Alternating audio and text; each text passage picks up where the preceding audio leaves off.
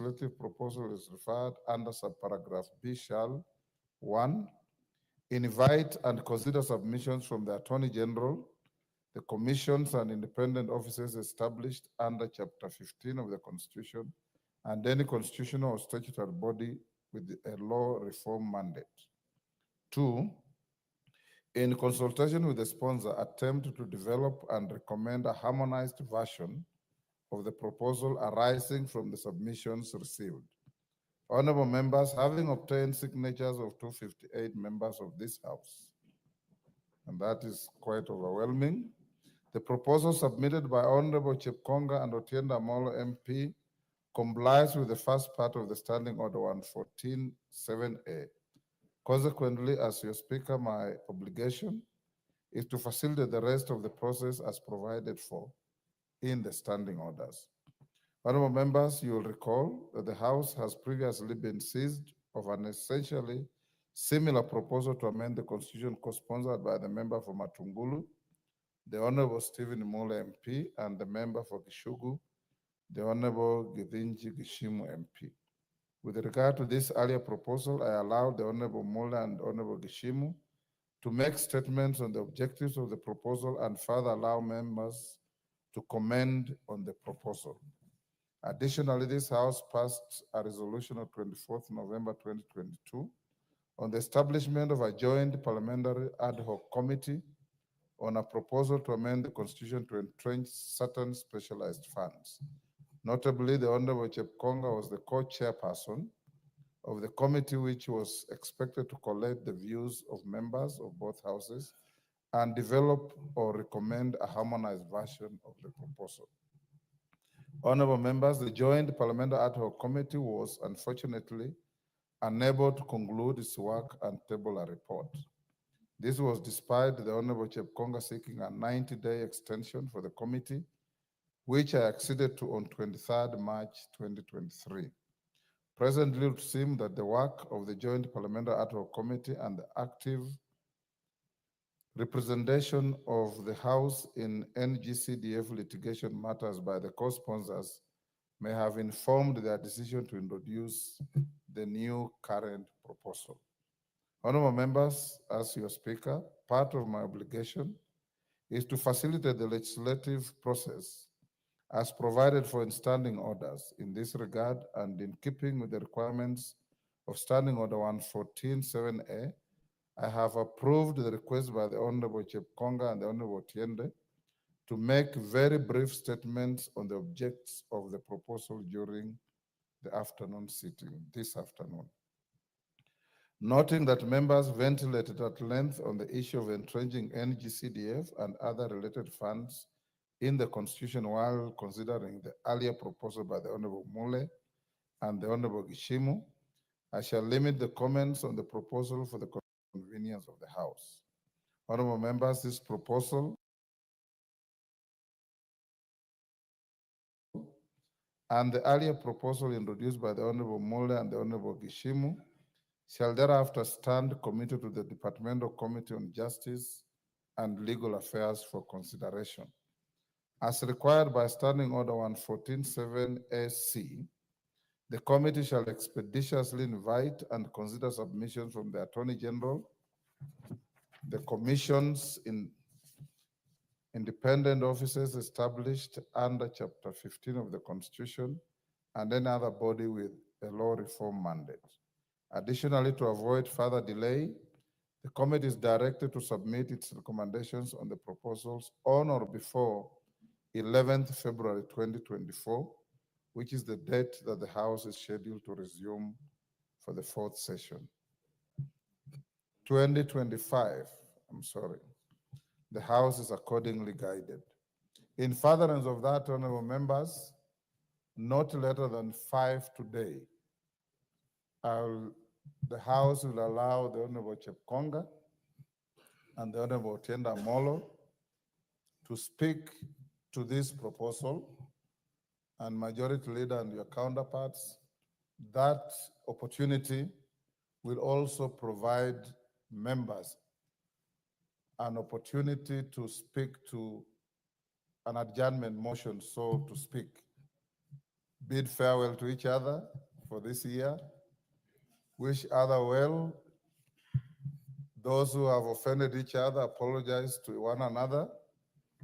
Those who have offended others, seek for forgiveness from those you offended, and wish everybody to go in one piece and come back in one piece with the tremendous industry that we have had through the term.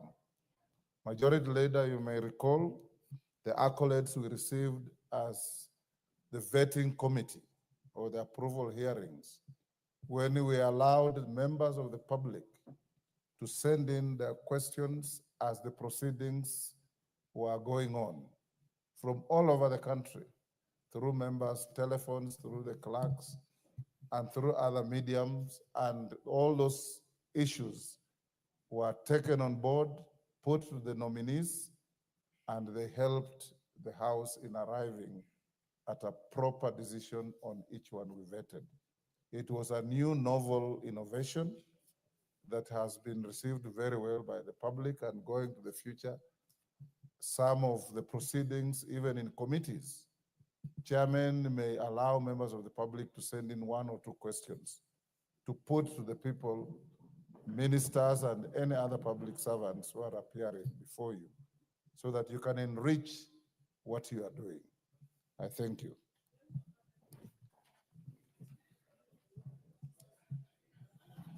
On what I have just said, Mama Kisi. Thank you. You know, Mr. Speaker, you've wished us a Merry Christmas. Yes. Even if we are going to debate about it, you might not be there. So I also want to wish you a Merry Christmas, Mr. Speaker. It comes clear from Kisi. May it be a loving one. This is for Mr. Speaker. I will wait for him to finish the conversation with the majority. I'm still standing. This is Kisii County represented, and I will give to the members. Mr. Speaker, this is your message. He was engaging you, and I wanted you to hear. You've wished us a Merry Christmas. It is good for Kisii to recognize and wish you back a happy season, sparkling one with love. And as we celebrate the new year, I wish you come to Kisii in our church. We celebrate the new year, Mr. Speaker, and all members, Merry Christmas and Happy New Year. Our electorate will want something, so Mr. Speaker, you'll also give us something for Christmas. Thank you, Honorable Donya. I'll for sure come with you to Nyabururu Church. Yes, those who want to speak to issues of that nature, you wait and speak when Chepkonga will have addressed you. Yes, Gishimu? Thank you, Honorable Speaker. It's just a humble request that Honorable Mule and I, being the trailblazers and having also committed our proposal to the committee, you also give us priority to comment on the same after the current sponsors of the current proposal. We also ventilate on the comments that we would like to make. We'll not only do that, but I did say that your industry in this matter will not go in vain. And when JLAC considers this proposal, both you and Mule will be invited to appear before JLAC and ventilate on your proposals so that they become part of the bill that will eventually find its way to the floor. And I think the whole House acknowledged the good work that you did when you brought the motion. Yes, Julius? Thank you so much, Mr. Speaker. I'm just reminded when you were making your last statement touching on this house, there was a weighty matter raised by Chairman Finance Kuria Kimani sometimes back while you were away to the then Speaker who was sitting at your chair, and it was referred to you. The issue touching on how the two houses are handling our ministers. Some of them, we realized that our ministers cannot serve in the office because they are being kept called by the Senate, and when they are prosecuting issues that are squarely and by the Constitution are being meant to be addressed by this House. And I've been waiting for the ruling from the Speaker up to now. I just wanted to know how far is that going to be. Thank you. Honorable Julius Ruto, I think I saw the matter, and a matter of that nature would rather be handled administratively than be subjected to a ruling on the floor. I share the views, and I will administratively address the matter. I also get a lot of complaints from some members of the executive that they get too many invitations to come to parliament to the extent that sometimes they conflict with their diaries. That is a matter we'll discuss with the majority leader and find a way of how to harmonize. If you read the constitution, cabinet secretaries are responsible first to parliament before anything else. So, and that's why His Excellency directed that we amend standing orders to bring them here to answer to public policy and the work of the government. So we'll continue having them here, subject to some conveniences that we need to address. Next order.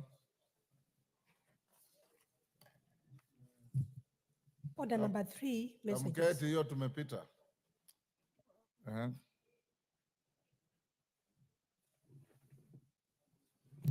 Julius, take the nearest seat. Honorable members, I have a message from the Senate on the approval of the nomination of Mr. Gerald Nyaoma Arita for appointment to the position of Deputy Governor of the Central Bank of Kenya. Honorable members, pursuant to the provisions of Standing Order 41-4, relating to messages from the Senate, I wish to report to the House that I've received a message from the Senate regarding the approval of the nomination of Mr. Gerald Nyaoma Arita for appointment to the position of Deputy Governor of the Central Bank of Kenya. Honorable members, you recall that the approval hearings for the nominee for the position of Deputy Governor of the Central Bank of Kenya were jointly conducted by the respective committees of the two houses. Indeed, on Wednesday, 27th November 2024, the National Assembly approved the appointment of Mr. Gerald Nyaoma Arita as the Deputy Governor of the Central Bank. Now the approval by the Senate concludes the bicameral consideration of the matter. I'm informed that this decision has already been conveyed to the Office of the Head of Public Service for appropriate action. The House is accordingly guided. Thank you. Next order. Order number 4, petitions. Order number 5, papers. Majority Leader.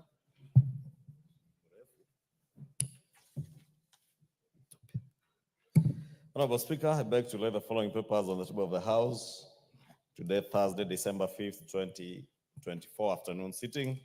Reports of the Auditor General and financial statements for Rural Electrification and Renewable Energy Corporation, Staff Mortgage and Car Loan Scheme for the 9 months period ended 30th June 2024, and the certificates therein.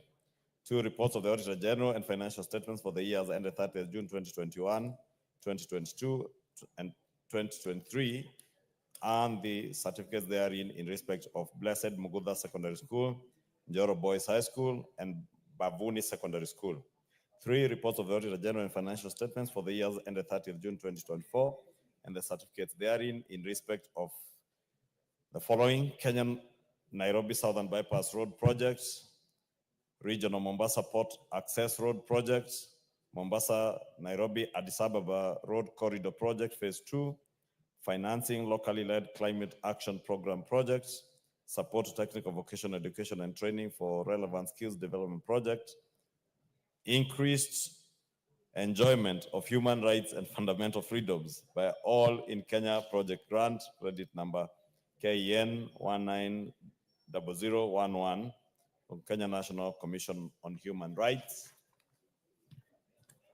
USAID Boresha Jamii Project, Africa Center of Excellence in Sustainable Use of Insects as Food and the Feeds Project, Kenya National Western Bypass Project, Second Kenya Informal Settlements Improvement Project, Kenya Urban Support Program, IDA credit number 61340, KR, State Department of Housing and Urban Development, Kenya Youth Employment and Opportunities Project, East Africa Skills Transformation and Regional Integration Project, Horn of Africa Gateway Development Projects, Global Fund, provision of quality care and prevention services for all people in Kenya with TB, leprosy, and lung diseases program, Global Fund, to contribute to achieving Vision 2030 through universal access to comprehensive HIV prevention, treatment, and care program, Global Fund to reduce malaria incidents and deaths by at least 75% by 2016 levels by 2023, working towards the malaria-free Kenya program, multinational Horn of Africa Isiolo Mandera Corridor,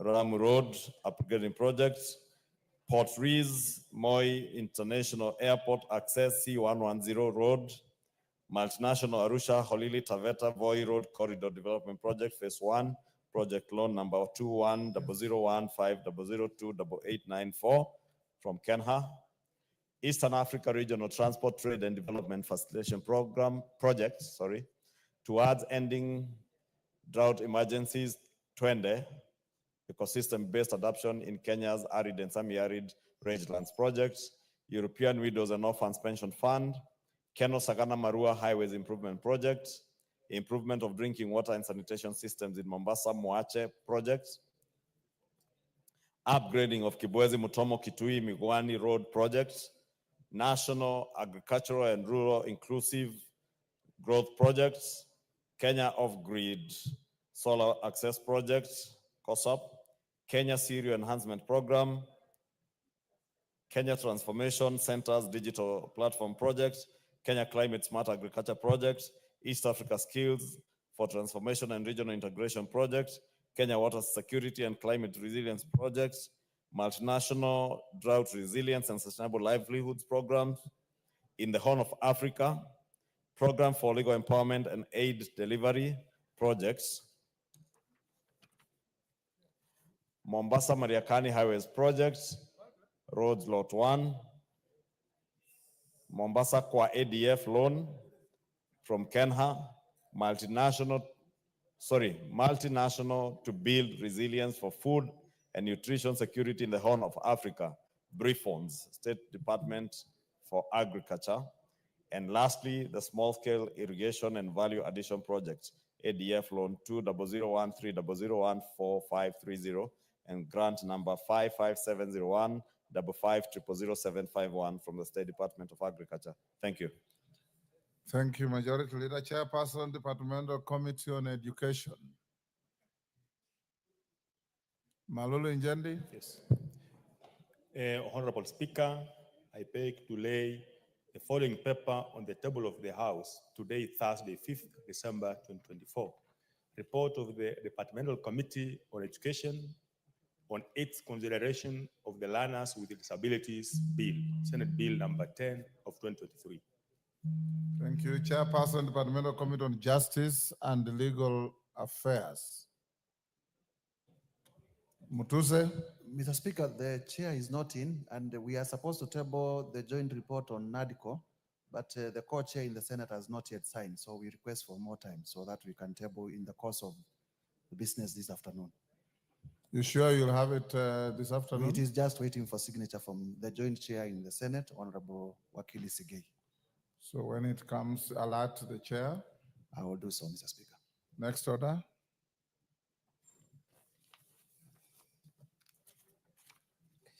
Order number 6, notices of motion.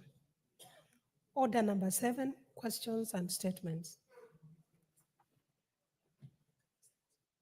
Isn't there a notice of motion? Or it's the same thing, Mutuse?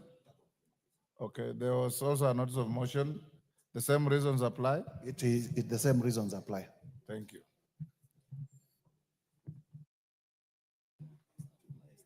Okay. Next order. Yes, Ruku? As you know, Mr. Speaker, I requested for a statement on 18th of September regarding the payment of the last.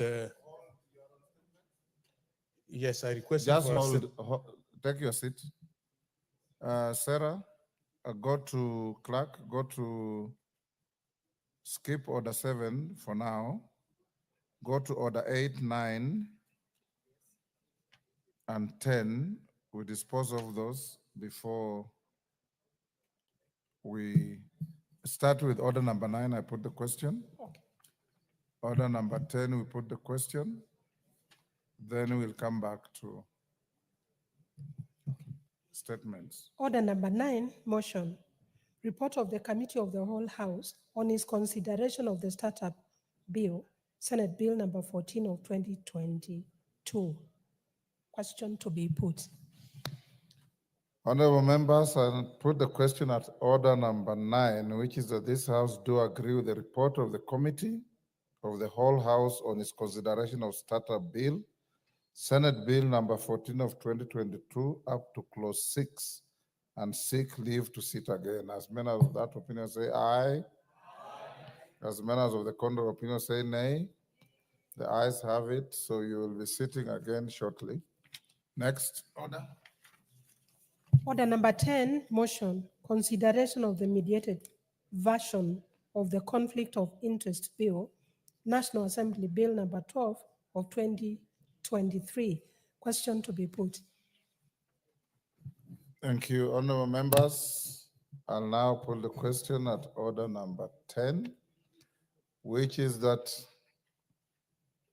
pursuant to the provisions of Article 113(2) of the Constitution and Standing Order 153, this House adopts the report of the Mediation Committee on the Conflict of Interest Bill, National Assembly Bill number 12 of 2023, laid on the table of the House on Wednesday, 4th December 2024, and approves the mediated version of the Conflict of Interest Bill, National Assembly Bill number 12 of 2023.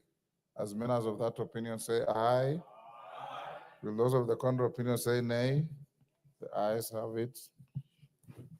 We go back to order number 8.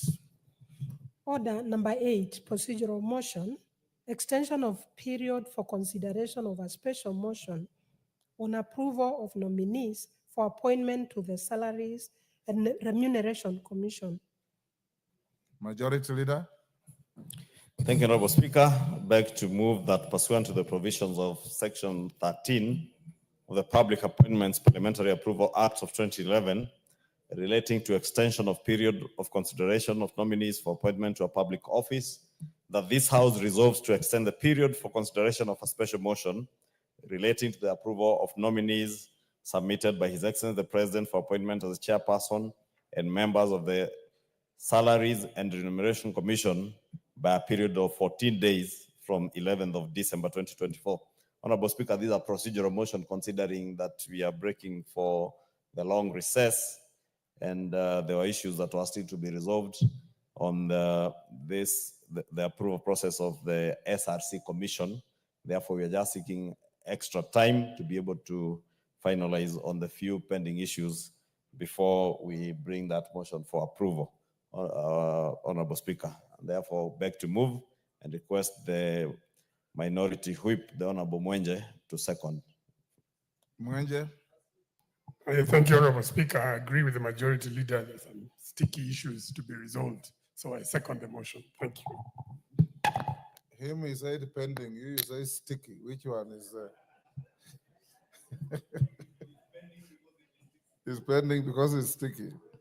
Honorable members, I now propose the question, which is that pursuant to the provisions of Section 13 of the Public Appointments Parliamentary Approval Act 2011, relating to the extension of a period of consideration of nominees for appointment to a public office, this House resolves to extend the period for the consideration of a special motion relating to the approval of nominees submitted by His Excellency the President for appointment as the chairperson and members of the Salaries and Remuneration Commission by a period of 14 days from 11th December 2024. We put the question? Honorable members, I'll now put the question, which is that pursuant to the provisions of Section 13 of the Public Appointments Parliamentary Approval Act 2011, relating to extension of period of consideration of nominees for appointment to a public office, this House resolves to extend the period for consideration of a special motion relating to the approval of nominees submitted by His Excellency the President for appointment as the chairperson and members of the Salaries and Remuneration Commission by a period of 14 days from 11th December 2024. As members of that opinion say aye. Will those of the contrary opinion say nay? The ayes have it. Go back to order number 7. Order number 7, questions and statements. Majority Leader, we'll start with your statement. Thank you, Honorable Speaker. The usual Thursday statement, today being a very special Thursday, Honorable Speaker, being the last Thursday of this year for normal sittings. Honorable Speaker, pursuant to the provisions of Standing Order 44-2A, I rise to give the following statement on behalf of the House Business Committee, which met on Monday, 2nd December 2024, to prioritize business for consideration during the week. As members are aware, the House is scheduled to proceed for the long recess commencing after today's session, going by our calendar of regular sittings. I wish to take this opportunity to thank the leadership and members of this House for your dedication and active participation during this session. The House sat longer on some days and had additional sittings to conclude various priority business, which the House Business Committee does appreciate and note the dedication and commitment of members of the House. In retrospect, Honorable Speaker, I believe we have achieved a lot, dared greatly, shown a lot of enthusiasm in our work, and a great high sense of devotion and dedication to our high calling as members of Parliament of the National Assembly of the Republic of Kenya. And I want to encourage honorable members to continue the same dedication. Honorable Speaker, I must thank the leadership of this House, all our members, and indeed our staff for the charisma and steadfastness demonstrated during the torturous and life-threatening events of 25th June 2024 and the aftermath of these incidents. I can only say that your resilience, honorable members, is nothing short of inspiring, without which the House would not have quickly returned to normalcy, and has enabled us to accomplish a lot and close this session at a high peak. Honorable Speaker, just to pick out a few accomplishments, in the course of this third session, the House passed various key legislation, including bills relating to taxes, tax procedures, business laws, and the budget for both the national and county levels of government, with the conclusion this morning, Honorable Speaker, of the addition of the county revenue allocation bill, which was concluded this morning following the message that came from the Senate that you relayed to the House. Additionally, Honorable Speaker, the House considered and approved various nominees for appointment to various positions, including the reconstitution of the cabinet, and Honorable Speaker, as you very well noted, with very good new innovations of even including members of the public questions in the vetting process. And indeed, we must also note, as a House Business Committee, note your leadership, Honorable Speaker, in the Committee on Appointments, since these were some of the innovations that you led the Appointments Committee to innovate. There have also been constitutional commissions and other state and public officers whom we have approved, including the one that you just read the message from Mr. Nyauma, the Deputy Governor of the Central Bank, which we concluded and passed on to the Senate. Honorable Speaker, the House has also demonstrated its responsiveness to the issues affecting the public and risen to the occasion to address them. Of note, when the public raised concerns regarding the new funding model for our university education and the teething challenges faced in the implementation of the universal health care under Taifa Care, this House requested you to convene a Kamkunji with the respective cabinet secretaries to iron out the challenges, and you did so, Honorable Speaker, and the House Business Committee notes with gratitude your commitment to enabling and shepherding the House to resolve issues that are of concern to the people that we meet here to represent. Honorable Speaker, it is also worth noting that the House also robustly executed its oversight roles through parliamentary questions and statements sought by members of this House to cabinet secretaries who have appeared to answer and respond to these questions and statements from the public brought to the House on behalf of the people by their elected representatives. I may not be able, Honorable Speaker, to list all the achievements, but allow me to sincerely register my thanks to the House for the work well done this year, and especially during this last session of this year. Honorable Speaker, as we recollect and appreciate what has been achieved, I wish to point out that the mission of the 13th Parliament is not yet over. We still have a significant number of legislative proposals, bills, statutory instruments, and other reports that will most certainly need our keen attention when the House resumes on Tuesday, 11th February 2025. And Honorable Speaker, as you indicated, should there be need for a special sitting, I am certain that all these members are ready and willing to appear for a special sitting for any urgent business that may come in. And I thank them for their dedication.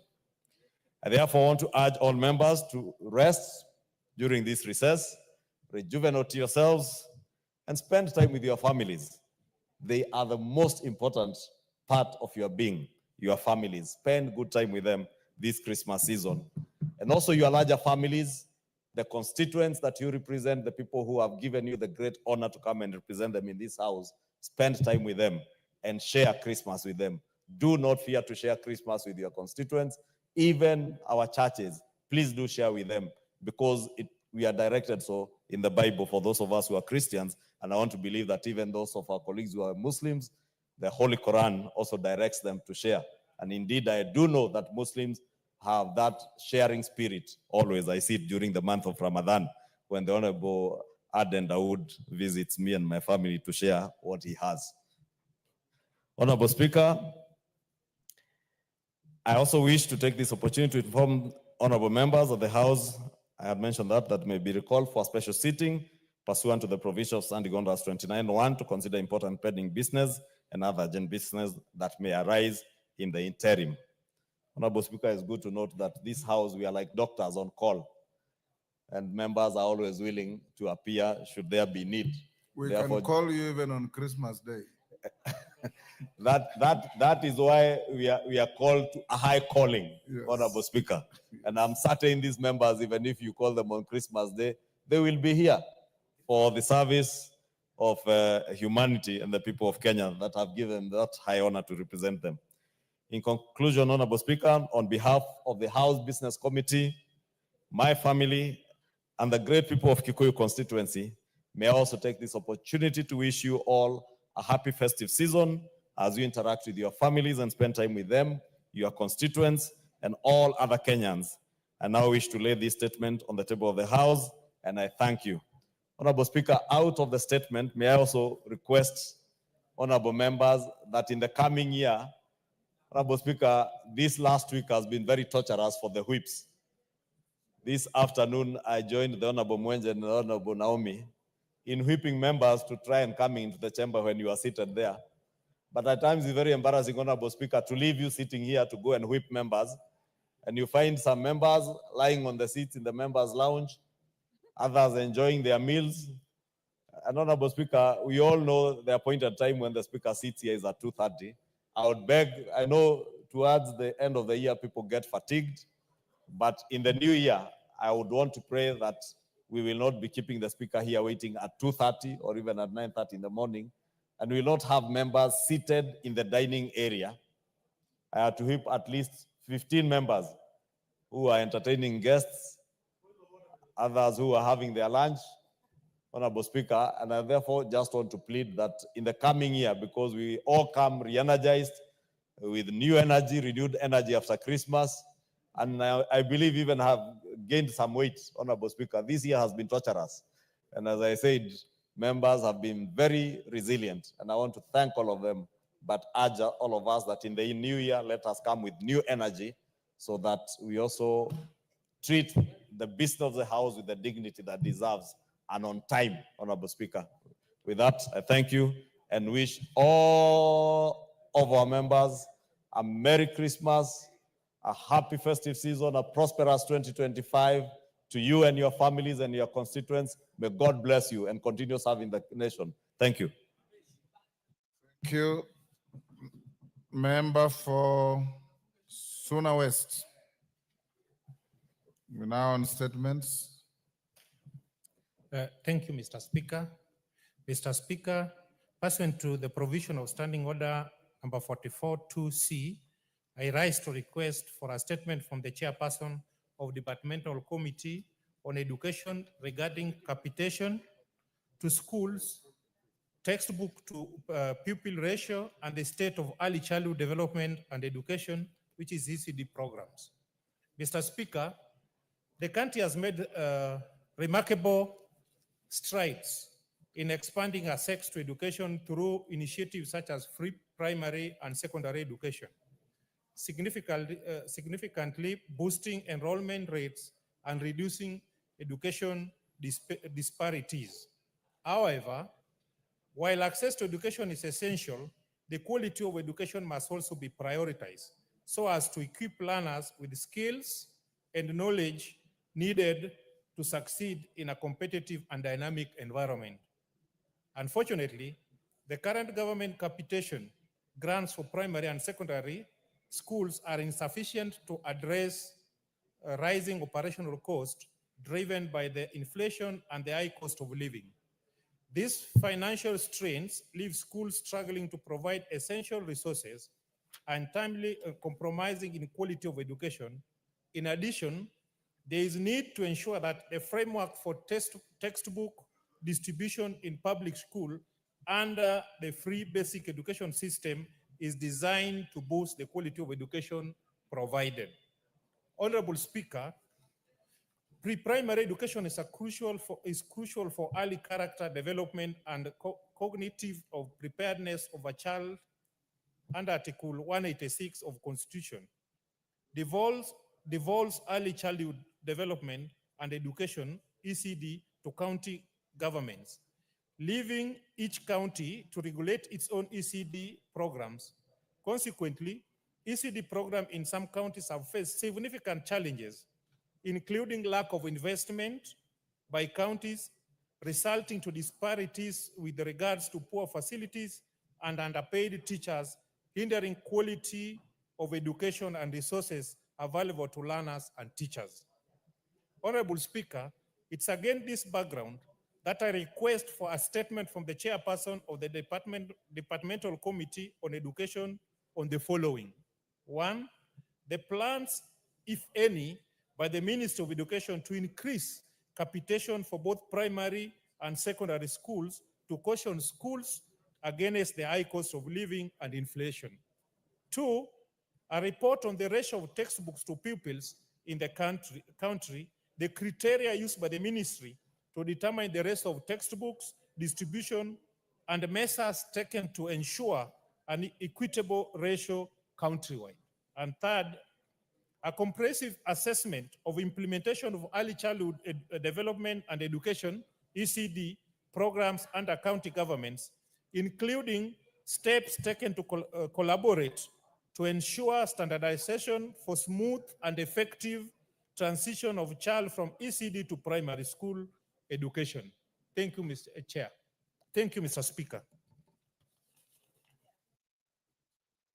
Thank you, Masara. Chair Education, I thought I saw Meli here. Oh, Malulu Njendi. Yes, Speaker. You bring the response the first week upon resumption. Thank you, Mr. Speaker. Amina Udugon. Member for Garissa. Thank you, Mr. Speaker, for this opportunity. Honorable Speaker, pursuant to the provisions of Standing Order 44-2C, I rise to request for the statement from the chairperson of the Departmental Committee on Finance and National Planning regarding the management of pension funds by the National Social Security Fund. Honorable Speaker, the National Social Security Fund is a statutory body mandated to register members, receive their contributions, manage funds of the scheme, process, and ultimately pay out benefits to eligible members and or dependents. The enactment of the National Social Security Fund Act of 2013, which took full effect in 2023, introduced a new structure for contributions. This has resulted in an increase in the contributions managed by NSSF, with collections averaging to Kenya shillings 6 billion per month. Honorable Speaker, in compliance with the Retirement Benefit Authority Act, the NSSF outsourced fund management to external fund managers, namely Old Mutual Asset Managers, Gen Africa Asset Managers, Africa Alliance Kenya Investment Bank, Salam Investment East Africa Limited, Corp Trust, and CIC Asset Managers Limited. However, Mr. Speaker, in August 2024, the Central Bank of Kenya initiated an investigation through a request to the Capital Markets Authority into irregular trading activities involving the NSSF, where bonds were allegedly bought at inflated prices and sold at losses. The purported trading malpractice raises serious concerns regarding the stewardship in management of pension funds by the NSSF and the detrimental impact to the contributors. Honorable Speaker, it is against this background that I request for a statement from the chairperson of the Departmental Committee on Finance and National Planning on the following. Number one, a comprehensive report on the distribution of funds for management amongst the 6 external fund managers for NSSF from July 2022 to October 2024, including any bond transactions made in the primary and secondary markets. 2, a report on the total value of investment made in buying of government securities, such as treasury bonds, and the distributions among the external fund managers. Number 3, Mr. Speaker, the action taken by the Board of Trustees of NSSF to internally investigate the purportedly irregular trading activities and ensure that prudential principles such as security, profitability, liquidity, and transparency were followed in the investment of the funds. 4, a report on any investigations that have been undertaken by the Capital Markets Authority in collaboration with the Central Bank of Kenya on the alleged irregular trading activities, and if so, Mr. Speaker, the action taken to sanction those involved. And lastly, Honorable Speaker, the role, if any, of Pagamon Investment Bank in the alleged irregular trading activities resulting in the bonds being bought at inflated prices and sold at losses. I thank you, Honorable Speaker. Thank you, Udugon. Chair Finance and Planning. Where is the Chair Finance? Mama Naomi, wapi mwenyekiti wako? I think he has not yet arrived. Inform them to respond. I will. First week upon resumption. I will. Thank you. Joshua Kandia. Thank you, Honorable Speaker. Pursuant to provisions of Standing Order 44-2C, I rise to request for statement from the chairperson of the Departmental Committee on Labor regarding the recruitment of officers to the State Department for Diaspora Affairs. Yes, hold on. What's the point of order, Amina? Mr. Speaker, not a point of order, but still on the statement. We're done with your statement. I know, Mr. Speaker, give me 1 minute to say something. The NSSF now collects 12% of the workers' salaries, Mr. Speaker, and I would have liked if the two committees, the the Finance Committee and the Social Security Committee, to sit and invite me in that meeting so that I can take part in seeing this important. When the Finance Committee sits, they will invite you. Thank you, Mr. Speaker. It's a given. Thank you, Mr. Speaker. Kandia. Thank you, Honorable Speaker. Pursuant to the provisions of Standing Order 44-2C, I rise to request for statement from the chairperson of the Departmental Committee on Labor regarding the recruitment of officers to the State Department for Diaspora Affairs. Honorable Speaker, Article 232(1)(I) of the Constitution enshrines the values and principles of public service, which includes the provision of adequate and equal opportunities for appointment, training, and advancement in all levels of public service to men and women, members of all ethnic groups, and persons with disability. This constitutional provision is necessary for upholding equity, fairness, inclusivity, and transparency in public service appointments and advancement. Honorable Speaker, the State Department of Diaspora Affairs has undertaken a recruitment of individuals to various positions within the department, contrary to Article 232(1)(I) of the Constitution and Section 37 of the Public Service Commission Act Cap 185. Notably, the Public Service Commission Act Cap 185 mandates the Commission to advertise all vacancies of a public office on its official website and in at least one newspaper of national circulation. However, there is no evidence that such advertisements were made for the positions recruited. Therefore, many Kenyans were denied an equal opportunity to apply for the positions in the State Department for Diaspora Affairs. Honorable Speaker, it is against this background that I request for a statement from the chairperson of the Departmental Committee on Labor on the following. 1, a comprehensive report on the recruitment of officers to the State Department for Diaspora Affairs from January 2023 to October 2024, detailing the dates when the mandatory public advertisements were made in accordance with Section 37 of the Public Service Commission Act Cap 185 and the procedures used in the recruitment. 2, a list of individuals recruited to the State Department for Diaspora Affairs during the specified period, including details on the regions from which they were selected. And 3, the measures put in place by the Public Service Commission to ensure that all Kenyans are afforded adequate and equal opportunity for appointment to public offices, along with steps taken to uphold transparency in the recruitment process within public offices. I thank you, Honorable Speaker. Karemba, that is to you. Yes, First- Honorable. First week upon resumption. Yes, I undertake that we will look into his statement, Honorable Speaker. Thank you. Then Karemba yourself, request for your statement. Thank you, Honorable Speaker.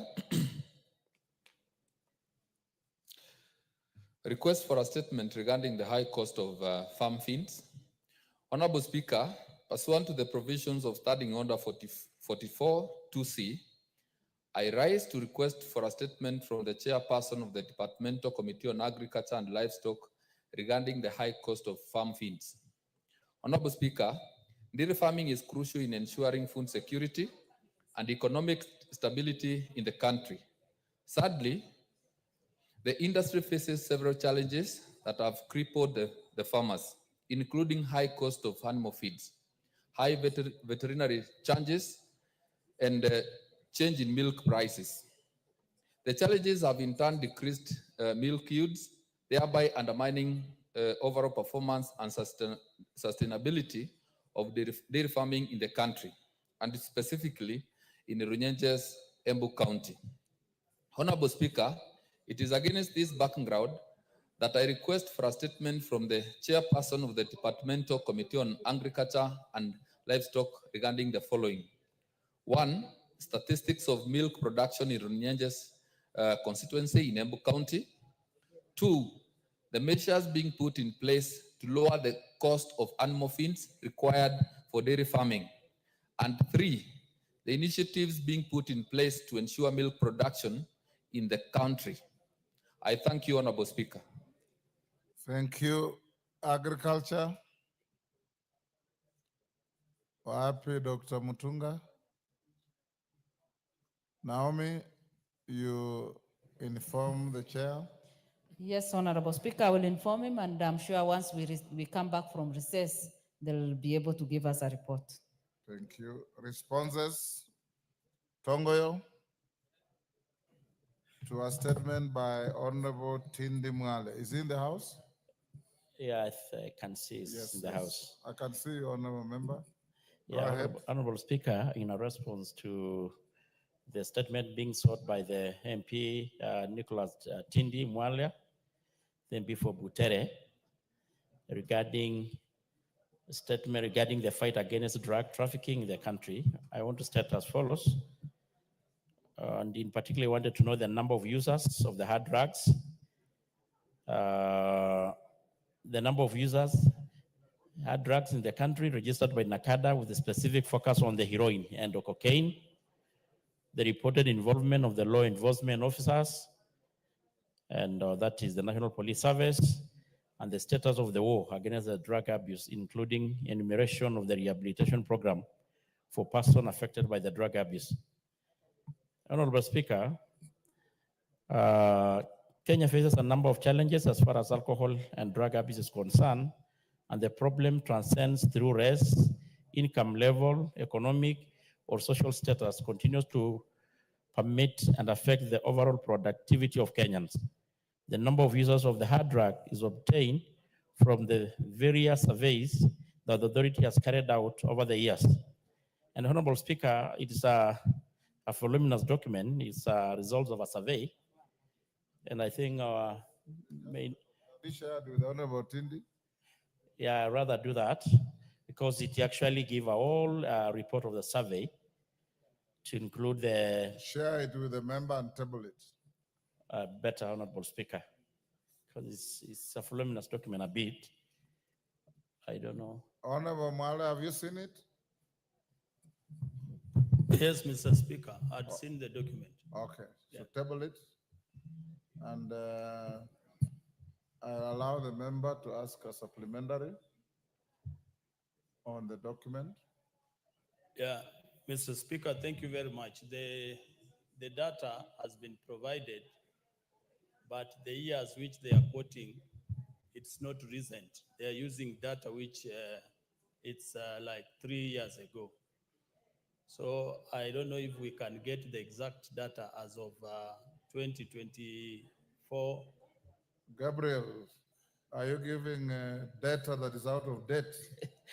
Honorable Speaker, it's hard to do because, you know, surveys are expensive. And at times they are periodically carried maybe after 2 years or 3 years. But I will try to see if we have the latest, because the latest I can see here is of 2021. And I think 2021 is the latest. There's one for 2020, 2021 by NACADA. And I think that is the latest we have. So, yes, Tindi? Yeah, that's why I wanted to liaise with the committee if they can ask the relevant ministry of the recent data, because we might be dealing with the data of 2021, but data do keep changing because we see drug abuse is a common disease in Kenya these days. Yes, Nabi? Honorable Speaker, I tend to agree with the Honorable TD. The problem of drug trafficking and use of hard drugs has permeated the society, especially our schools, our secondary schools, our universities and colleges. Now, if we are relying on our data 4 years back, we cannot be able to develop a strategy to manage this. And therefore, it behoves upon the ministry to give us an up-to-date data to enable us develop strategy to manage this situation. Thank you, Mr. Speaker. Thank you, Honorable Speaker. At least we have some data, whether redundant or not, but at least we have got a starting point. But I think the chair could listen to members.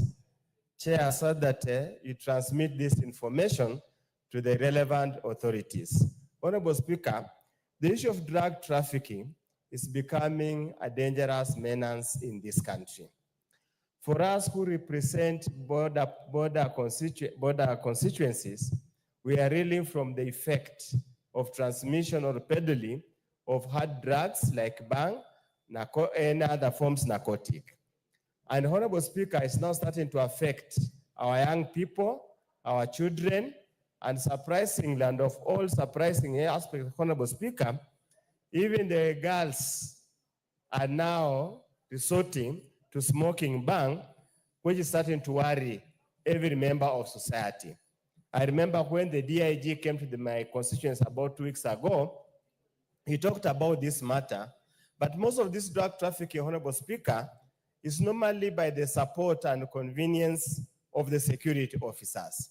Probably one of the issues that the committee needs to deal with is how to sensitize security officers on the danger of supporting drug trafficking. With those few remarks, Honorable Speaker, I wish the chair will get, when we return next year, we'll come with a more updated and comprehensive report or a template we can use to talk about drug trafficking in our various constituencies. Thank you, Honorable Speaker.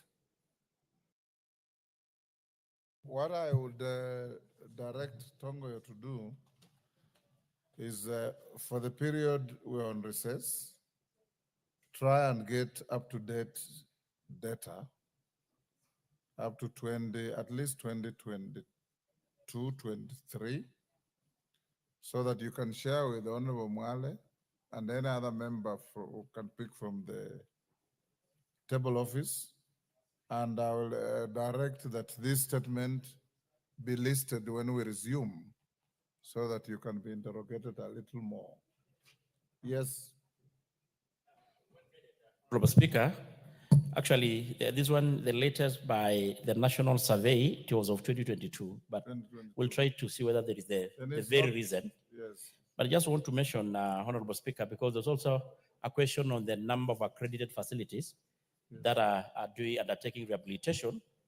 That one, at least currently we have about 111.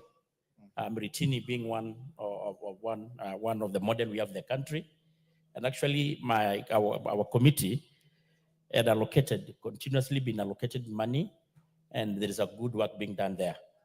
And I want also to report that the agency, the anti-narcotic unit within the DCI, is really vibrant. We are trying to do something about it, try to give it a little bit some kind of autonomy and enhancing resources allocation, because currently they are a bit deprived even. Actually, they're not really mobilized because they've got a limitation of vehicles, like hardly 50. And we are trying to look a way of adding resources. They were a little bit understaffed. They had only about 76. Just last week, they have been given an approval to add some staff to make it almost 100 so that they can able to be a little bit more efficient in trying to access every part of this country. But on the issue of the data, I will do as guided, Honorable Speaker. Thank you. Tende Mwale, we'll have that when we resume. Next, Honorable Rael Kasiwai's statement, Chair Blue Economy. Thank you, Honorable Speaker. And on Tuesday, Honorable Speaker, there was some, I think you were informed that you had made a ruling that I report on the questions by the Honorable Member for Mwache Dam. The Honorable, I can't remember his name, Konsirai. Yes, and I did. He's not in the house? Yes, I'm just reporting, Honorable Speaker, that I did respond to the questions this morning. Okay. So this one is for Kasiwai, and I think this will be my last question. Go ahead. Mr. Speaker, I just want to go straight to the Honorable Member asked about the status of Muruny Dam. And the first question is the current status of Sioi Muruny Dam project and the reason why it has delayed. And Honorable Speaker, I want to state that the project had two lots. There was lot 1 and lot 2 of that project. And I want to report that lot 2 of the project is 97% complete. And lot 2 is 72% complete. Lot 2 is about the dam itself. And lot 2 is about the water treatment plant. And lot 1 is the dam itself. The question number 2 is the steps the government has undertaken to address the challenges that led to the delay, the completion. Honorable Speaker, I want to say that the government has put measures in place to ensure no further delay in the project through the provision of funds in a timely manner. And then the item number 3, Honorable Speaker, the measures undertaken by the Ministry of Water and Sanitation to complete. I want to say, Honorable Speaker, that this here, the financial year 2024-2025, through my committee, Honorable Speaker, we allocated about 900 million Kenya shillings to this to complete this project. Though they have made also another request of 600 million for some last mile connectivity. Thank you, Honorable Speaker. I think those are the 3 questions the Honorable Member requested, and it's clearly provided like that. Ryle, satisfied? Thank you, Speaker. I want to thank the chairman for giving some answers to this question. But Mr. Speaker, I have some reservations about the figures he provided. Like in Lot 1, the ministry claimed that the project is 72% complete, but according to my research on the ground, the project in Lot 1 is only 50% complete. And same to Lot 2. The chairman claims that the Lot 2 project is 97%, but according to my research, it only shows about 80% complete. So these discrepancies, Mr. Speaker, are concerning, and I propose to the committee to conduct a site visit to be able to ascertain the actual status of the project. Secondly, Mr. Speaker, this project really affected some pieces of land of the community around that place, that is Muruny in South Pokot constituency. And therefore the community in that area, Mr. Speaker, are really claiming or complaining. They need some compensation. So I urge the ministry to do something about compensation so that the landowners are given something at least to better their lives. And finally, Mr. Speaker, about the allocation of 900 million, I want to appreciate this, and I only want to urge the committee to ensure the project, to ensure that this money, the 600 million, is given in the next financial year, I mean in the supplementary budget, so that the project is completed on time, because I know this project is very important to the people of West Pokot, and therefore it's very important to be done on time. Thank you, Mr. Speaker. Thank you. Bowen?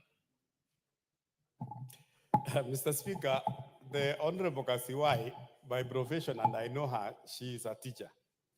The last time I saw her, she was a teacher, and now she's a member of parliament. I don't know when she turned to be an engineer and a Just to respond to her question, why are you? Say, this is, Mr. Speaker, these are the correct information from the engineers from Ministry of Water, that the project Lot 2 is 97% complete, which is the dam, and Lot 1, which is the water treatment, is 72%. On the issue of the funds, Mr. Speaker, I'm the chair of the committee. Yes, Mudoni? Honorable Mudoni? Give her the mic. Honorable Speaker, is the chair in order to insinuate that teachers don't know anything else other than teaching? Chair, teachers are very knowledgeable. They read a lot, and I want to confirm here, Honorable Lyle is in order to quote, she is a mathematics teacher, and she is in order to quote the figures. Thank you, Speaker. The chairman is out of order. Thank you, Speaker. So on the finance, Honorable Speaker, I say that through my committee we allocated 900 million, which they have not even absorbed this money. So I want to assure the Honorable Member, what they have requested for as an additional 600 million for the last mile connectivity, we are going to provide the Honorable Speaker. On the compensation, Mr. Speaker, I want to report that before the contractor took site, there was already a compensation. I think that almost there were only few individuals remaining, which the ministry, Mr. Speaker, are in the process of paying them through the land commission. Thank you, Mr. Speaker. Thank you. We'll end it there. Let's, yes, Ruku. Before that, Ruku, allow me to acknowledge in the public gallery, take your seats, Suna West border operators from Suna West, Migori.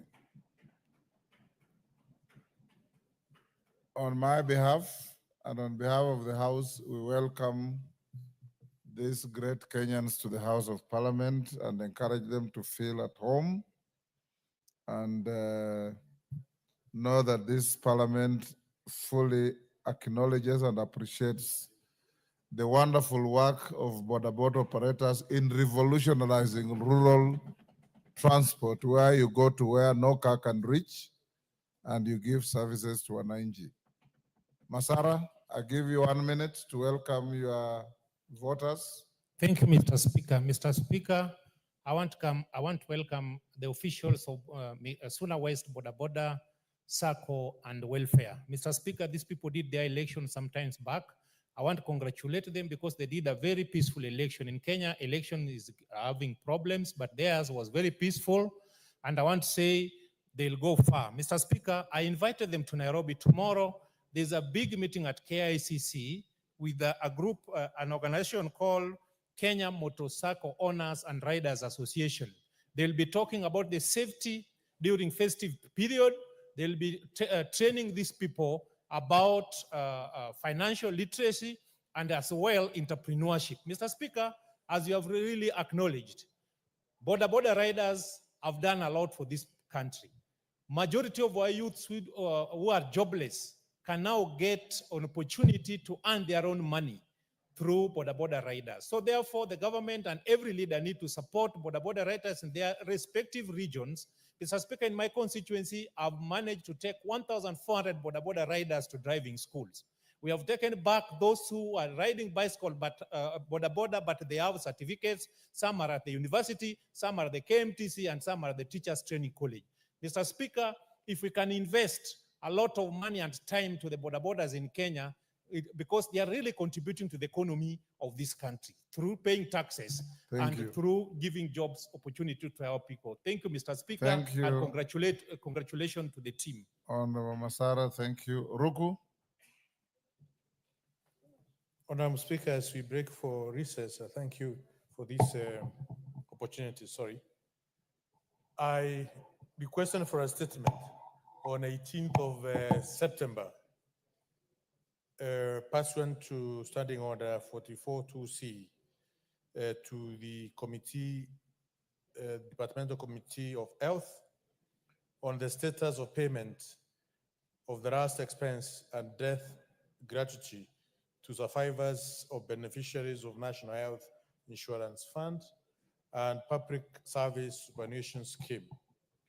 From 18th to now, and we are going for recess, Mr. Speaker, I have not received any statement or any clarification as far as this is concerned. I remember this is the second time you are raising that issue. Yes, it is important, Mr. Speaker, you give us a direction because there are many Kenyans. In that statement, I indicated that there are over 800 Kenyans who are still waiting for to be in terms with the loss of their loved ones. And the families and the young children who are out there suffering. Thank you. And the government has not done anything so far. Naomi, where is the chairman of health? Dr. Bukose is one of the most consistent attendants. He's not here. I have not seen him since morning, but he's a very committed member. I'm sure I will. Is there a member of the committee? Yes. Yes, I'm here, Mr. Speaker, the Vice Chairman. Yes. I'm just in a mask because being the vice chairman of the other committee and having a flu, I need to be a good example, Mr. Speaker. No, we're very civil. That's why I want this mask. Thank you for being a responsible. Thank you, citizen. Speaker. What Honorable Ruku has listed is a very important matter. I remember it came to the committee and we have been pushing the ministry to get a comprehensive answer and they are working on it. We've really pushed them. It's a very comprehensive question, Mr. Speaker, and I'm sure a very comprehensive answer will be given to Honorable Ruku. Vice Chair, very comprehensive from September to now. We're pushing the ministry, Mr. Speaker. Okay, we'll give you time to respond first week upon resumption. Oblige, Mr. Speaker. Yes, thank you. John Paul.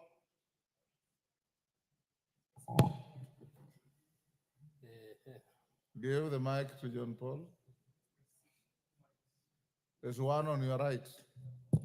Thank you, Mr. Speaker. Mr. Speaker, also I rose to this house on the month of October to sort for the statement to the Committee on Health about the cancer prevalence. And up to date, Mr. Speaker, that statement has not been answered. I wanted to seek your advice whether that statement will lapse today or maybe if it will be answered next. I direct when that we it receive. to be responded to upon resumption. Thank you, last sir. week. Yes, Mayaka. Irene Mayaka. Thank you, Honorable Speaker. Honorable Speaker, I also have a similar issue, and it's actually two statements. One from the Ministry of Internal Security on the status of the gender desks in the police stations. I only got a WhatsApp response. I actually expected a response on the floor of the House. The other one is to the Committee of Social Protection. This was almost 5 months ago on the extension of the declaration of the anti-FGM. And this also has not been responded to. So I'd really like your direction on the two. I don't see Alice Nganga here. Tongoyo is here, but let them respond upon resumption. And anybody else with statements that have not been responded to, I'll save them to the first week of the next term so that we can save time. Is that Mule? Yes, Mule? On the same issue? Yes. I have just said. Mr. Speaker, I respect what you have said, but I just want to ask the chairs and committees.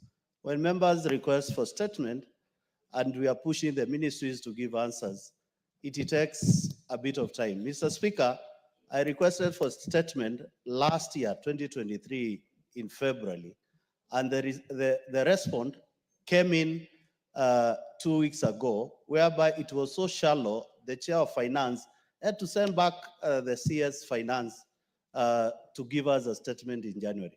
Mr. Speaker, I think we need to find a tracking model on how to make sure that the ministries respond to members' requests and statement in this house timely. Because if a response is being given 1 year down the line, Mr. Speaker, what is the purpose? It is high time as we break and tell the ministries that we must get our responses within a framework of a time, but not to keep the answer until the purpose of the question does not meet the necessary You response. made your point, thank you. A member for Bumula. Mr. Speaker, I appreciate your ruling about statements, but you ruled a few days ago with regard to my statement to the chairman for labor about KRA when he had tried to dilly-dally and being very cheeky to bring the answers. And you ordered that today he must bring the answers. Honorable Naomi Speaker. Karemba has been here. Where has he disappeared to? I think that's why he ran away, Honorable Speaker. And I'm sure that should I attract even your gave wrath. him an opportunity to request for an unscheduled statement. Who is his vice chair?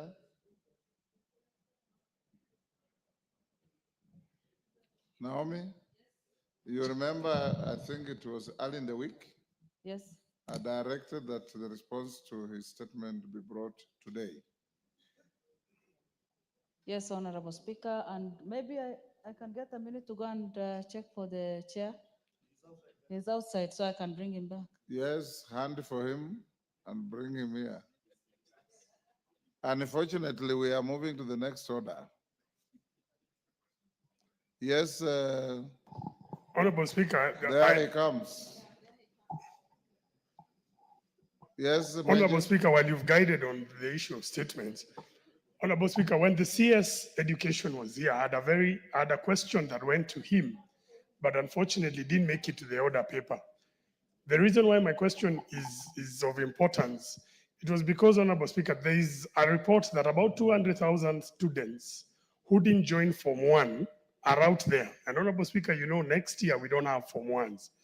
I've followed this same with the Committee of Education and the CS himself, who had said he'd give a response to, because it's time barred. And my proposal, Honorable Speaker, had been that because in high schools next year, we can provide for at least one school per constituency to mop up the over 200,000 Form 1s. Like in my constituency, Honorable Speaker, I know there's a number that exists.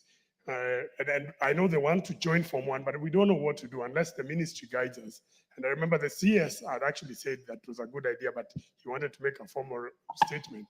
I would request, Honorable Speaker, perhaps if you could direct maybe a member of the, and there are two members of the Education Committee, if we can get that response, because it is something that affects those 200,000 people who have not, if they don't get a chance to go to Form 1 next year, then there'll be a lost cause, and they never have a chance Thank to you, go to Major. school. That is a very important issue. What we'll do, that and the direction to close boarding schools, there is a possibility you'll have some special sitting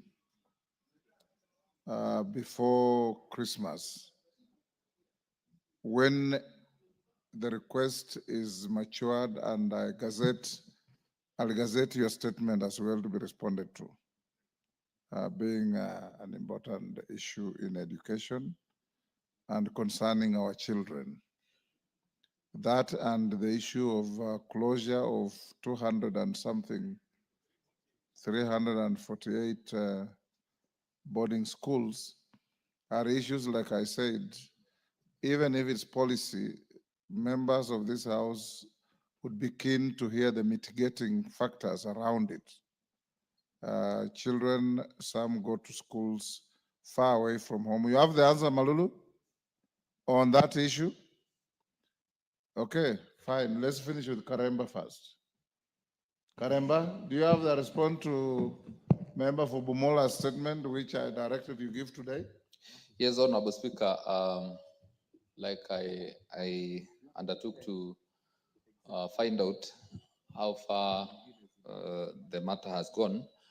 I am in possession of a letter that was done to KRA, Commissioner General, requesting them or asking them to furnish the committee with information regarding that recruitment.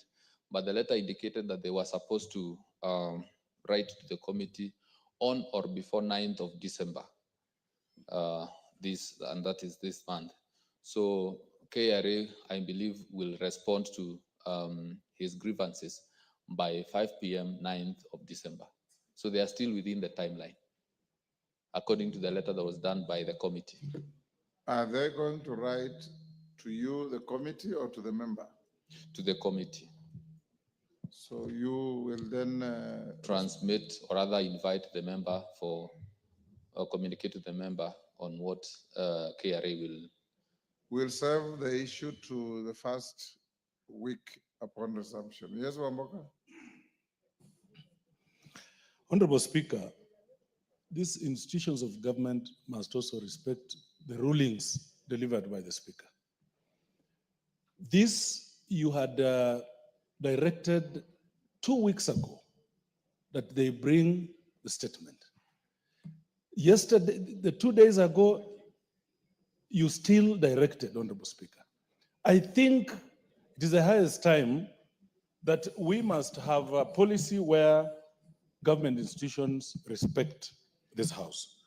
Honorable Speaker, the issue at KRA is not a small issue. As we speak today, KRA is running like a bandit institution, Honorable Speaker. We have someone in the name of a chairman who is harassing every other employee Order, Mboka. of KRA, Honorable Speaker. That chairman is not able to defend himself here.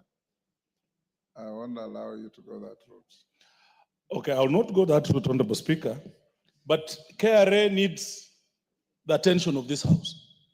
Things are not sitting pretty well at the KRA, and it's only this House which has powers to deal with the issues of KRA, Honorable Speaker.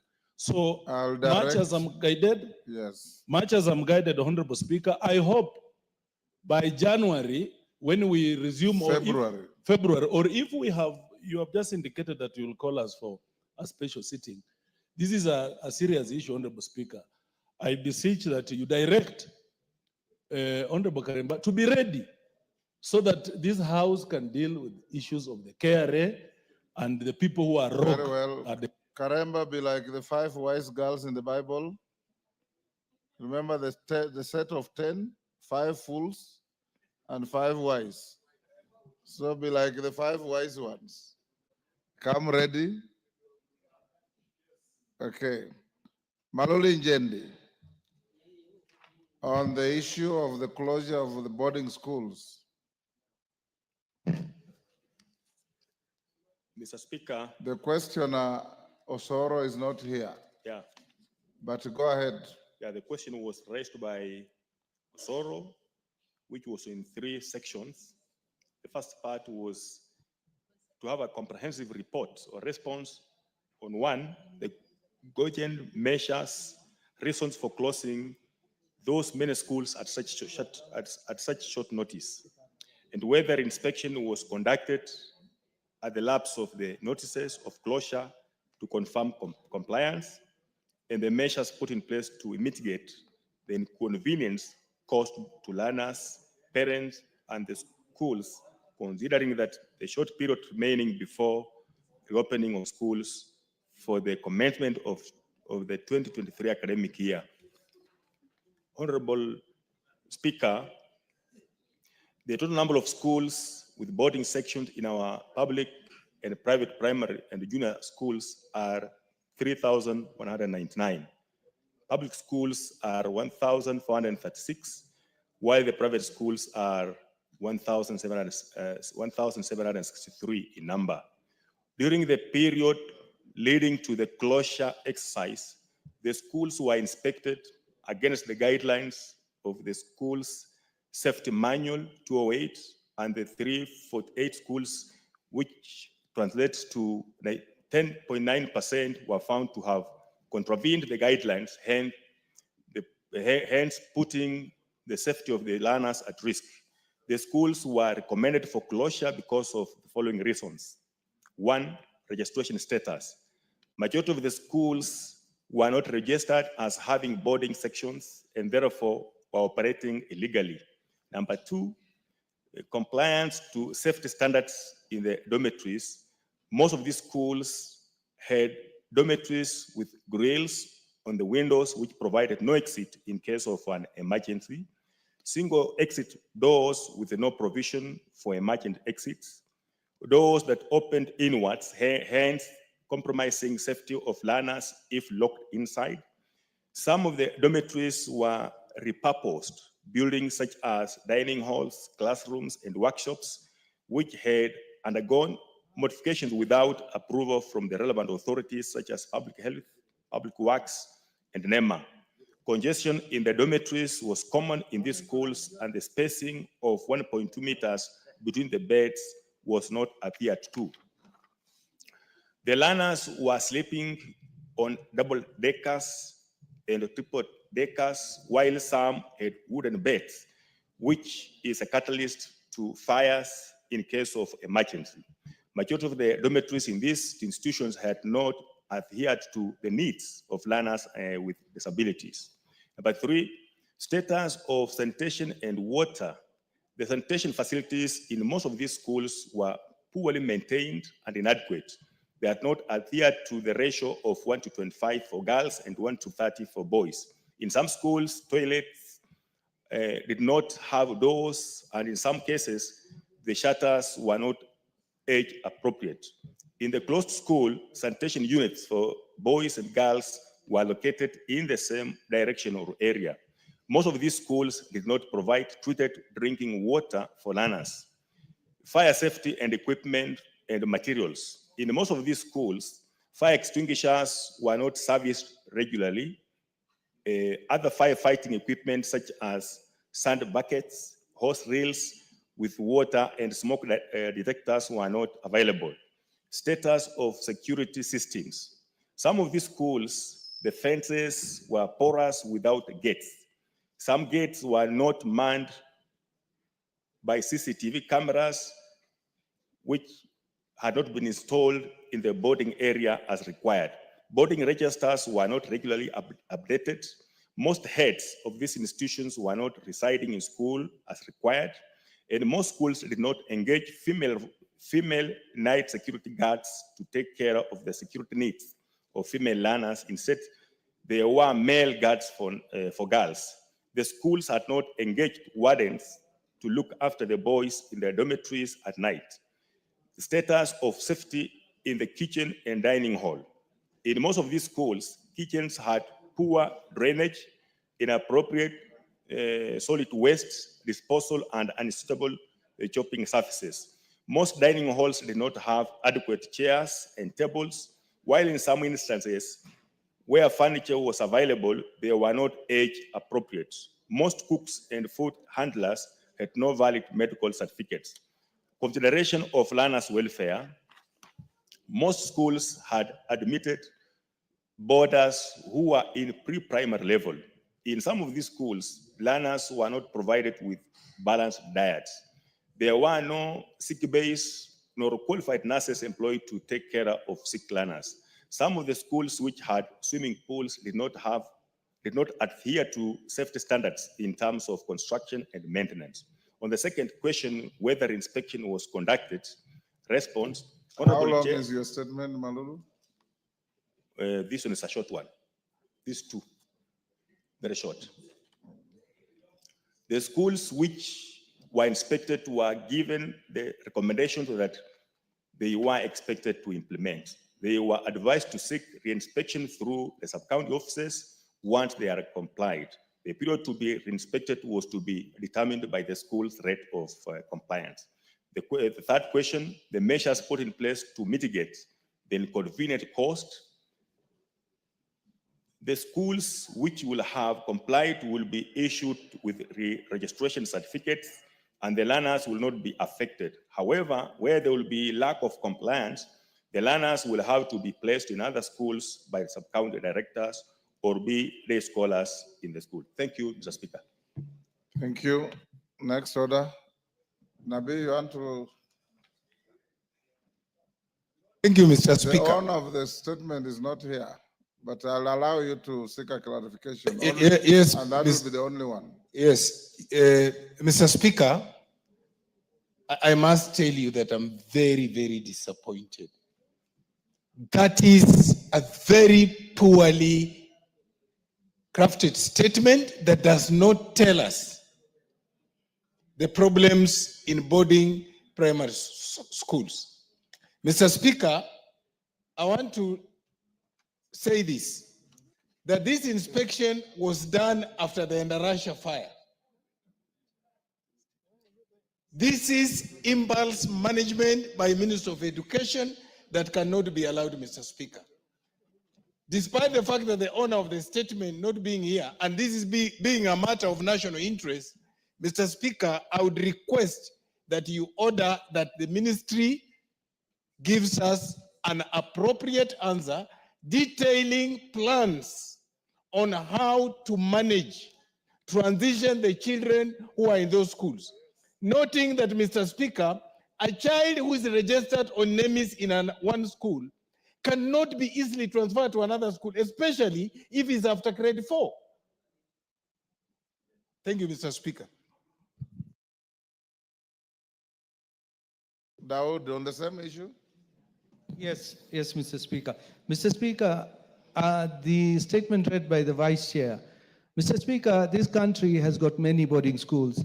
And if we go to all these boarding schools, they may be even worse than what we have been given, because there are 2 schools in my constituency.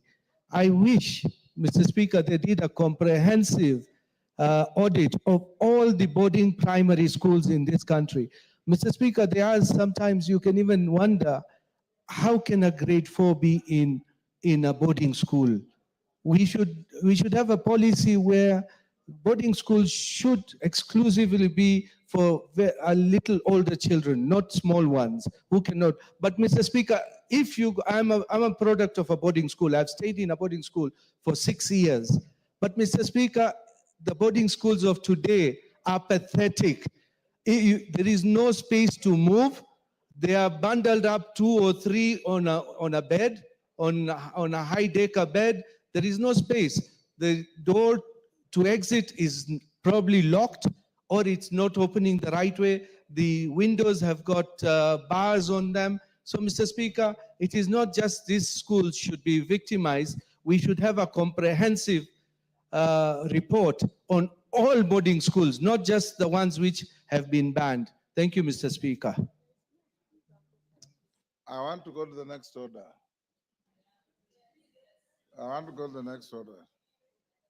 Let's let Mama Dagoret wacha tuachie hapo. Call the next order. Which one? Order, Malulu, which one? It's not on my list.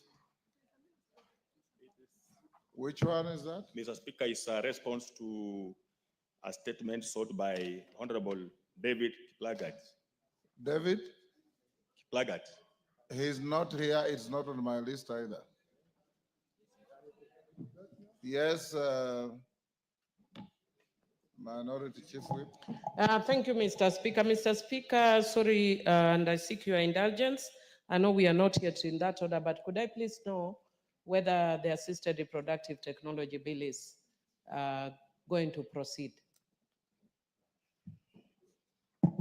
We have Honorable Millie, we are going to that order now. We'll go into committee. The first on the list is startup, followed by persons with disabilities, then assisted reproductive. That's why I sought your indulgence, because Mr. Speaker, what it basically means is if the chair, in the morning it came up and the chair and the vice chair were not in the house. And if it proceeds and they are not here, I'll be sitting here waiting for something that's not proceeding and I'm supposed to be in Nyanza. So if I'm just sitting, no, I just need to know if they are not here, I'll cancel my trip and sit here and proceed. Honorable Millie, as a leader in the House, you're obligated to be here whether you have business to transact personally or not. So this is a sitting day. Your matter is listed, but even if it wasn't, I expect you to be here, regardless. More so that you are the whip.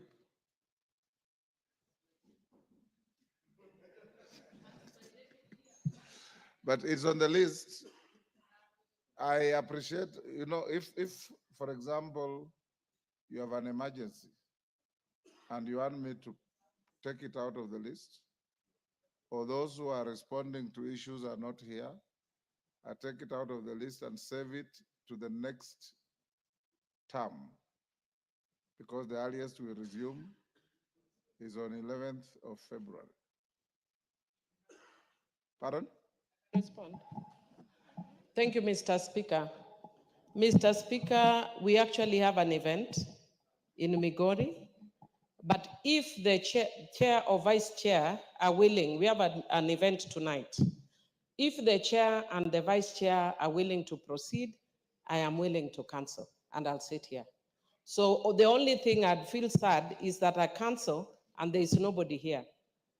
because I was supposed to have gone in the morning, I cancelled. From and we where didn't I proceed. sit, Honorable Millie, I've no capacity to know if they're here. The whip majority is Dr. Bukose around, or his vice chair? The vice chair is there. Speaker Miad, we are willing to proceed with the bill. Okay. So may I call out the next order? Order number 11, Committee of the Whole House. Members be upstanding.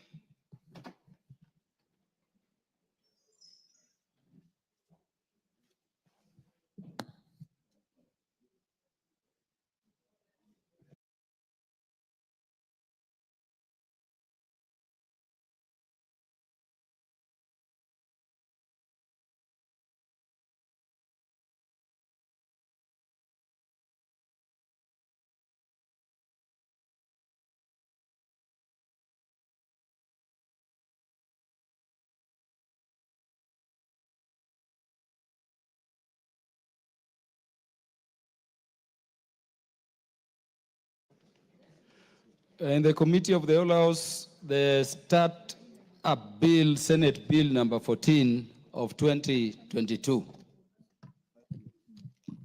Clause 7.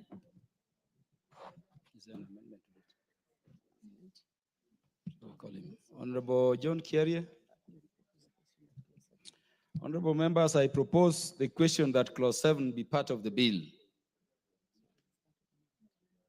The Honorable John Kiarie.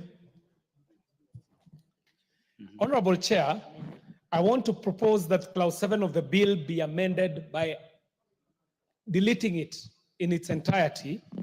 And why I seek to do this, Honorable Chair, is because the role of the registrar shall already have been taken up by the Kenya National Innovation Agency.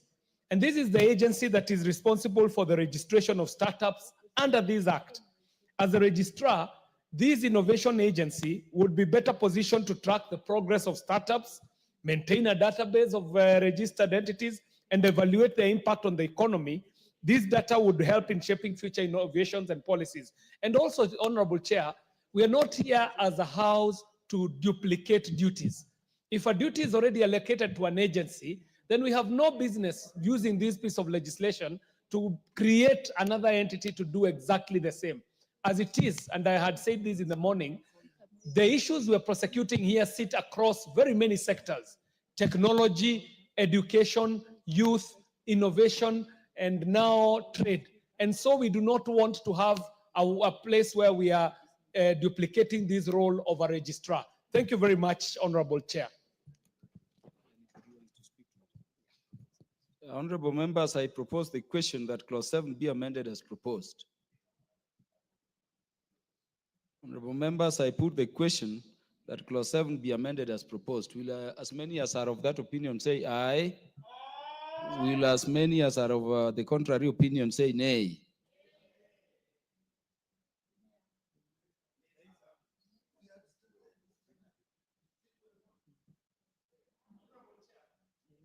I want to put the question again for clarity. Honorable members, I put the question that clause 7 be amended as proposed. Will as many as are of that opinion say aye? Will as many as are of a contrary opinion say nay? The nays have it.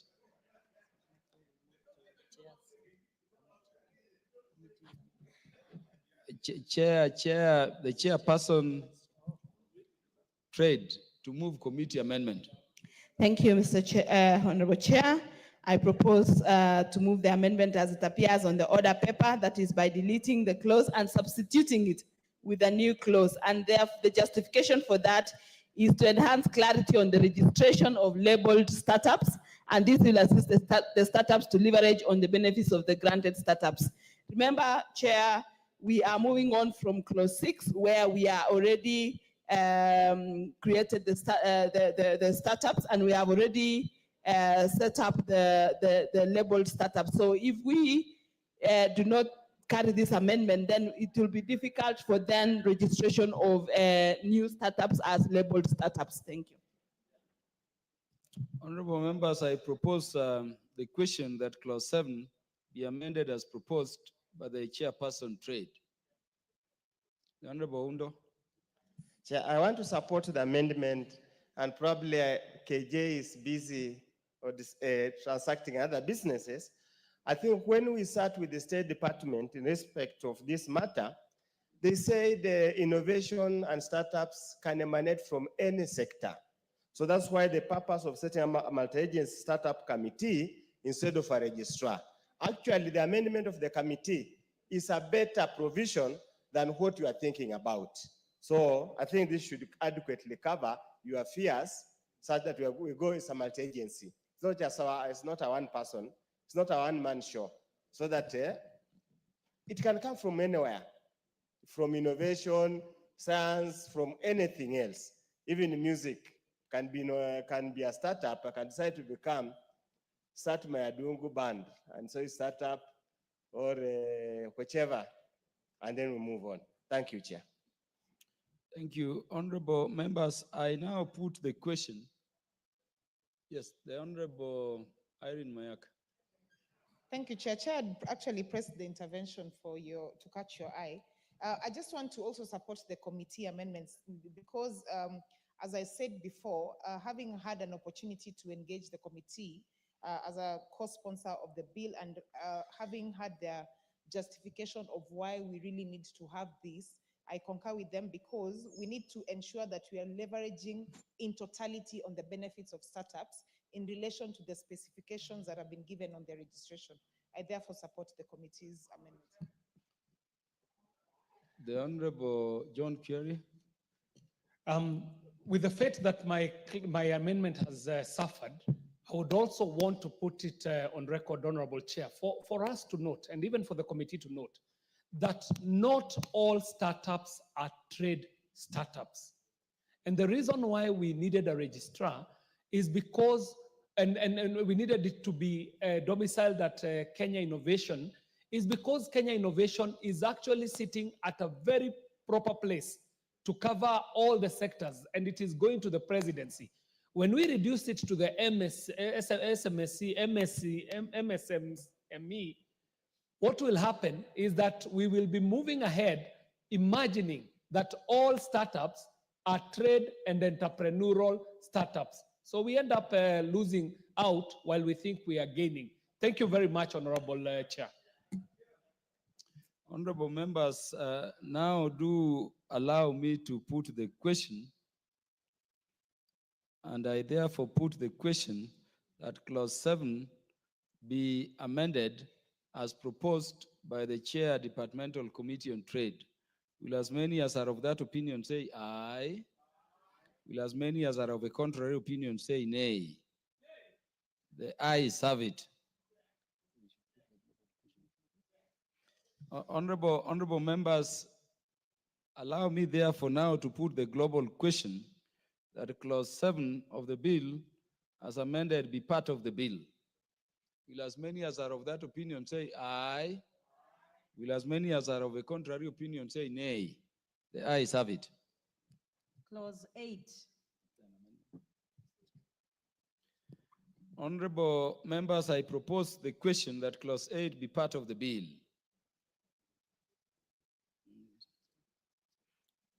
The Chair, Departmental Committee on Trade. Thank you, Chair. As I proposed clause 8, I just wanted the members to note that this startup bill and the agency will be seated at all the agencies will be seated together at the Kenya National Innovation Agency that is coordinated at the presidency, and the only role the MSME department, the State Corporation of MSME will do is to facilitate the financial production and marketing issues. So on clause 8, we are proposing to delete that whole clause and amend as proposed in the order paper. And the reason for that, the justification is that this amendment seeks to provide obligations of the startups. Thank you. Honorable members, I put the question that clause 8 be amended as proposed by the Chair Departmental Committee on Trade.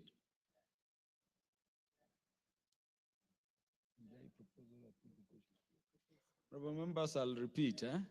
Honorable members, allow me to propose the question that clause 8 of the bill be amended as proposed by the Chair Departmental Committee on Trade. Honorable Undo. Chair, I think we need to be very clear. Innovation is not innovation for the sake of it. Whoever is innovating as a startup intends to commercialize, intends to make a living, an economic gain from the innovation. And that's why we concurred with the State Department's thinking that if we just left it in one office, which only registers innovation, how do you commercialize that innovation? How? Because the purpose of innovating is to make money, is to make a livelihood. So that's why we have expanded the bill from the way it came from the Senate to now look at actualization of the innovation. It's just like an architect. An architect designs. If there is no builder, it's just a design. Basic. So Thank you, Honorable Undo. Honorable members, it is for you to make a decision. I therefore put the question that clause 8 of the bill be amended as proposed by the Departmental Committee Trade. Will as many as are of that opinion say aye? Will as many as are of a contrary opinion say nay? The ayes have it.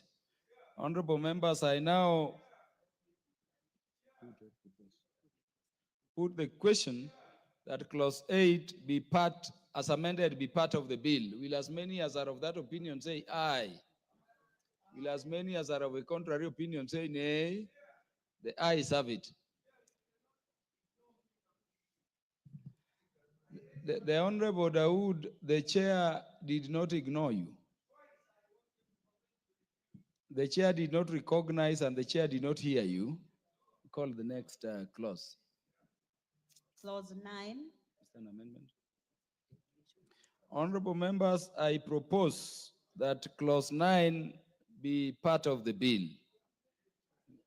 Chair, I propose that clause 9 be amended as it appears in the order paper, and the justification is to seek to accommodate new provisions on incubation provided for under clause part 4 of this act.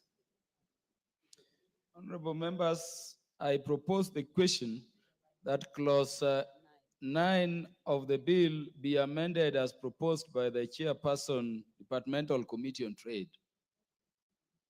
Honorable members, I put the question that clause 9 of the bill be amended as proposed by the chairperson, the Departmental Committee on Trade. Will as many as are of that opinion say aye? Will as many as are of a contrary opinion say nay?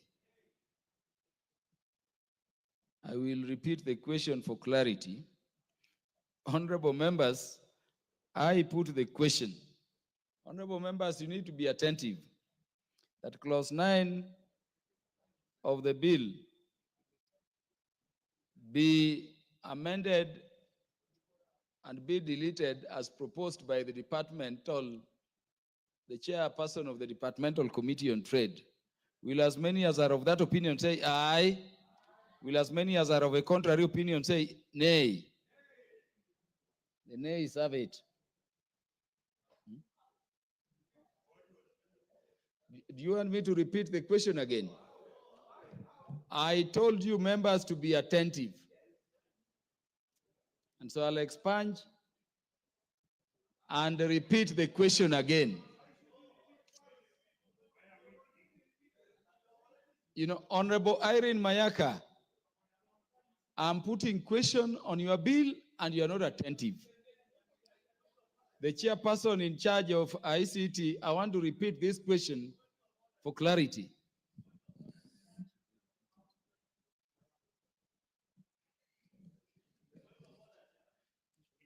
I have pronounced myself on clause 9 as the chairperson. If anybody has an issue with it, you have the avenue of recommittal. Next order. Clause 10. Honorable members, I propose the question that clause 10 be part of the bill. The chair, trade. Chair, I propose that clause 10 be amended by deleting as it appears in the order paper, and the justification is the proposal is in the bill in order to accommodate the new provisions on labeling and registration by the startup committee, which is a clause already passed by this house. The honorable members, I propose the question that clause 10 be amended as proposed by the chair, trade. Honorable members, Honorable Nikal, you want to?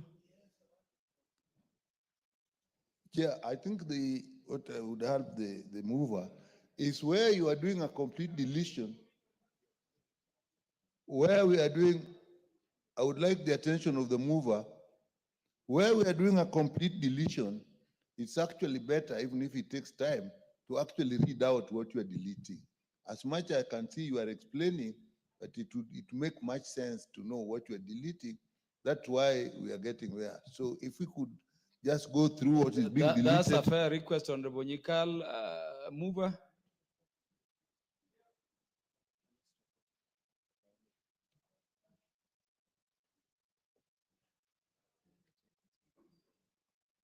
Chairperson, could you read the provision? I was waiting for the microphone.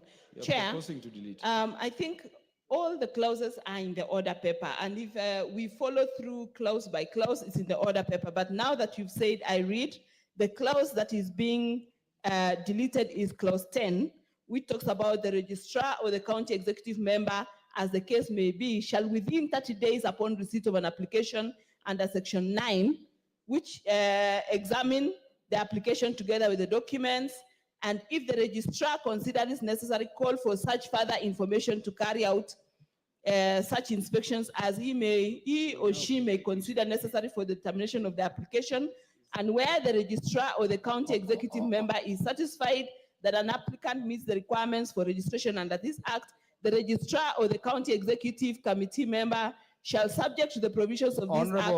Honorable Chair, you can stop there. I know members already have the order paper, and thank you for directing them on the bill. Honorable members, I now put the question that clause 10 of the bill be amended as proposed by the chairperson, trade. Will as many as are of that opinion say aye? Will as many as are of a contrary opinion say nay? The ayes have it. Honorable members, I put the question that clause 10 be part of the bill. In fact, it has been deleted. Sorry, next. Clause 11. Honorable members, I propose the question that clause 11 be part of the bill. Chairperson, Departmental Committee on Trade. Thank you, Chair. I propose that clause 11 be deleted, and I think we can read the clause 11 in the order paper, and the justification is that this new provision is already under the labeling and registration by the startup committee. The Honorable Daud. Chair, on this one, I agree with the chair, because if we have deleted 10, then it follows, this follows 10. It's the same, so we delete this as well. Honorable members, permit me now to put the question that clause 10, clause 11 of the bill be deleted as proposed by the Chair Departmental Committee on Trade. Will as many as are of that opinion say aye? Will as many as are of a contrary opinion say nay? The ayes have it. Clause 12. Honorable members, I propose the question that clause 12 be part of the bill. Chairperson, Departmental Committee on Trade. Thank you, Chair. I propose that clause 12 be deleted as it appears on the order paper, and the reason for this is to accommodate the new provisions on incubation provided under Part 4 of this bill.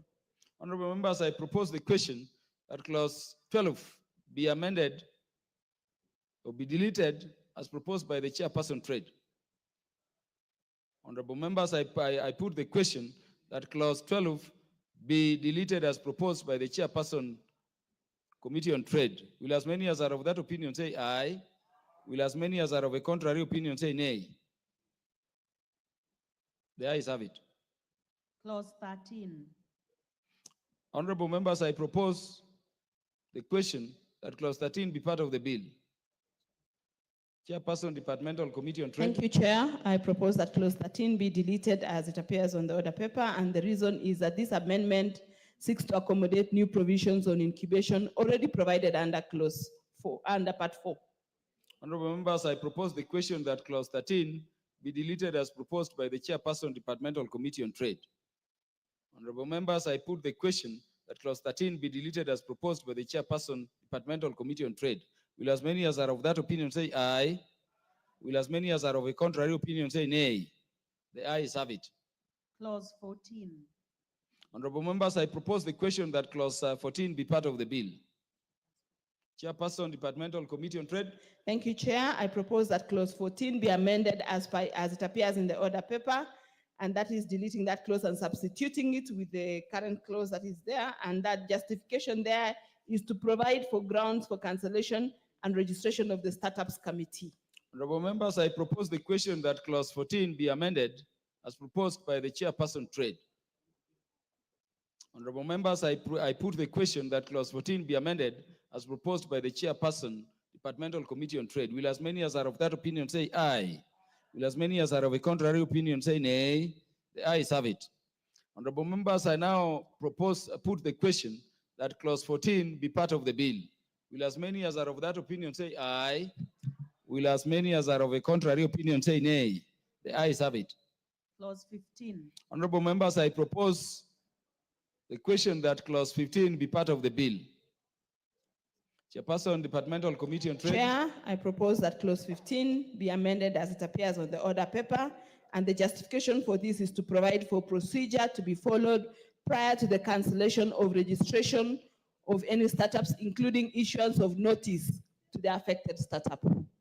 Members, I propose the question that clause 15 be amended as proposed by the Chairperson, Departmental Committee on Trade. Honorable members, I put the question that clause 15 be amended as proposed by the Chairperson, Departmental Committee on Trade. Will as many as are of that opinion say aye? Will as many as are of a contrary opinion say nay? The ayes have it. Honorable members, I now put the question that clause 15 be part of the bill. Will as many as are of that opinion say aye? Will as many as are of a contrary opinion say nay? The ayes have it. Clause 16. Honorable members, I propose the question that clause 16 be part of the bill. Chairperson, Departmental Committee on Trade. Thank you, Chair. I propose that clause 16 be amended as it appears on the order paper, and the justification for this is the manner of cancellation of registration by the Startup Committee and the effect of such cancellation, including loss of benefits of the startup, needs to be taken care of. Thank you. Honorable members, I propose the question that clause 16 be amended as proposed by the Chairperson, Departmental Committee on Trade. Honorable members, I put the question that clause 16 be amended as proposed by the Departmental Committee Chair for Trade. Will as many as are of that opinion say aye? Will as many as are of a contrary opinion say nay? The ayes have it. Honorable members, I now put the question that clause 16 be part of the bill. Will as many as are of that opinion say aye? Will as many as are of a contrary opinion say nay? The ayes have it. Clause 17. Honorable members, I propose the question that clause 17 be part of the bill. Chairperson, Departmental Committee on Trade. Thank you, Chair. I propose to amend that clause 17 be amended as it appears in the order paper, and the justification for this is to provide for an appellate process for aggrieved persons to seek review and a decision to register as startup. Honorable members, I propose the question that clause 17 be amended as proposed by the Chairperson, Departmental Committee on Trade. Honorable members, I put the question that clause 17 be amended as proposed by the Chairperson, Departmental Committee on Trade. Will as many as are of that opinion say aye? Aye. Will as many as are of a contrary opinion say nay? The ayes have it. Honorable members, I now put the question that clause 17 be amended, be part of the bill. I will put the question again.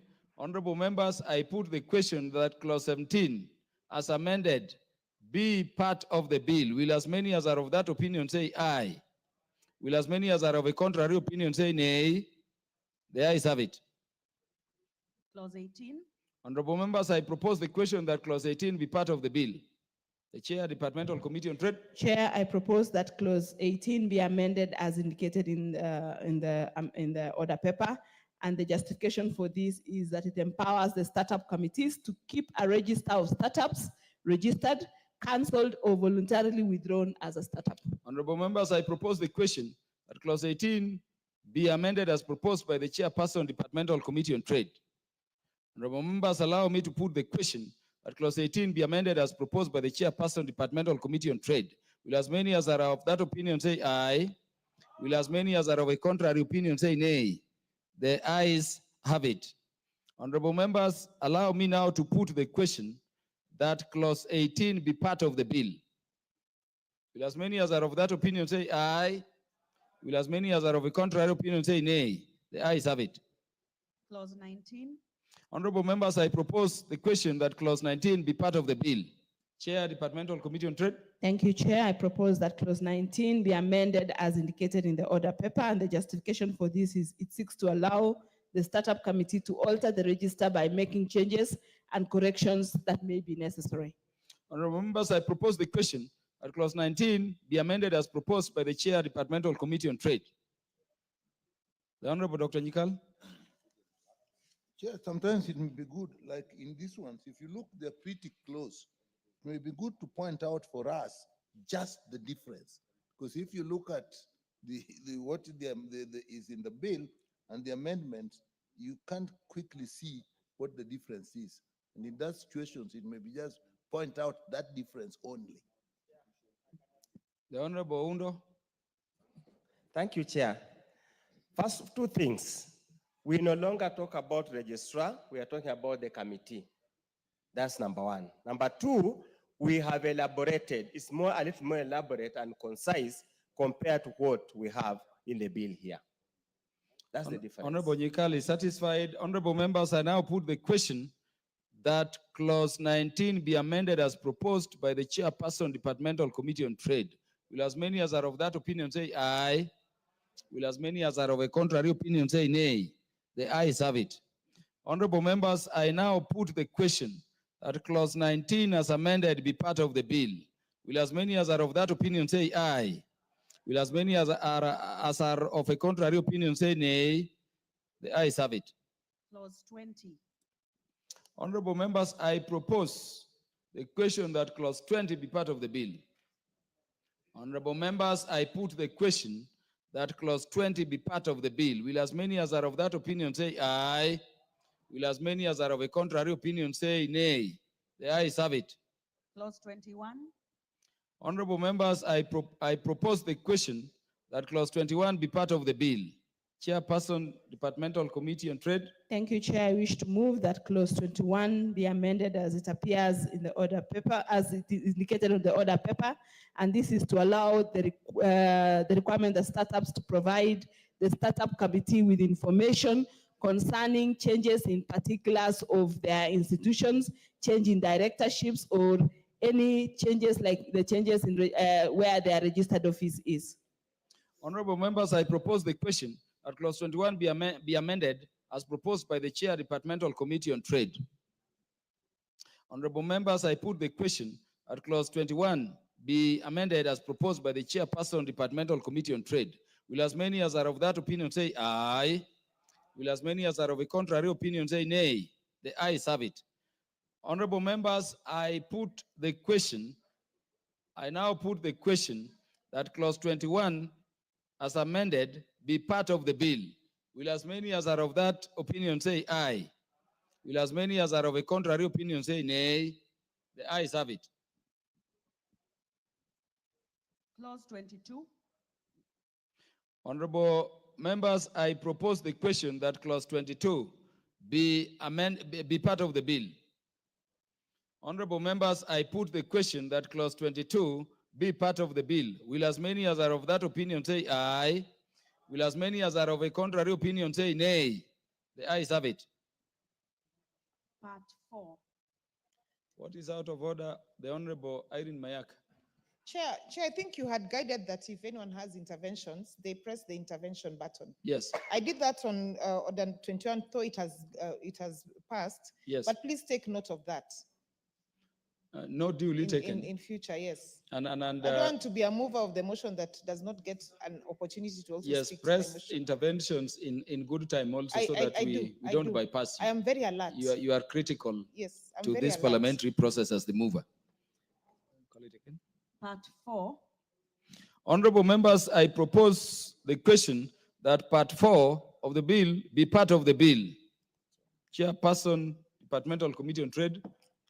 Chair, I wish to move that part 4 of the bill be amended by inserting the words "and accelerators" immediately after the word "incubators." And this is basically to ensure that part 4 includes provision for incubators.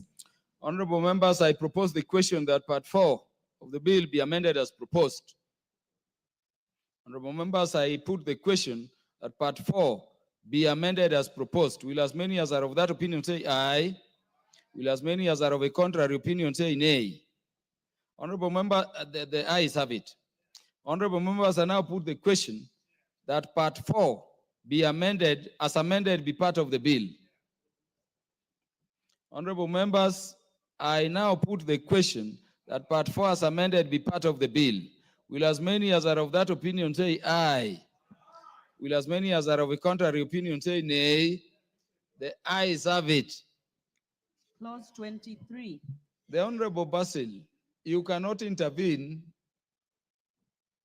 once the horse has bolted.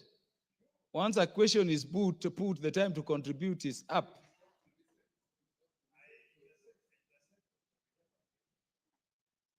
I get you, and you get my direction. Yes, because after proposing the question, I wait for interventions. And by the way, if possible, ask from this. You came after I had put the question. I'm sorry for that, but the new clauses, please let us be in tandem. Clause 23. Honorable members, I propose the question that clause 23 be part of the bill. Honorable members, I put the question that clause 23 be part of the bill. Will as many as are of that opinion say aye? Will as many as are of a contrary opinion say nay? The ayes have it. Clause 24. Honorable members, I propose the question that clause 24 be part of the bill.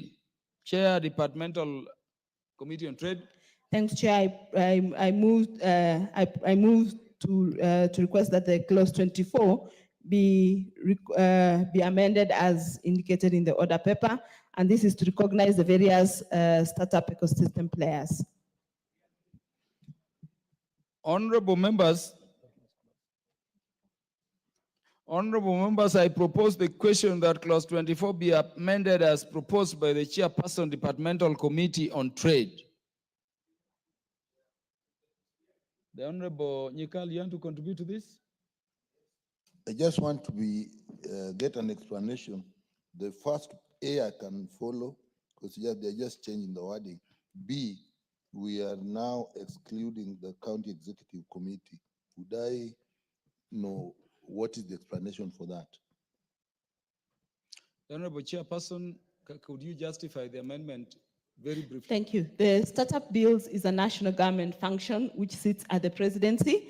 And the reason why we are removing the county executive committee member is because this is a function that will be at the national level. The only time the county executives will be able to participate is when the startups are now being incubated in their various counties. And I think we will cover it much later in clause 30-31. Honorable members, I now put the question that clause 24 be amended as proposed. Will as many as are of that opinion say aye? Will as many as are of a contrary opinion say nay? The ayes have it. Honorable members, I now put the question that clause 24 as amended be part of the bill. Will as many as are of that opinion say aye? Will as many as are of a contrary opinion say nay? The ayes have it. Clause 25. Honorable members, I propose the question that clause 25 be part of the bill. Chairperson, Departmental Committee on Trade. Chair, I wish to move that clause 25 be amended as it indicated in the order paper, and the justification for this, that this amendment is in line with the previous amendments, in cognizance to the fact that the law will be implemented by the national government in collaboration with other startup ecosystems, including the county governments. Honorable members, I propose the question at clause 25 be amended as proposed. Honorable members, I put the question at clause 25 be amended as proposed. Will as many as are of that opinion say aye? Will as many as are of a contrary opinion say nay? The ayes have it. Honorable members, I now put the question at clause 25 as amended be part of the bill. Will as many as are of that opinion say aye? Will as many as are of a contrary opinion say nay? The ayes have it. Clause 26.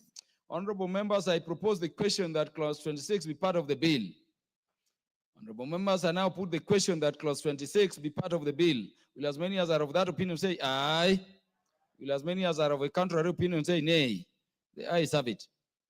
Part 5. Honorable members, I propose the question that part 5 be part of the bill. Chairperson, Departmental Committee on Trade. Thank you, Chair. I wish to move that part 5 of the bill be amended by inserting the words incubators and accelerators immediately after the word startups. And the justification for this is to accommodate accelerators as they play a critical role in the scaling up of startups. Honorable members, I propose the question that part 5 be amended as proposed by the Chairperson, Departmental Committee on Trade. The Honorable Basil. Thank you, Chair. I want to request the mover to explain to us what she means by the word accelerator. Do you mean that this is equivalent to stimulus? Thank you, Chair. The Honorable Undo.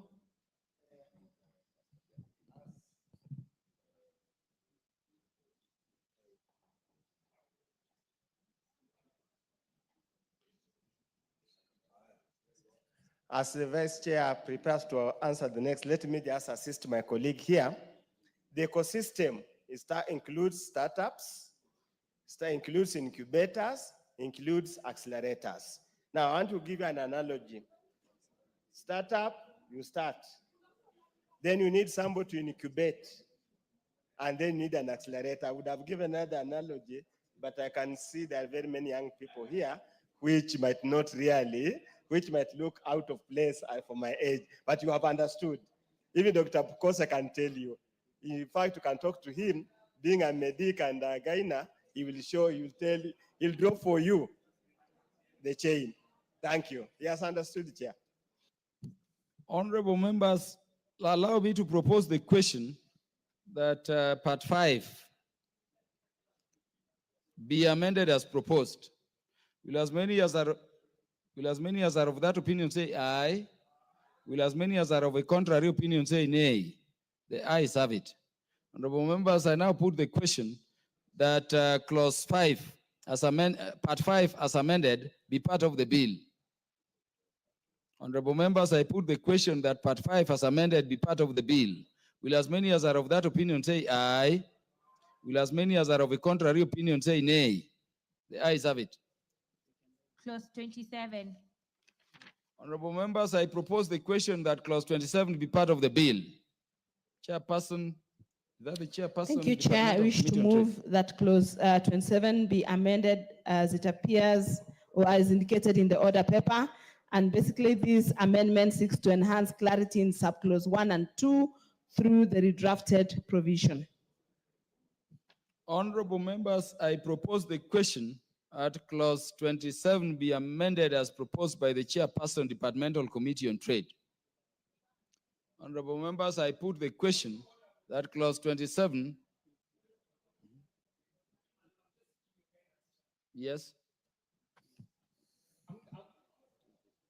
Honorable Chair, I'm just seeking your guidance to know the hierarchy of the amendments, to know if we carry the chair's amendments, whether mine fall automatically.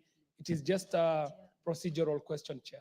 Yes, yes. Before I proposed the question, I was already advised that the two amendments are independent and the passage or the fall of the first amendment have no effect on the amendments you'll be subsequently proposing.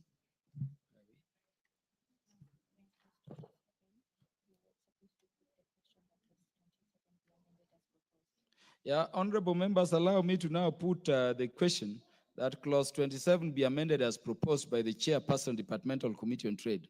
Will as many as are of that opinion say aye? Will as many as are of a contrary opinion say nay? The ayes have it. The Honorable John Kiari can move your amendment. Honorable Chair, I propose that clause 27 of the bill be amended as is appearing on the order paper. And the first amendment that I'm proposing is in subclause 1 by inserting the paragraphs that I have indicated there on the order paper. And the justification for this, Honorable Chair, has to do with the tax breaks that we need for key industries so that we're able to promote investment in sectors that are essential for economic growth and development. And Honorable Chair, my argument is that by offering targeted benefits, the government can drive innovation and enhance competitiveness in high priority areas. And I am sure that the mover of this bill and the chair would agree with me that this amendment is necessary and requisite. Thank you very much. Honorable members, I propose the question that clause 27 be amended as proposed by the Honorable John Kiari. The Honorable Oundo. Chair, it's very well thought out amendment and very well intentioned amendment. But Honorable Speaker, Honorable Chair, remember Article 114. If you look at these amendments, Honorable Speaker, more or less reads like a finance bill, more or less. And the minister, a cabinet secretary, has no powers at all to issue this kind of tax break without making reference to the provisions in the Constitution. I would really... Honorable Oundo, your point is made. The Honorable Dr. James Nikal. Chairman, is just maybe, I don't know whether procedural. When I look at clause 27 in the bill, I don't see the subclause 1 that was amended previously and even now. So I don't know where the error is, because in the bill itself, it is 27 and there's no subclause 1 that is indicated. It may be an error in the bill. Yes, there isn't. Where is 1? This. Which bill is this?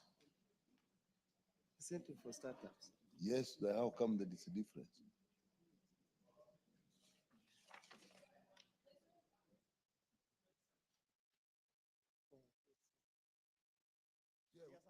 Whatever document he has is wrong. Yeah, there must be some wrong document going around. This is the correct one. Okay, if it's according to the correct one, then I'm satisfied. Thank you very much, the Honorable James Nikal, for being very studious. The Honorable John Kiari, your amendments are proposed under clause 27, subclause 1. And the amendment proposed by the departmental committee was to delete the entire subclause 1. The consequence is that your amendment has nothing to stand on, and therefore it stands dropped. Honorable members, allow me therefore to now put the question that clause 27 as amended be part of the bill. Will as many as are of that opinion say aye? Will as many as are of a contrary opinion say nay? The ayes have it. The honorable members, there was a previous communication by the speaker that we will adjourn or stop proceedings at 5 to allow the matter concerning the proposed amendments to the constitutions to be moved and deliberated upon by the House. That being a communication, you know, I don't have powers to review it. So let us be upstanding so that we move reporting. Yes. No, in fact, sit down, we just stop. This is a house of procedure and rules. Once communication is made, even if it is an adjournment house, you know my hands get tied. Yes, so may you sit down so that we move reporting. I'm very sorry. Take your seats, members. Move reporting. Honorable Irene Mayak.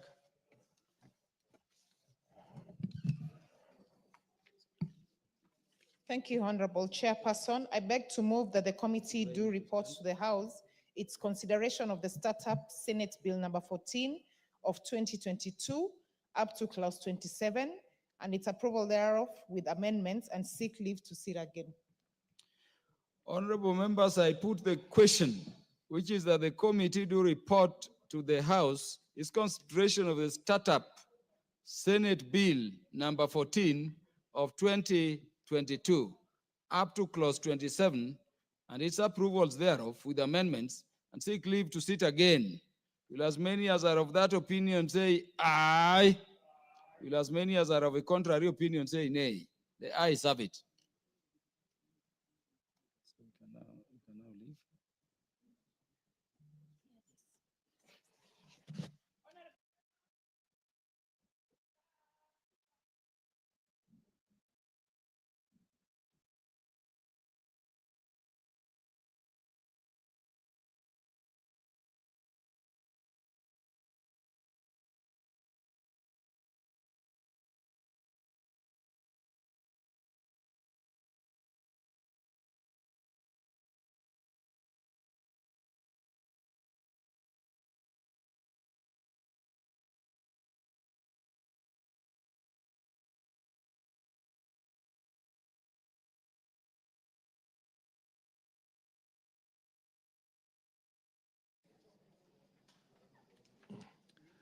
Honorable members, I now call upon the chairperson to report to the House.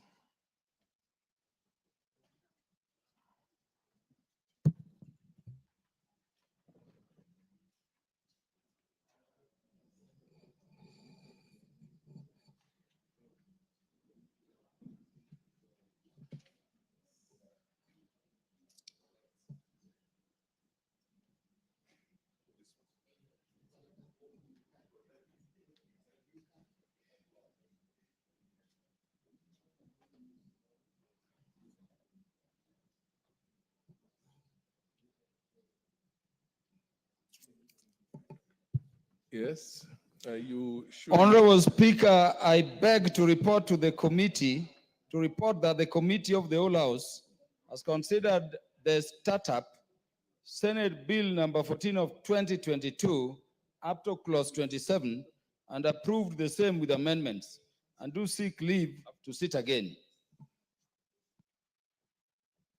Move of the bill to move agreement with the report. Honorable Speaker, I beg to move that the House do agree with the committee in the said report. I also request the Honorable Marianne Kaitani to second the motion for agreement with the report of the Committee of the Whole House. Honorable Marianne. Honorable Speaker, I second. Honorable Speaker, I beg to move that the motion for the agreement with the report of the Committee of the Whole House be amended by inserting the words subject to recommittal of clause 9. I also request that Honorable Oundo to second the motion.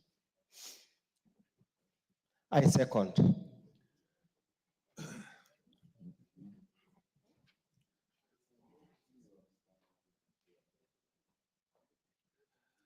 Honorable members, I now propose the question, which is that the House do agree with the committee in the said report.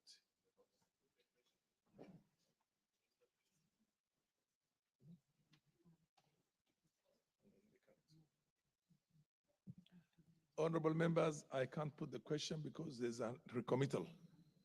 So the question is going to be put at an appropriate date in the future. The chair so directs.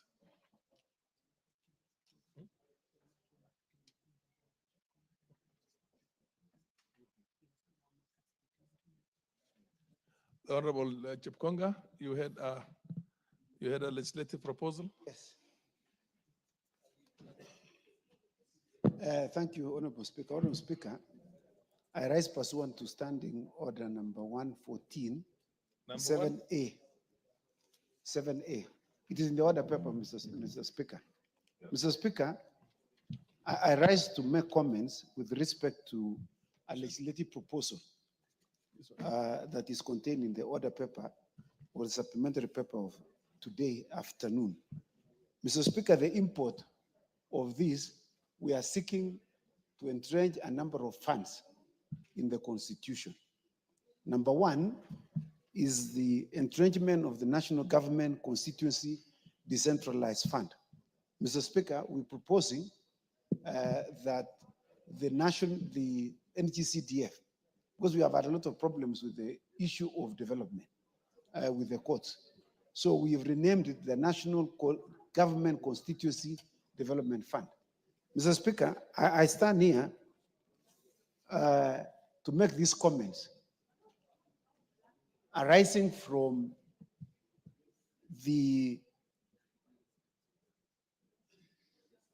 proposal which we forwarded to the Speaker, which emanated from the legislative caucus of the Speaker.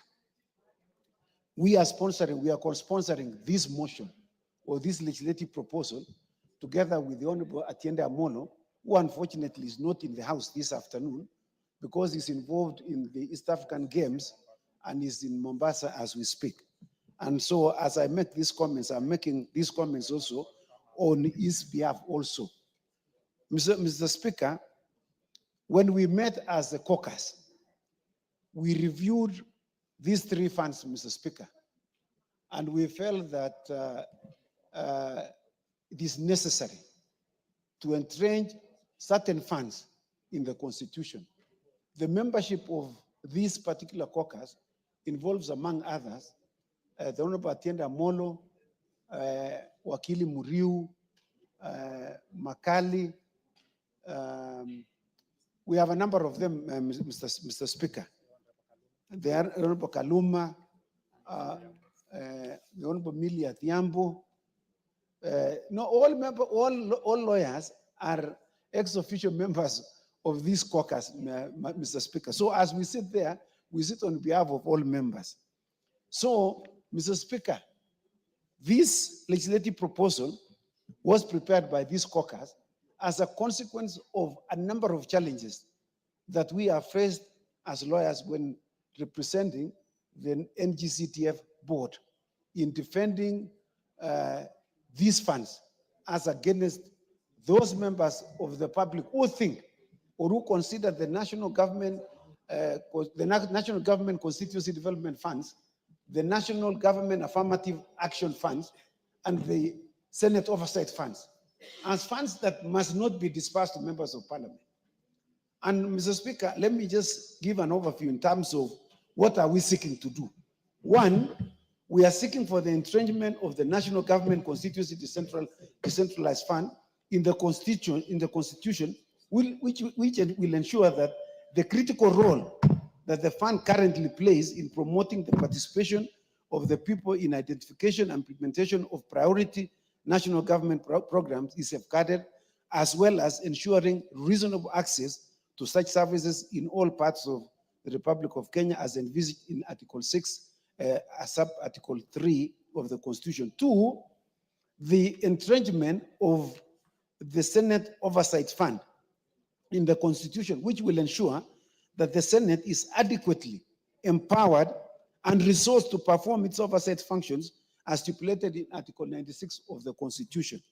The third fund that we are seeking for its entrenchment in the Constitution is the National Government Affirmative Action Fund that seeks to ensure that the affirmative action groups, including women, youth, persons with disabilities, vulnerable children, and elderly persons, have access to minimum financial facilities required for the promotion of enterprise development and provision of social development services at the constituency and county levels, Mr. Speaker.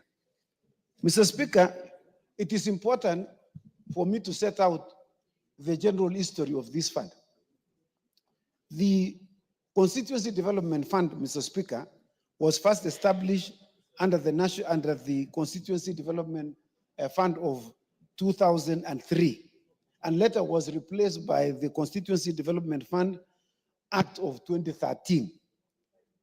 Over the years, the CDF has evolved into a critical mechanism for addressing development needs of the constituencies. The legal challenges that this fund has faced over time, Mr. Speaker. Mr. Speaker, the framework has faced a number of constitutional challenges in our courts. in petition number 71 of 2013, which was instituted by Social Accountability and Other versus National Assembly and others, the High Court in its judgment delivered on the 20th February 2015 declared the Constituency Development Fund Act of 2013 as unconstitutional. The court held that the CDF Act 2013 violated key constitutional principles, including the principle of separation of powers, division of functions, and the principles of public finance. Despite the judgment, the court suspended the declaration of invalidity for 12 months to allow Parliament to enact remedial legislation or wind up the ongoing projects under that particular legislation, Mr. Speaker. Honorable Speaker, following these developments, the National Assembly and the NGCDF board pursued or preferred an appeal against the judgment to their Court of Appeal. The Court of Appeal, in the Civil Appeal number 292 of 2015, partially allowed the appeal. However, the Supreme Court, in petition number 1 of 2018, in its judgment delivered on the 8th of August 2022, upheld the High Court decision affirming that the CDF Act of 2013 was unconstitutional. The Supreme Court held that a constituency unit of representation is not a service delivery unit, that a constituency is an electoral unit. It is set for purposes of voting for members of parliament and other elected offices. Pursuant to the judgment of the High Court, or in petition number 71 of 2013, the National Assembly enacted the National Government Constituency Development Fund or Act of 2015 to address the issues raised by the High Court and align the fund with the constitutional framework. Despite these efforts, Mr. Speaker, to align the Act with the Constitution, the NGCDF Act of 2015 faced a fresh legal challenge in the High Court Constitutional Petition number 178 of 2016. That is namely, Wanjiru Kikonyo versus the National Assembly and others. The High Court delivered its judgment on the 20th of September 2024, declaring the NGCDF Act of 2015 as unconstitutional, together with the amendments that were made in 2022 and 2023. All of them were declared as unconstitutional. Mr. Speaker, the High Court in its judgment stated very clearly that the constituency is not a service delivery unit. It is an electoral unit, affirming the decision of the Supreme Court that was in Supreme Court, that the Supreme Court delivered. The second thing that the High Court stated in its judgment, it stated that NGCDF violates the principle of separation of powers by assigning executive functions to members of parliament whose primary constitutional role is legislative. Again, Mr. Speaker, this was a total misunderstanding by the High Court. We made every effort to explain to them how a constituency is a delivery unit. Under the National Government Coordination Act, Section 14, a constituency has been made as a service delivery unit. Mr. Speaker, this particular section has not been nullified, neither has it been declared to be unconstitutional. So for us as members of parliament, we wondered how can the High Court declare that the constituency is just merely an electoral unit. Yet we know that there is an act of parliament which clearly states that a constituency is a service delivery unit. It is not meant to be for purposes of voting only. The second thing, Mr. Speaker, is the misunderstanding also of the High Court, that the members of parliament are the managers of the NGCDF fund. Mr. Speaker, we labor at this point, we try to tell them, but it looks like they put wool in their ears. Mr. Speaker, we all know that the members of parliament do not sit in the constituency committees. We never sit there. Two, we don't play any role. In fact, the only role we play, Mr. Speaker, is that we participate with all our voters in identifying the projects, and we all sit. It's a public participation that is. I'm being assisted by Honorable Alice, who knows very well what she does in a constituency in Thika town. Mr. Speaker, when I go for public participation, I don't sit with the NTCTF officials. I sit with the voters, and I am a participant. And I also identify projects which I think the NTCTF must fund. Mr. Speaker, you know, there was one question that we were asked and you know you presented this matter. And he was asked at that time, are you sure if I come to your constituency, I will not find schools that bear the name Honorable Kaluma under NGCTF? We told them, no, just come. But they refused to come, Mr. Speaker. And yet they still went ahead and stated that the members of parliament are active participants in the implementation of NGCDF projects, Mr. Speaker.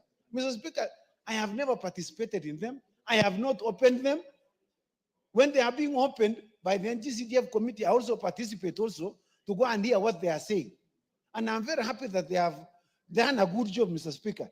The only thing I do, Mr. Speaker, is when I am around in the constituency, I do my oversight role under Section 95. As you know, the work of a member of parliament under Section 95 of the Constitution is oversight, representation, legislation, and budgeting, Mr. Speaker. And we allocate resources, and we don't go and spend. Mr. Speaker, there is no member of parliament here who walks around with a checkbook or who is a signatory of NGCDF funds in any bank, Mr. Speaker. We don't sit, neither do we appoint the fund managers. In fact, in the ruling of the High Court, they say that the term of the fund manager is tied to that one of the member of parliament. I don't know where they got that story. It is not true. The fund manager is a permanent employee of the NGCDA board. He does not hold office for 5 years.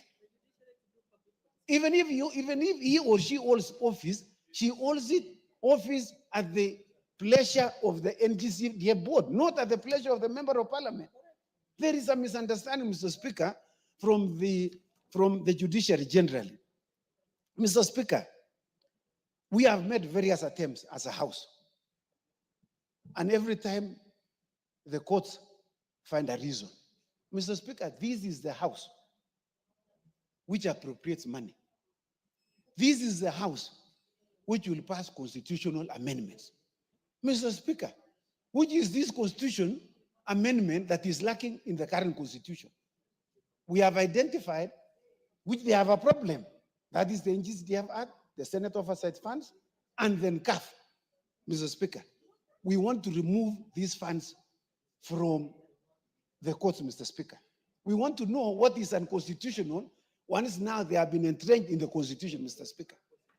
It is, Mr. Speaker, let me tell you, you know, when we appeared before this three-judge bench, and when we were arguing, we said that these bursaries that is being given by NGCDF has benefited very many students.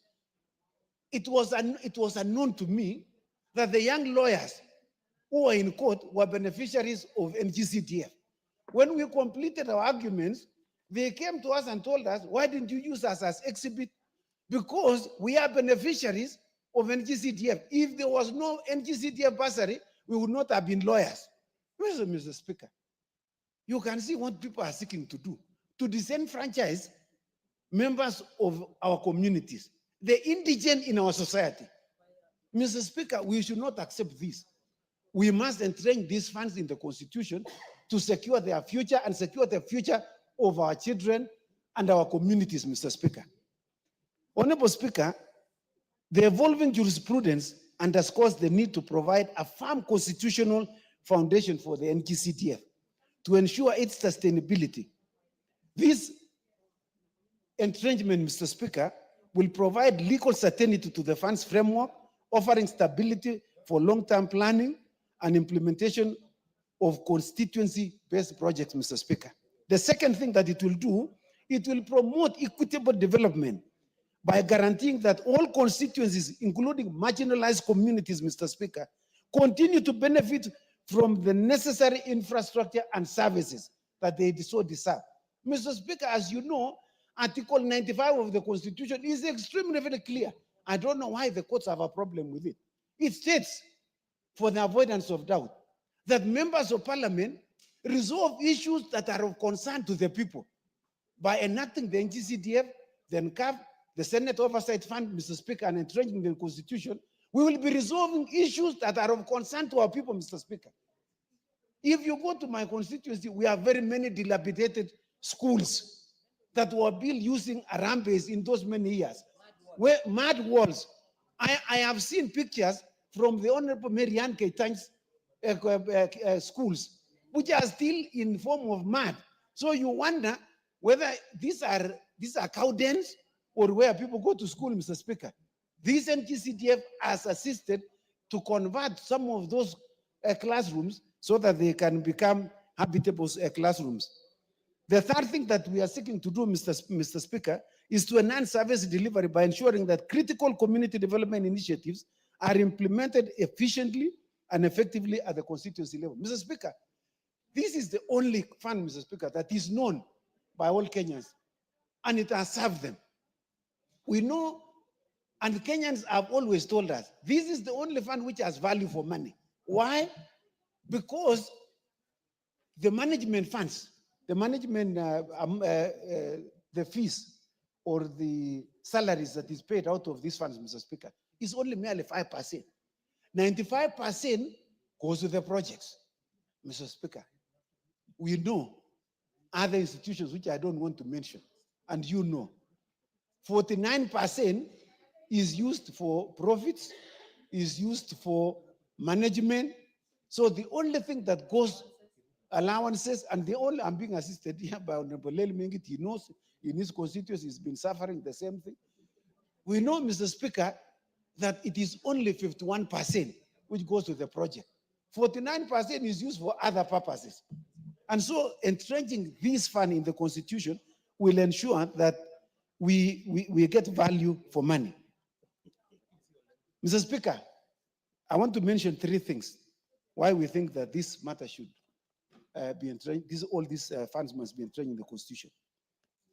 The first thing, Mr. Speaker, it will strengthen accountability and oversight mechanisms for the management of the fund. Mr. Speaker, as you know, without a proper constitutional framework, oversight becomes very difficult. But when we have a proper constitutional framework for these funds, Mr. Speaker, we would be able to oversight them. There would be proper accountability. The second thing, this legislative proposal seeks to support the national government's mandate to facilitate development at the constituency level, Mr. Speaker. As you know, the only fund that has helped the government is this fund, particularly those concurrent functions, like, for instance, the sports, which was declared unconstitutional, the climate change or environment that was declared unconstitutional, the ICT labs that these members of parliament are now building.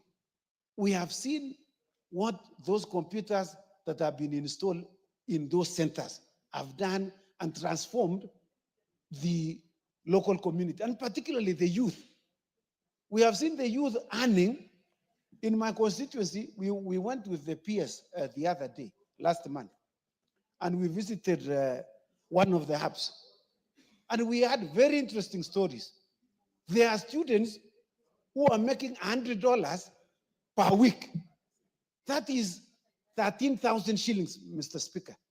Now, without those ones, and they came from very poor families. So, Mr. Speaker, this will ensure that the constituency benefits. The third thing, Mr. Speaker, and finally, is to foster inclusive growth and empower constituencies to address their unique development challenges effectively, Mr. Speaker. So, Mr. Speaker, I am urging members, and I want to thank members who have supported this legislative initiative. Mr. Speaker, it has been endorsed by over 258 members The only reason why the others did not sign, Mr. Speaker, is because they are involved in the arrangement and organization of the East African Games. They are in Mombasa. Mr. Speaker, if all of them were here, and I can assure you, 344 minus those who are not MPs here. You know, we have vacant seats, about 4 of them. Others, we would have had all the 349, Mr. Speaker. So I want to assure you, there is no member who refused to sign. Every member supported, Mr. Speaker. And I want to assure you that this particular legislative proposal will go a long way in resolving the marginalization of communities and people in our constituencies. So, Mr. Speaker, I want to thank you. These are very important comments, and I hope that the Justice and Legal Affairs will move fairly quickly to obtain views from the constitutional offices together with the Attorney General, so that this particular legislative proposal can be published soon thereafter when we come back from our recess. And I see, you can see even the Honorable Salasha is in the House for good reason, Mr. Speaker. He has also suffered a lot of things in the constituency, particularly the NGCTM, Mr. Speaker. That is the reason he is here to support and to rally members to support this. I thank you, Mr. Speaker. The chairperson, Departmental Committee on Justice and Legal Affairs. Thank you very much, Mr. Speaker. Mr. Speaker, it is true that the proposal to amend the Constitution is now just about to come to this House with a statement that has been made by the Honorable Chepkonga, and that this House must now get itself ready so that we are able to move on and effect the proposed constitutional changes, which include entrenching the 3 funds in the Constitution. There are other constitutional amendment proposals that are just about to be brought. Some of them will come as separate bills. Others may come as recommendations for referendum, and all this House is going to consider. Honorable Chepkonga has actually explained that the reason why we have to entrench these funds with the special emphasis on the national government CDF is due to the fact that the courts have constantly pronounced themselves in a manner which we have never agreed with, but which we have tried to rectify. But even as of late, as just the other day, the court was bold enough again to pronounce itself declaring the NGCDF Act unconstitutional. There is a pending appeal on this, and there is even a proposal that we should be amending the Act to comply with whatever it is they are saying. But at the end of the day, there must be an end to everything that has an issue. Now that we are being told that the NGCDF is unconstitutional, we are going to make it constitutional. And nobody whatsoever will be able to say again, forever and ever, that CDF is not constitutional. I know Honorable Gishimo, Honorable Chepkonga, and the whole team has actually come up with a draft proposal of these funds. We know actually His Excellency the President, who supports the CDF to the hilt, sent to us a memorandum saying he needs to have these funds entrenched in the Constitution. Therefore, we are not engaged in an exercise in futility. It is the high time we realized this dream, which dream is actually in the core heart of Kenyans. We've previously said this: go to the rural areas, especially our rural constituencies. The only visible development you'll be able to see is that from CDF. The governors, who actually we think have always had a hand in these court decisions, most of them being busybodies anyway, the governors have actually not done much with all these billions they get. When they are asked, oh, the money is not sufficient, oh, we have expenses, we have all these things. While NGCDF is the only way the national government can actually show to the country that the government is developing the rural areas. That argument of MPs being involved, this has been tackled through statutory amendments. And as we speak today, I have gone through the NGCDF. I cannot point out any place where a member of parliament is involved. So what is next after what Honorable Chepkonga has done? It's a proposal that is being mooted. We will actually commit it to some of the stakeholders, including the Office of the Honorable Attorney General, the constitutional offices that are supposed to look at this so that we receive and collate views. After this is done and everything is put in place, the bill will now be published as a constitutional amendment bill.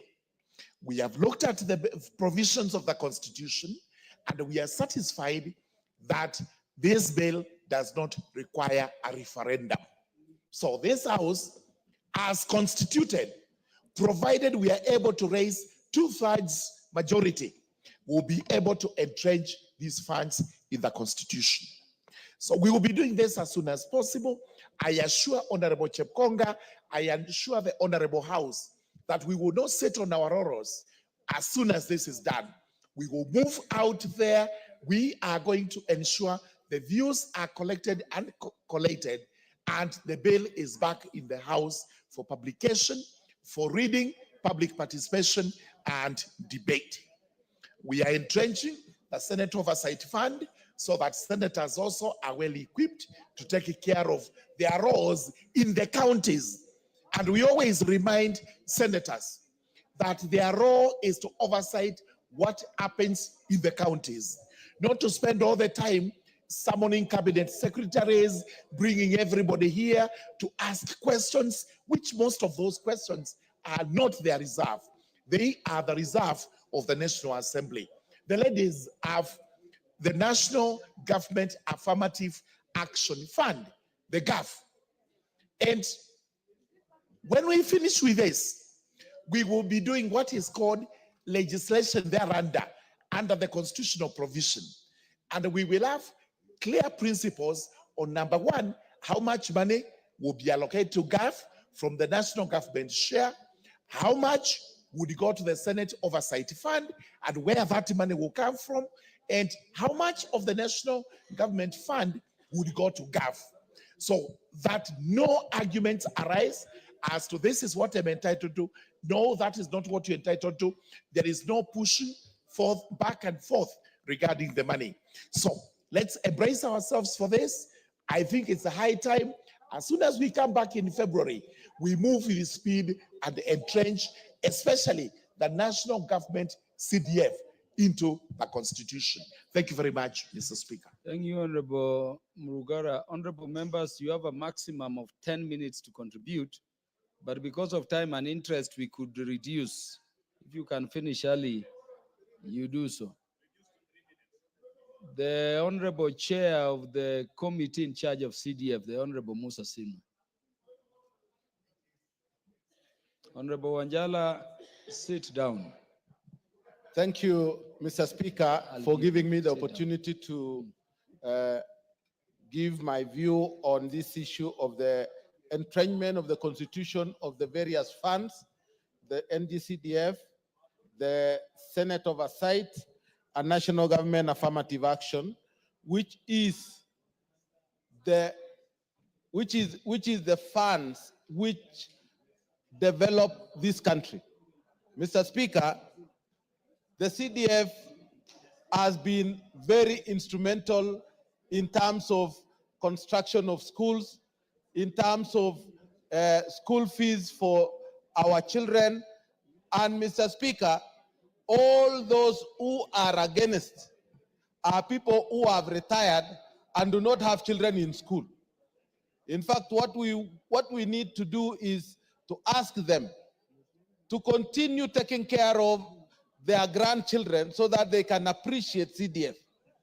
Because CDF goes across the whole spectrum of the country, including in all stages in life. So we want to say what has happened in Kenya is monumental, and it is going to make Kenya highly developed. Mr. Speaker, as we go around, even when we are amending the 2023 Act of NGCDF to address the court matters, it seemed that whatever we did was zero because it was a predetermined decision by the courts to remove CDF from us. And Mr. Speaker, the public were really looking forward for the moment we are in now, that we bring it and put it under the Constitution. Mr. Speaker, this is, I want to thank Honorable Chepkonga and the team who have put together this. And Mr. Speaker, we want Kenya to move forward. Thank you, Mr. Speaker. Thank you, Honorable Musa Sirma. Let us conscript it to 3 minutes, if possible. The Honorable Mule Stephen, because he had earlier proposal, similar proposal. Thank you very much, Mr. Speaker. I want to say, Mr. Speaker, today is one of the brightest days in this house, whereby we want to give Kenyans the best Christmas by making sure that justice is being done, not through the courts, but through this house.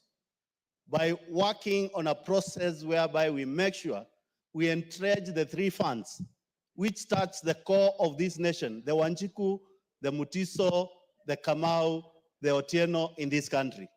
Mr. Speaker, we worked very hard with Honorable Kishimo in the beginning of this parliament to make sure that these funds are safeguarded, because we had seen the danger of influx of people who don't want development in our constituency. Mr. Speaker, I want to thank Honorable Chepkonga and Honorable Otienda Molo for bringing this back. And I want to thank the Speaker, Honorable Moses Wetangula, for allowing the initial proposals to be part and parcel of consideration of entrenching these 3 funds. Mr. Speaker, without fear of ever of contradiction in this country, the only projects which make sense to Kenyans are projects which are done at the constituency level, especially on the education sector, the security sector, and making sure that our kids get bursaries to school. Mr. Speaker, as Honorable Chepkonga alluded, we members of parliament, we are not part and parcel of management and micromanagement of CDF fund in this country. We are only patrons, and we play our role as legislators on oversight, Mr. Speaker. Mr. Speaker, I want to assure Kenyans in the entire country who have made numerous calls to me and Honorable Kishimo, what is happening on this? I want to tell them we have a Christmas for all Kenyans to be delivered by this house early February when the house resumes from recess. Mr. Speaker, it is important to make sure that the women of this house have at least a fund to make sure that they are active at the constituency level and the county level where they are. We want to make sure, Mr. Speaker, going forward, the senators who will be elected going forward in this country at least have resource to make sure that they oversight the counties. I know the governors went to court to support this case so that the senators are limited power and financial muscle to make sure that they oversight them. We want to do the right thing right now, Mr. Speaker, to make sure that those 3 funds are extremely important, which are extremely important in this country, are entrenched in the Constitution and become part and parcel of the supreme law of this country, and nobody can touch them anymore. Mr. Speaker, I want to urge all members to make sure that when the time comes of reckoning to be with your people who has brought you to this house, we be all of us, we create the 2/3 and entrench these funds in the Constitution and give Kenyans a piece of their mind and students a piece of their mind for the prosperity and the great nation called Kenya. God bless Kenyans. I wish you a happy Christmas, happy New Year, and the New Year will have good news for you. Thank you, Mr. Speaker. The Honorable Emilio Diambo, the Minority Whip. Because thank you, position Mr. and Speaker. rank. Mr. Speaker, I want to thank the mover. Mr. Speaker, I want to say that Indeed, one of the reasons that people have been fighting the CDF is because of the issue of separation of powers. And Mr. Speaker, if there's one thing that we need to consider is that in this generation, we didn't know that we'd have IT. The world changes. And the concept of separation of powers is good. But there are instances where there must be exception to the rule where things are working. And because of that, Mr. Speaker, I know the format that we are trying to take is to try and what we have been doing, distance members as much as possible from CDF. And it should, even in the format that it is framed. But the fact that you have that fund that the public generally associates with members of parliament has actually brought a significant change in our constituencies, especially areas that hitherto been marginalized, areas that do not normally support governments, like in our areas that we've been primarily opposition for years, funds would not come to us. And that is why it's important that we have money from going to governors and money going to an NGCDF fund. I sit in the budget committee, and Mr. Speaker, even though it is provided constitutionally that funds shall be spread out in an equitable, first equally, and in some instances equitably, but the reality is that that doesn't happen. You will find that funds are always allocated in a skewed manner, and mostly usually favors areas that are voted for governments. But Mr. Speaker, what happens at our local levels? If NGCDF doesn't reach one corner of your constituency, you are gone as an MP, whether or not you are involved in it. And Mr. Speaker, I wouldn't want us, Mr. Speaker, to follow procedure at the expense of justice. And that is why even in our 2010 constitution, we departed from technicalities to ensure there is fairness. And therefore, I really welcome this. Bring the constitutional bill. We will support it fully. My constituency will support it fully. The Honorable Raphael Wanjala, because of status and rank.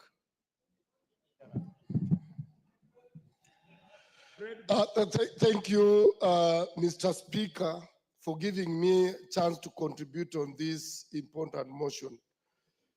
Mr. Speaker, I did serve in Parliament since 1997.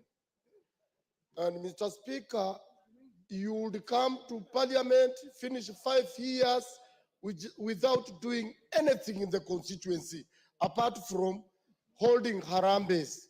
And Mr. Speaker, at that time, Harambes, the salary in Parliament here was only 70,000.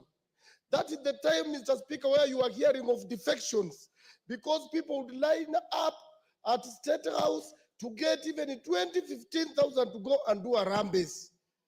But Mr. Speaker, we sat down in the year 2000, 1997, when we were about to end. That was about the year 1999 to 2000.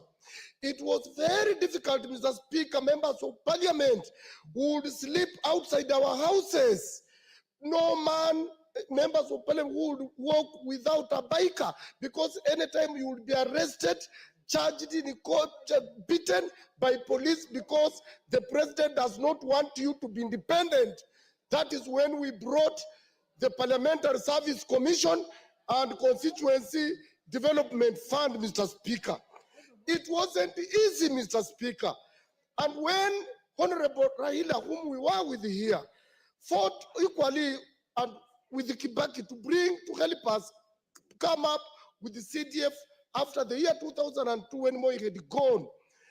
He went further during BBI time. He told these members of Parliament, please let's entrench this in the Constitution. Sometimes you members of Parliament, you are enemies of yourselves because you don't want to see far. You want things that serve your interest. But let's serve the country. Today you go to Busia County. Yesterday they were rating them to be number 3 to have used their money very well. But Mr. Speaker, you will never see anything done by the county. except the billboard for things done by CDF. No any other thing outside this the county. Therefore, Mr. Speaker, if there is anything that should be supported, and what is being supported by all Kenyans is national government CDF fund. Mr. Speaker, we have come from far. And that is why I have always proposed that when even on the issue of budgeting, if we got roads and we have 700 billion for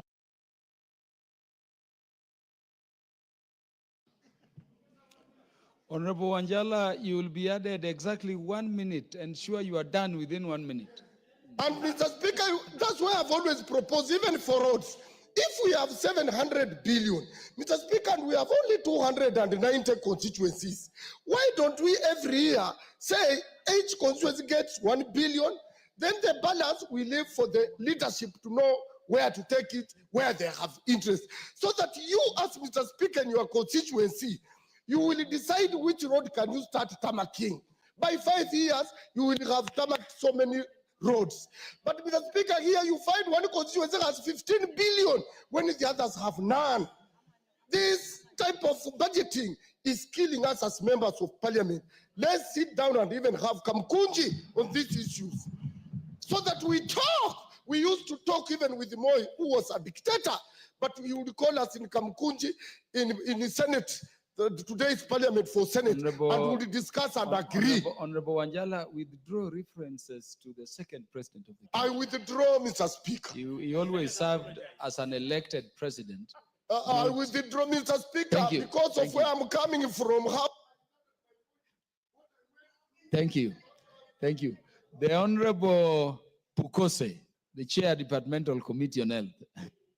Thank you, Honorable Speaker.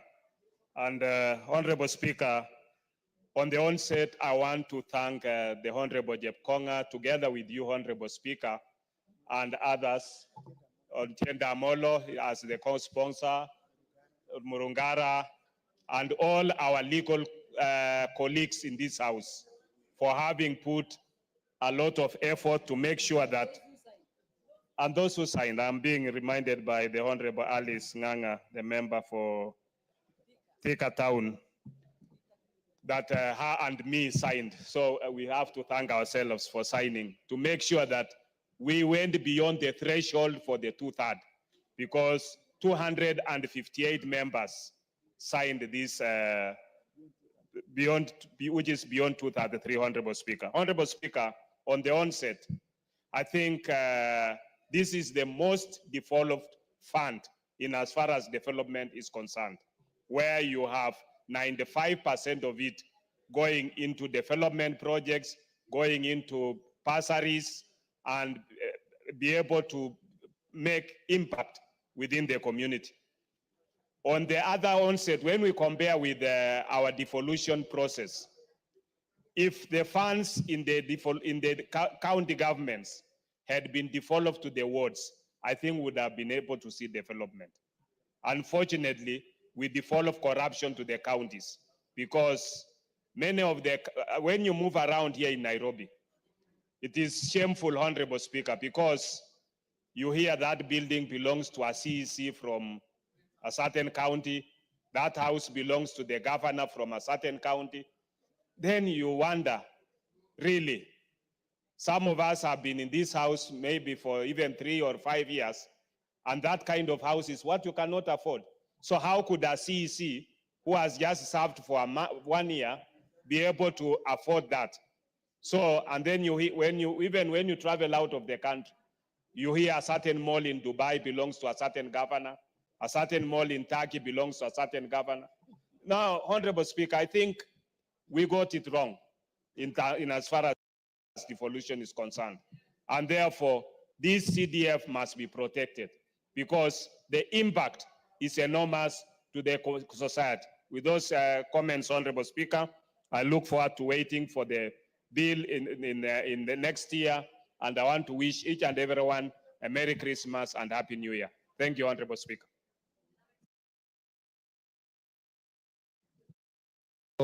Robert Gichimu will be followed by Honorable James Nikal. Then Honorable Karoli Omondi.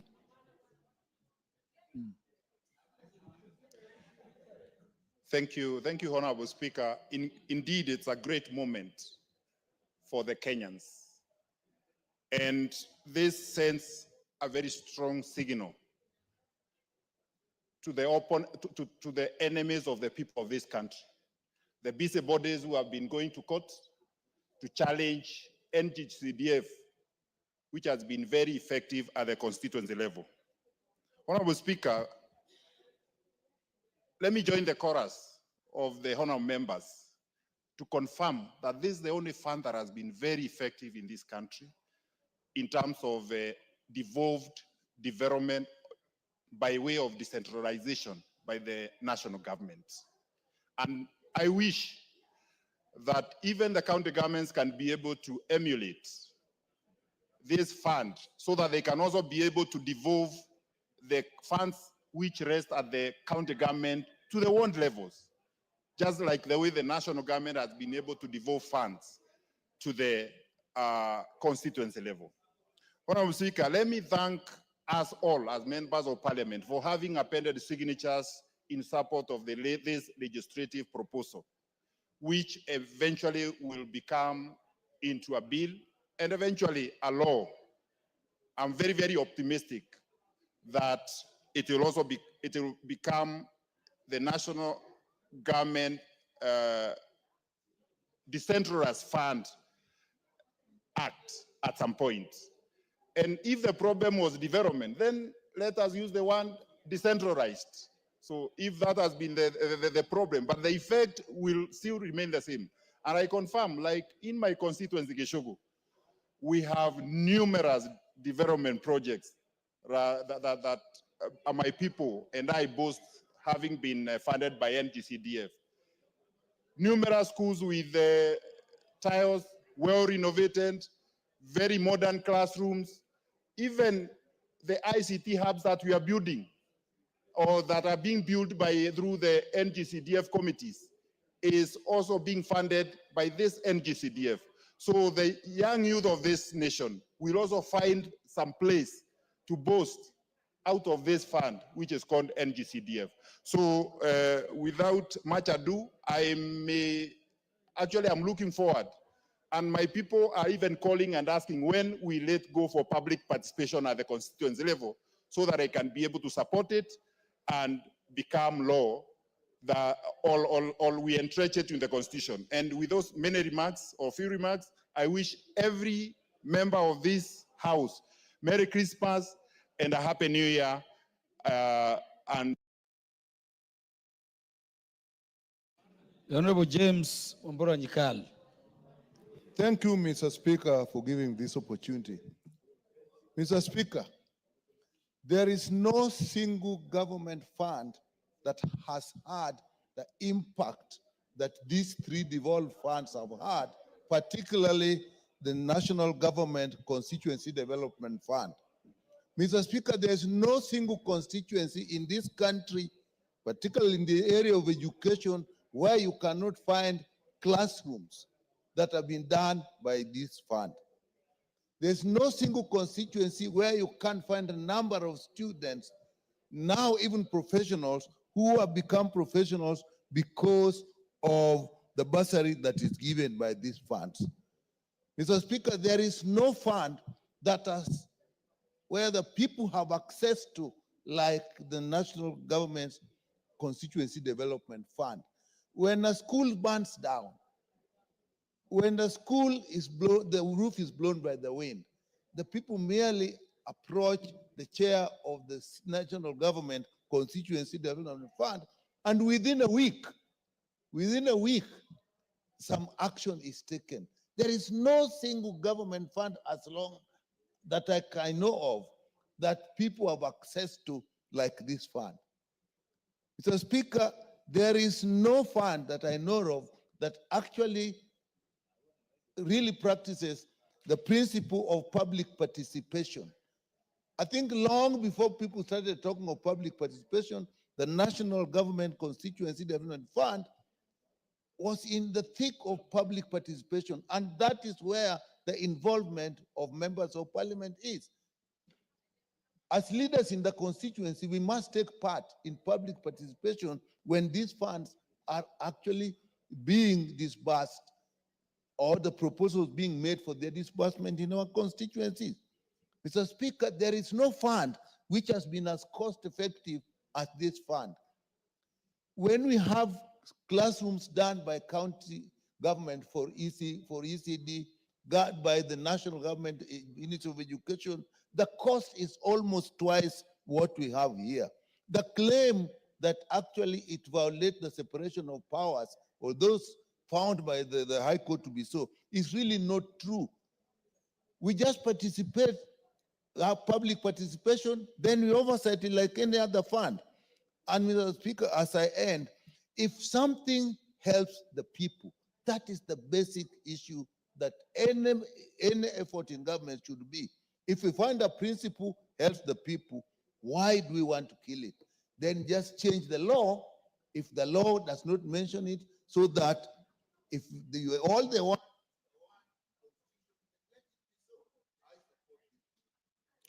The Honorable Karoli Omondi.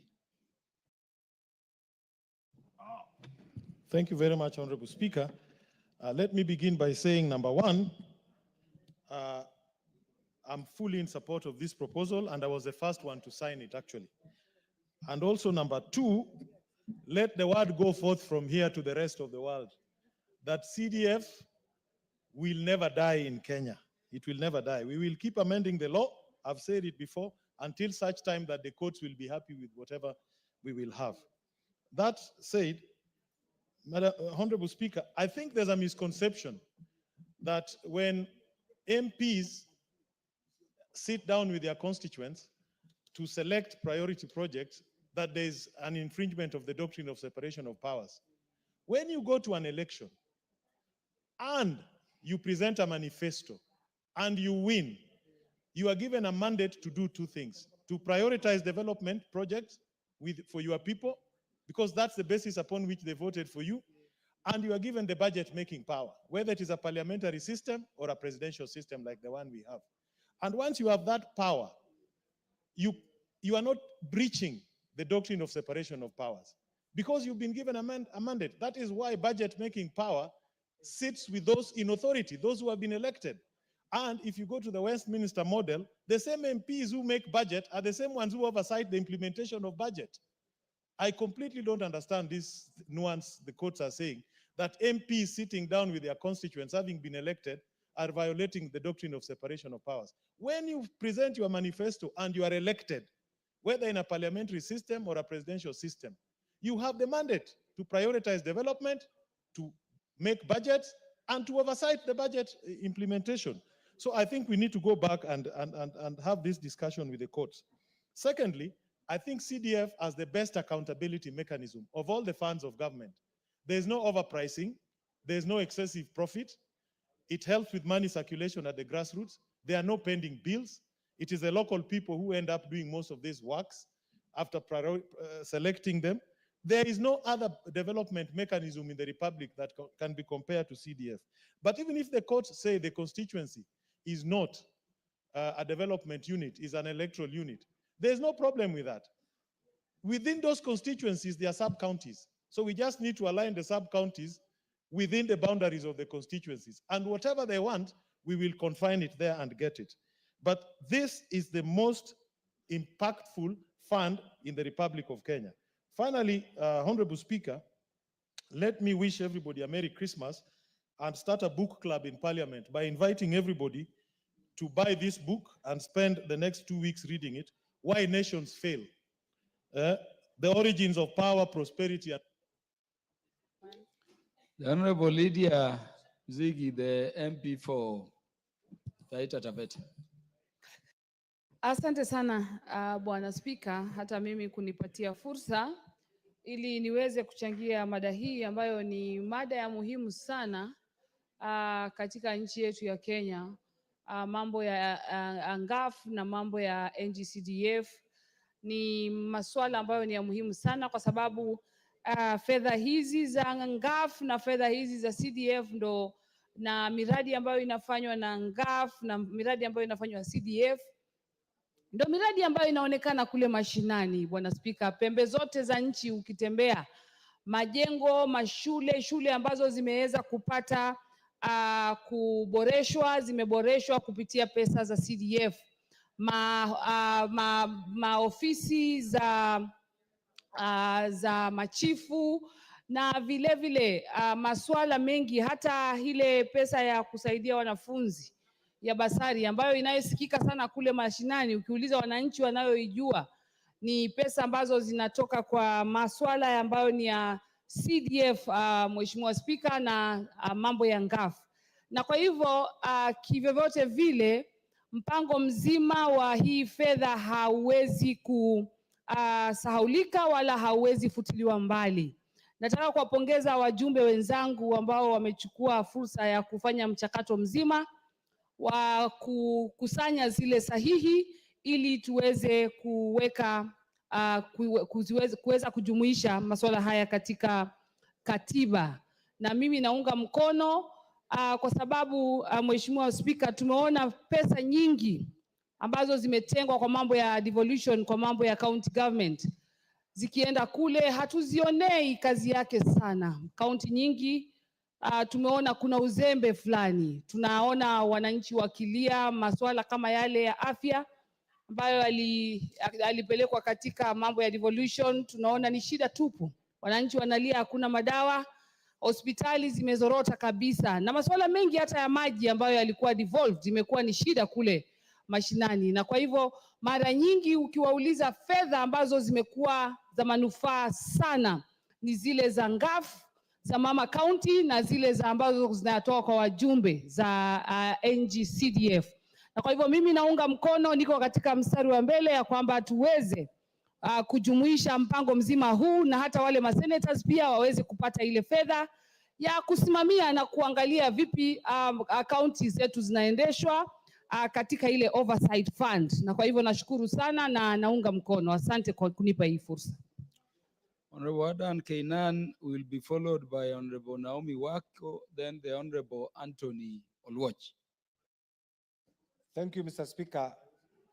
Mr. Speaker, the institution of CDF and the framers of that law have freed Parliament from the yoke of the office of the presidency and from the yoke of marginalization, Madam Speaker, generally by the members of the executive. Mr. Speaker, before we enacted NCDF, the member of Parliament was a pauper. The member of Parliament was the most disadvantaged. The member of Parliament was not respected. The member of Parliament was not part of the national development agenda.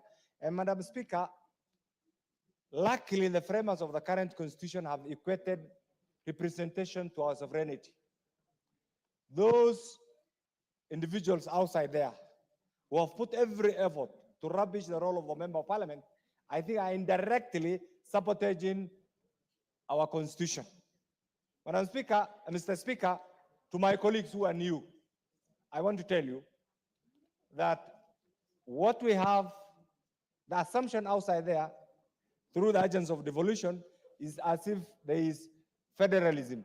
What we have is an economic devolution. An economic devolution means bringing resources to the grassroots. But that has been abused. Mr. Speaker, historically, where I come from, I've represented two constituencies, Wajir West and Eldas. When I was first elected as a member of Parliament for Wajir West as a young legislator, Wajir West was the only constituency in the history of Kenya without a single secondary school, Mr. Speaker. Mr. Speaker, having been there for a decade plus, I left that constituency with so many secondary schools, so many primary schools, and so many other institutions, courtesy of CDF. Today, if our government was to do a thorough, formative, and summative investigation on the projects on the ground, I can tell you the only projects that are visible are the CDF-sponsored projects, CDF-implemented projects. So you, as a member of Parliament, you should have no apologies whatsoever for standing firm with CDF. But I also want to believe with you, let's allow our senators to get a Senate oversight fund, because there's so much resources that has been devolved through devolution. Please, let's kill this issue of jurisdictional competition between the Senate and the National Assembly. Mr. Speaker, I will be in the forefront and ensuring that our senators get resources to oversight the billions that have been allocated to the county government, Mr. Speaker. Mr. Speaker, the issue of NGAF, our ladies also they play a critical role in our development agenda. I want us just to think out of the box. Out of the budget of 3 trillion, why not allow a percentage of 10%, 15% through these processes so that the elected leaders also.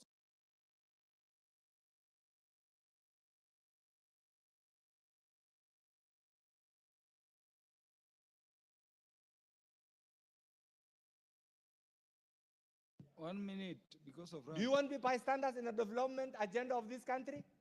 Do you want to watch other people and remain aloof in the implementation? How will you implement your development agenda? You have been elected on a platform. You went to the grassroots, and you know the most difficult job, the most sought after, is to be elected a member of parliament. You have no apologies to make. Let's entrench this in the constitution and to the courts. Don't get involved in legislation. Let your role be neutral arbiters in interpreting the law as it is. Don't take sides.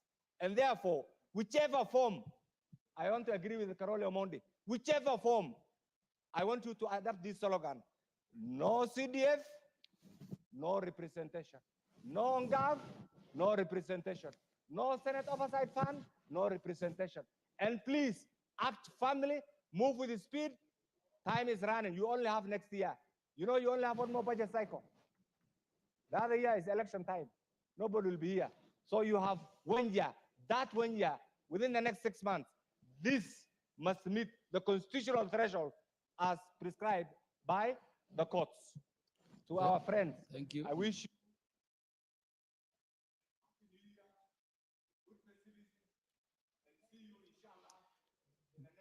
The Honorable Naomi Wako.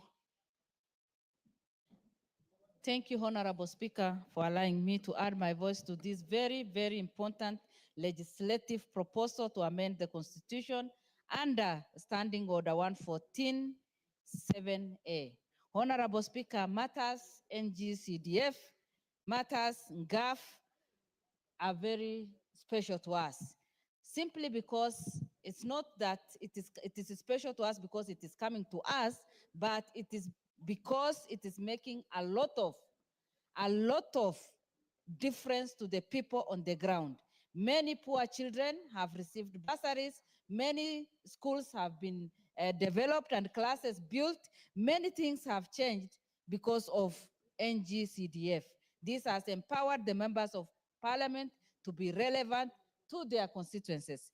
Honorable Speaker, when it comes to NGAF, the women leaders who are here, women representatives who are the county MPs, receive only 7 million point something per constituency to make that difference.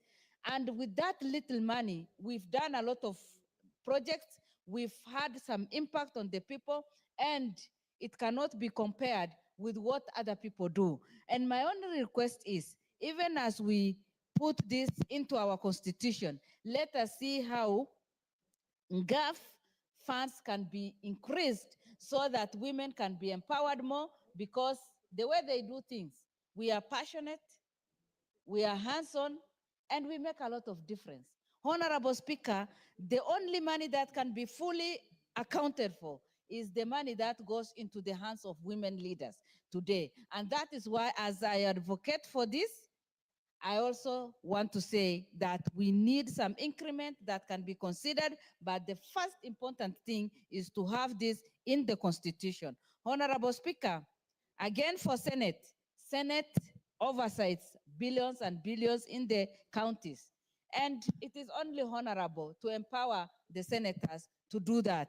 With those few remarks, I wish everybody Merry Christmas, and also thank everyone, every member of parliament here, for all the support they have given us as leaders and for all the business that we have transacted.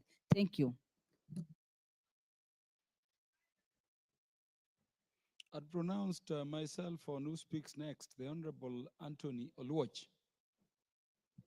Thank you very much, Honorable Speaker. Let me lend my support to this proposal to entrench NGCDF into the Constitution, taking into account that the recent court's pronouncement is such that by June of 2027, the current NGCDF will cease to act. Apparently, the court did not take into account the collapse that would occur and the void that would ensue as a result of the expiry of CDF if we did not either amend or entrench these in the Constitution. Luckily, Honorable Speaker, if we do entrench these in the Constitution, we will be following one of the edicts of the court when it decided in the BBI case, when it said that there is no such thing as unconstitutional constitutional provision. And so I support that we put this in the Constitution so that we then now find what excuse the court will have, or the activists, or the counties, to want to say that the Constituency Development Fund is unconstitutional. But let us reflect back, Honorable Speaker, on what the CDF or NGCDF is a victim of. In my view, the NGCDF is a victim of central government bureaucrats. When we passed the Constitution 2010, we intended to devolve funds down to the lowest unit. The lowest unit currently, as we know, is the constituency. And I want to disagree with the court that the constituency is not a unit of development. The units of development are down from the national government. They go to the sub-counties. If you want to call it constituency, so be it. If you want to call it sub-county, but it is a unit of development. You can only go lower, which does not exist now, is at the ward level. The governments don't recognize it. I mean, the county governments don't recognize it. And so the unit that we know of that is the lowest is the sub-county and the constituency. Honorable Speaker, the CDF is also a victim of county government. The court cases that have been sponsored, not only against CDF, but also against RLMF, is sponsored by the counties themselves. There is a misnomer among county governors that money taken away from CDF would result into more money into the counties. This is a fallacy. The Constitution divides money between the national and the county government. And this money, if taken away from CDF, would still remain centralized among CDF. So it is among other reasons, Honorable Speaker, that I support that we entrench these into the Constitution and put this matter to rest once and for all. I support. The Honorable Alice Nganga will be followed by Honorable Mwashako, then the Honorable Peter Selassie. Thank you, Honorable Speaker. Just the other day, I did a research on the impact CDF has at the grassroots level. And the finding was that it is the only project that is felt every corner of this, from every corner of this nation. Honorable Speaker, whether you go to Busia, whether you go to Taita Taveta, whether you go to Tana River, or whether you go to Nandi, the only project you see as you're passing by, it will be this NGCDF project. When you hear, and I have never understood why people, what is working, and especially it is working, why do people want to change those things that are working? And those ones that are not working is what they want them to remain. If you look across everywhere you go, from the tiniest project to the biggest project, they are NGCDF. And Honorable Speaker, when I was doing that research, why these projects are very important to the citizens of Kenya is because of public participation. And once you go, before even you identify the project that you want to undertake, it is the community that tells you in this region or in this village or in this sub-county, we need this and that. So when the NGCDF committee goes forward to implement that project, that's why it has the significant or a lot of impact in that area. What I would say, moving forward, we have been told we do public participation. Every ruling is telling us to do public participation. I also would want to request the judiciary, also before they do their ruling, they also do a public participation. Because if they have done public participation, or if they have visited various constituencies, various locations, they will realize the first thing you are welcomed with is NGCDF project, whether either you are educating children through their secondary school or their tertiary or colleges or universities, they use the CDF money. Honorable Speaker, whether it is in the sector of security, it is NGCDF that comes out very strongly. They put infrastructure, like I have put a modern one in my constituency, a place called Goigwa. And you see, immediately you implement that project, the level of insecurity goes down. So what I would want to say is we respect the NGCDF, we support it, and I want to thank Honorable Chepkonga because of taking us through this process and through this motion and not giving up, because this is not the first time we are discussing NGCDF. We have discussed it so many times when the ruling have been made at the judiciary. We will not tire because we represent the people of this nation and we know what is good for them. And we know NGCDF is working, and what is working, let it remain. Honorable Mashako. Asante Mheshimiwa Spika. Mheshimiwa Spika, nasimama pia kuchangia mswada huu kwamba hazina ya kitaifa ya maeneo bunge iweze kuingizwa kabisa ndani ya katiba yetu ya Kenya. Mheshimiwa Spika, ni jambo la kutia moyo wakati wananchi kule mashinani wanavyojivunia vipi CDF inavyochangia katika maendeleo ya maeneo bunge. Mheshimiwa Spika, Mheshimiwa Spika, ikumbukwe kwamba Kenya yetu imekuwa na sehemu ambazo zimebobea kwa maendeleo. Kenya yetu imekuwa na sehemu ambazo zilibaki nyuma tangu tulipopata uhuru mwaka wa 63. Mheshimiwa Spika, kama unakumbuka kuna mswada ulikuja hapa bunge mwaka wa 65, ilikuwa inaitwa Sessional Paper of 1965, ambayo iligawanya Kenya vipande viwili. Ikagawanya kipande kimoja, ikasema ni kipande ambacho kina manufaa, basi Kenya ama serikali ya kitaifa iwekeze, na ikagawanya kipande chengine ikawa kwamba ni kipande ambacho si cha faida sana, ambacho kikaweza kubaki nyuma kwa miaka mingi. Mheshimiwa Spika, ingelikuwa kwamba mfumo ambao unatumika kwa hazina ya ambayo inajulikana kama CDF ingekuwa ndio mfumo unaotumika hata kugawanya pesa ambazo zinaenda kuchangia mambo ya barabara, unaoenda kuangazia mambo ya maji, unaoenda kuangazia mambo yote, hata ile pesa inaenda kwa elimu katika nchi yetu. Mheshimiwa Spika, basi Kenya yote ingekuwa basi imeendelea kwa sawa, hatungekuwa na maeneo ambayo yamebaki nyuma. So Mheshimiwa Spika, mimi niseme kwamba hii hazina ya CDF inatakikana sana ichungwe, na si ichungwe tu na wabunge, hata serikali ya kitaifa yatakana ijue kwamba hii ndio hazina peke yake ambayo inafikia mwananchi wa kule mashinani kabisa. Mheshimiwa Spika, Mheshimiwa Spika, niseme tena kwamba pesa hizi za CDF leo hii zinasomesha watoto ambao hawangekuwa wameweza kwenda shule. Mheshimiwa Spika, na sababu decisions ama maamuzi yanafanyika kule mashinani, basi Mheshimiwa Spika, wanaweza kufikia wale maskini hohehahe ambao hawangeweza kufanikiwa na ndoto zao za elimu. Mheshimiwa Spika, kwa hivyo Mheshimiwa Spika, niseme tena kile ambacho kinatia moyo sana Mheshimiwa Spika, hazina ile ya CDF 6% peke yake ndio inatumika kugharamia mishahara na kugharamia zile allowances za ile kamati ambayo inasimamia. Ingekuwa basi hata magatuzi yetu, hii devolution, ingekuwa kaunti zetu basi zimewekewa asilimia ya chini namna hiyo ya kugharamia mishahara na zile marupurupu, basi tungeona maendeleo yanafanywa na kaunti zetu. Mheshimiwa Spika, kwa hivyo tuseme tu sisi kama wabunge na Kenya nzima tu support ama tuunge mkono swala hili, ili hata hazina pesa za maji, za barabara, za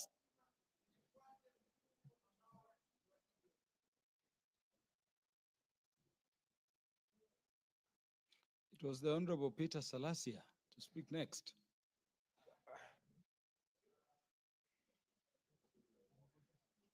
Speaker, okay. Thank you so much. Mr. Speaker, I want to stand in support of this motion supported by Honorable Member Honorable Chepkonga. And I want to thank him because of the seriousness he has shown in terms of mobilizing the number of the people to support it. And that is why I've said that I have to be here until we finish up this motion. The reason why I do support the CDF is because with the CDF, it is strengthening us. It has given us, even the House, to have more powers to oversight the executive. I think because of the CDF, we will not even be found ourselves to go to the State House to seek for development. We'll be here and even criticize the government when we have seen they have made any mistake without fear of not being being selective when it comes to giving up development. You look at and I want to thank they come up with the social media. The members of parliament, they're doing a lot of work, but it's only that some of them, they are not on social media. And that is why some of the Kenyans cannot understand the work that they are doing in their previous and their constituencies. But I'm happy that right now the members of this nation have now noted the importance of the CDF funds. And you look at the presentation of Honorable Member Chepkonga, he has said that there's no any member of parliament who works with those checkbooks. So when you realize that they are saying that we are also deliberating on micromanaging the CDF, it becomes a double stand. You look at how the CDF has been made, it's being operated by the 7 members of the committee. And this is something that Kenyans need to understand and know why the CDF with only 38 billion, you can see across the country, you can see a lot of work compared to the 380 billion going to the counties. And that is why we really need now to go and look at why the counties are having a lot of problems in terms of service delivery is because of the wage bill. You look at the CDF, they do not have the wage bill problems. Only the 7 members which are entitled to the allowances and with the maximum number of the meetings they have to meet. So we want also to call upon the Senate or whoever is in charge about the counties, because the counties, the wage bill all the way from the community village administrator, ward, all the way sub-county or chief officer, and we find that the wage bill is taking about 70 or 60% of the entire budget. So we must look at how the counties can reduce their budget so that our people can continue to get the development. Lastly, maybe Speaker, is just also to ask on the issue of the roads, that even how the roads are being, the way my Honorable Member Wanjala has contributed. Thank you, Honorable Salasia. The Honorable Joanna Ngeno will be followed by Honorable Mary Emase, then Honorable Paul Mwirigi, Honorable Robert Basil, and Honorable Thuku Kwenya, in that order. Thank you, Mr. Speaker. Honorable for Joanna allowing me- Ngeno came here before you.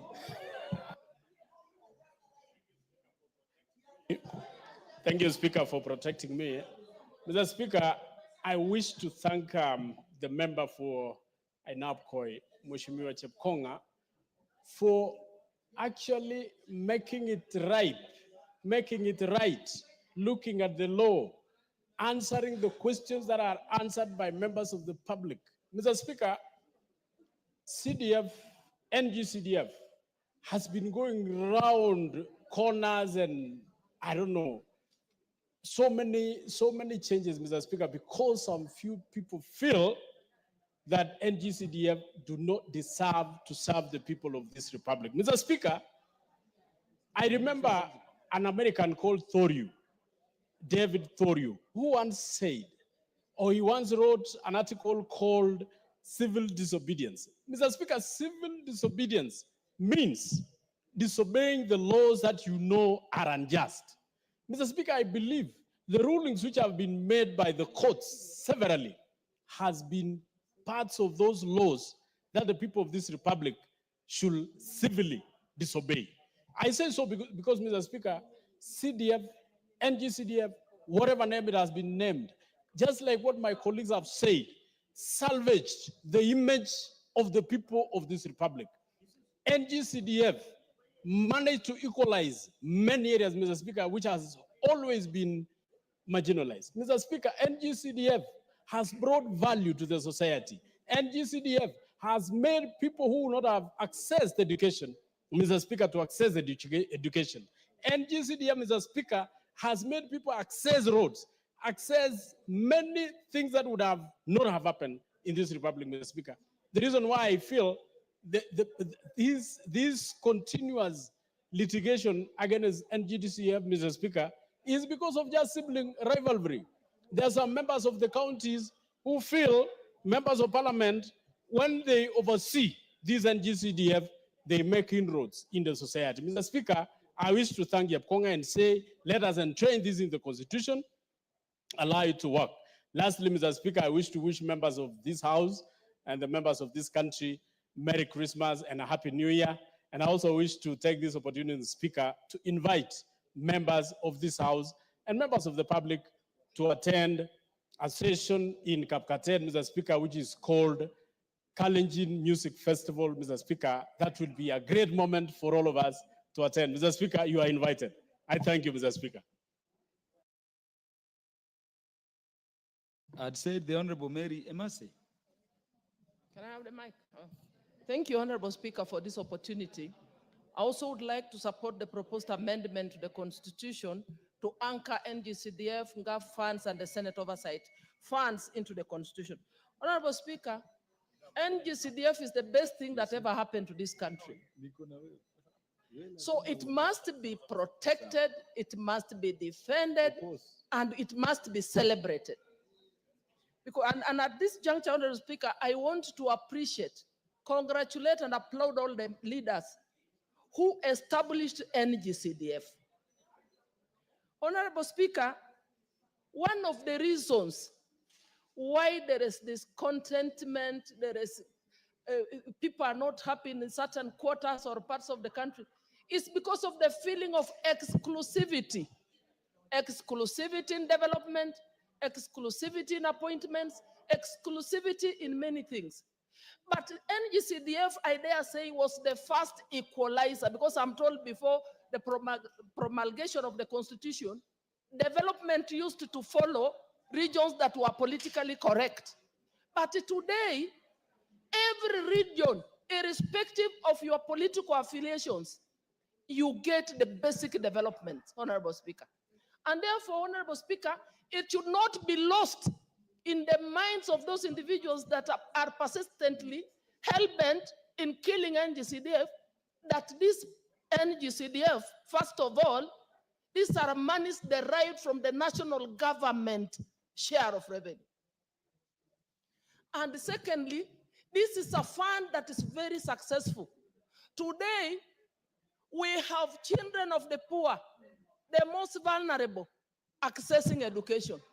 Today, Honorable Speaker, we are able to build school infrastructure, buses for schools, dining halls or multipurpose halls, administration blocks, name them, across the country, courtesy NGCDF.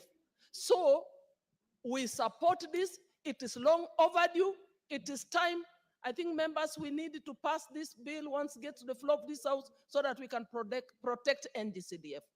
And also, we must continue to demystify the notion that NGCDF is managed by members of parliament. We only guide. It is managed by an independent body of the NGCDF board, and we only guide them as they implement the projects. Thank you, Honorable Speaker. I support the amendment.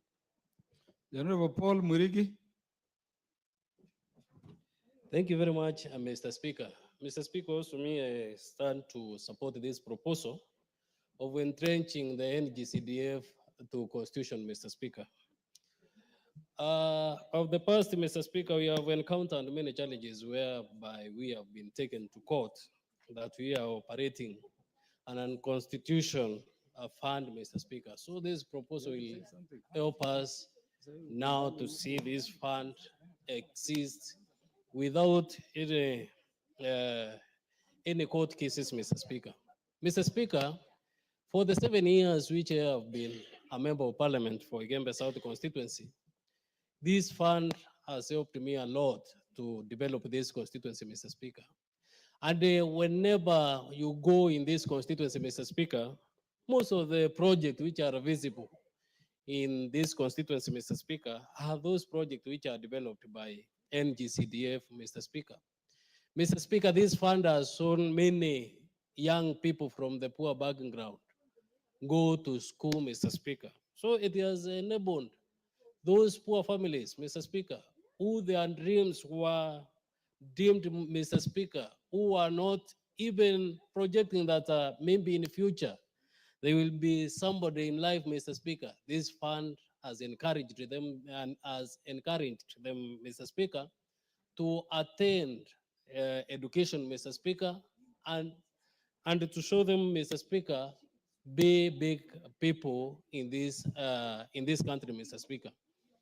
Also, Mr. Speaker, this is one of the fund which exposes the constituent or the public, Mr. Speaker, to public participation, whereby they participate to see what development they want be done in their various areas, Mr. Speaker.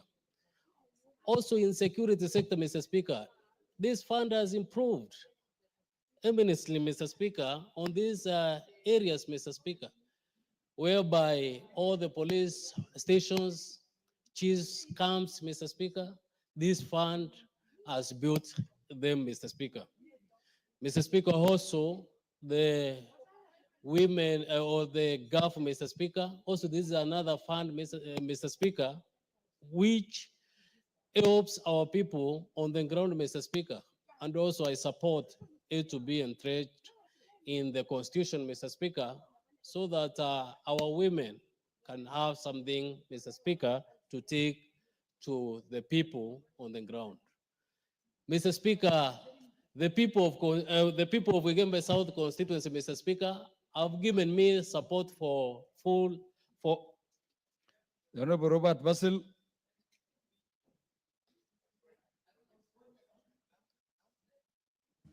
Or is Honorable Kwenya? I came before Duku, but I thought. Well, you'll speak after him. You'll speak after me. So thank you, Mr. Speaker. Allow me to add my voice to the members who have spoke before me on the legislative proposal to entrench NCDF in the Constitution, Mr. Speaker. From onset, Mr. Speaker, those who are before or who are in school before the NGCDF was crafted can attest to you that NGCDF has done a tremendous work in bridging the gap on education matters, Mr. Speaker. And the judges who coached away the NGCDF don't seem to understand how NGCDF operates or how it works. And I want to call them, or any Kenyan who is a patriot, to really understand that NGCDF is a very essential kitty which we can't take away from this particular, or from our country. Mr. Speaker, if you recall very well, NGCDF has actually bridged the development gap, Mr. Speaker, across the country. Mr. Speaker, before NGCDF, our parents were overburdened by Arambis, Mr. Speaker. And considering that our budget is not itemized, Mr. Speaker, NGCDF is the only kitty that brings equity on matters with education, matters with security, and other activities that are done by NGCDF, Mr. Speaker. Importantly, our country needs to attain SDG 4, which talks of inclusivity and equity in terms of quality education, Mr. Speaker, and NGCDF will support Kenya to achieve or attain SDG 4 on education. Mr. Speaker, we have something called sphere standards, which you recall for quality education, Mr. Speaker. Without NGCDF, Kenya will fall below in terms of attaining the requirements of sphere standards, which are global measures or global units that guide issues with education, among other issues within our facets of the economy. So, Mr. Speaker, lastly, we talk of gap. Issue to do with equality when it comes to closing the gender gap cannot be attained when we don't have gap. So, Mr. Speaker, anyone who means well for this country should allow us to entrench NGCDF, GAF, and Senate Oversight Fund within the Constitution. Thank you, Mr. Speaker. I support.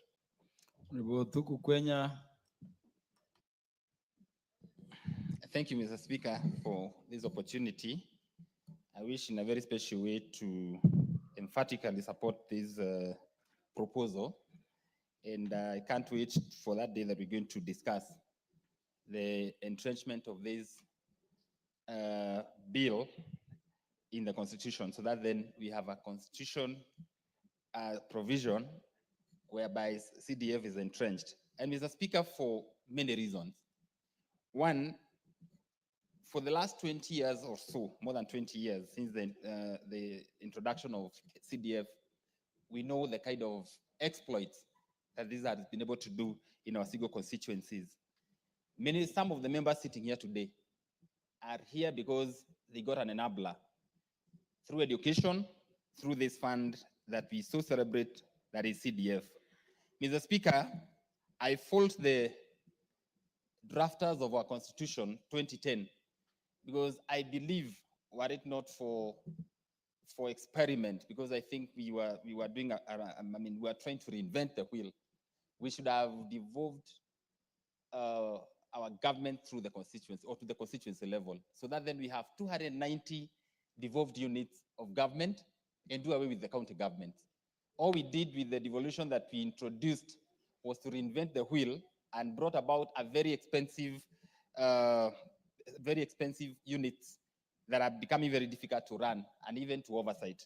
And Mr. Speaker, I think we also get some constitutional moment whereby then we should think of disbanding of the county government and having these units as constituencies, because they turned out to be the most efficient. Constituencies are very efficient. We only spend 6% of the fund on management of the same. And therefore, Mr. Speaker, because of time, I just want to say that CDF is here to stay, and no court of its good standing should pronounce this as unconstitutional, because what is of public interest should be given first preference.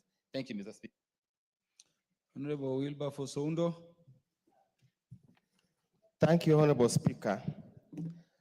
Let me stand and go on record to support my colleagues for bringing this constitutional amendment to entrench the NGCDF plus everything else indicated here, Senate oversight plus NGAF. Honorable Speaker, Article 6.3 of the Constitution compels state organs, and that means the government, to reasonable access to services all parts of the country. Secondly, Honorable Speaker, Article 43 has a list of economic and social rights that have literally been met by NGCDF. Honorable Speaker, I happened to be in court on the day of the ruling, and it was a very sad day. Sad day that a bench of court of Kenyans, not foreigners, and that has done nothing. Let us say it has done nothing, or what it has done, it's illegal or unlawful. Honorable Speaker, I forgave them, because the Lord, in the Bible it says, forgive 70 times 70 times. But if I had a way, I would not have forgiven them. Honorable Speaker, the fallacy that a constituency is not a unit of service delivery flies in the face of Article 6.3 of the Constitution. Kenyans live in constituencies. Kenyans do not live in the counties. The counties are just amalgamation of the constituencies. Kenyans who live in those constituencies deserve services. And the services that they deserve are both for the county government and those of the national government. So to say the national government cannot use any other system to take services to the grassroots is literally unfair and a fallacy. Honorable Speaker, actually the truth of the matter, CDF should be tied to the members of parliament. Why do I say so? It's a poisoned chalice to a member of parliament. You mess up with the CDF, the electors will teach you a lesson. You do well with the CDF, electors will for sure give you another term. So a member of parliament is in immortal fear of being kicked out if he messes up CDF. And that's why the impact of CDF has been more noticeable than anything else. So, Honorable Speaker, I signed and I will continue to advocate for CDF and not tell Kenyans, CDF is going nowhere. Don't be afraid, relax, we'll sort these things out. Thank you, Honorable Speaker. Honorable John Kawanjiku.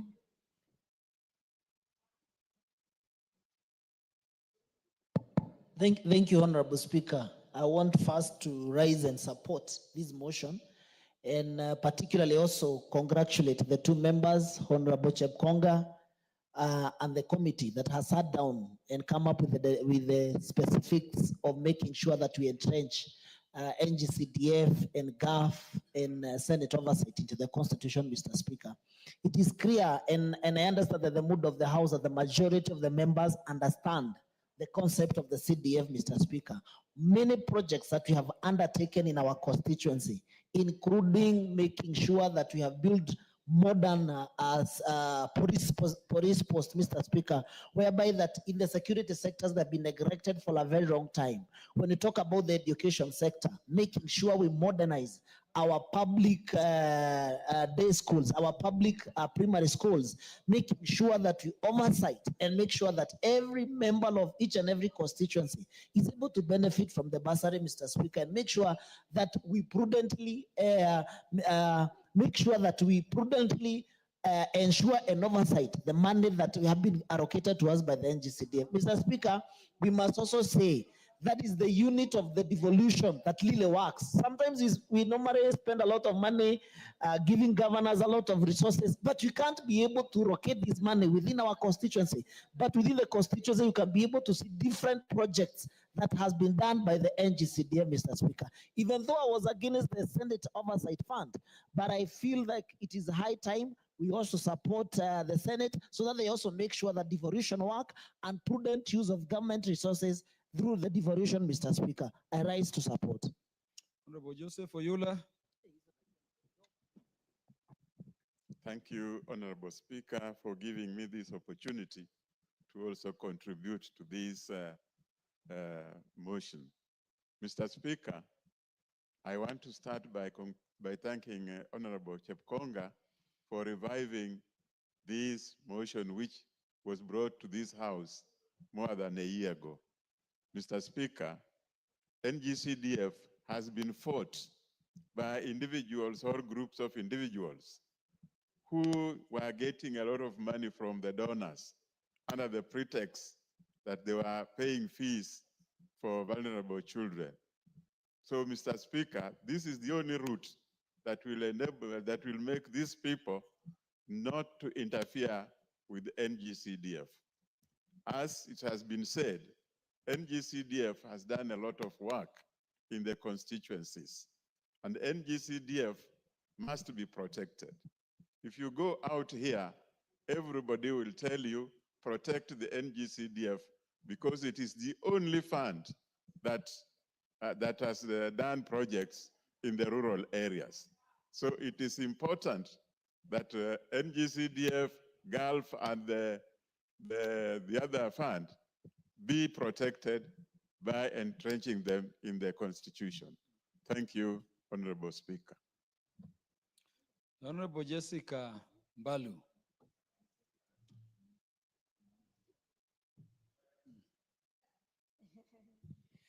Thank you, Honorable Speaker, for giving this opportunity to add my voice in support of the legislative proposal to entrench the NGCDF, the GAF, and the Senator's oversight into the Constitution.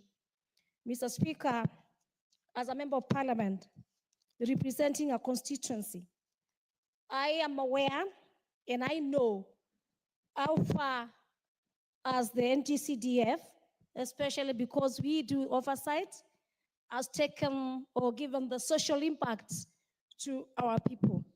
Mr. Speaker, this is only a fund that is visible on the ground. And Mr. Speaker, being a national government constituency development fund, as it is called, it is a list unit of development that goes to from the national government that goes to the constituencies and to the good people of the country of Kenya. Mr. Speaker, if you look at some of the benefits that we get, for example, the bursaries. Mr. Speaker, we know education is the cash crop of many places, like in my constituency, Kibwesi's constituency in Makueni County. Mr. Speaker, I've seen the social impact, the benefits that are gone to the students who have been able to benefit from the bursaries. When I'm going around doing my oversight, Mr. Speaker, I find parents shedding tears because of the little money, that much money, that a lot of money to them that they get as bursaries, Mr. Speaker, to pay.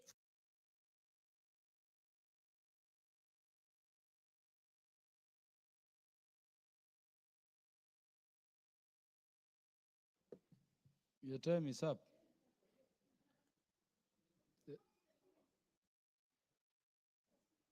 The Honorable Jackson, give her 30 seconds.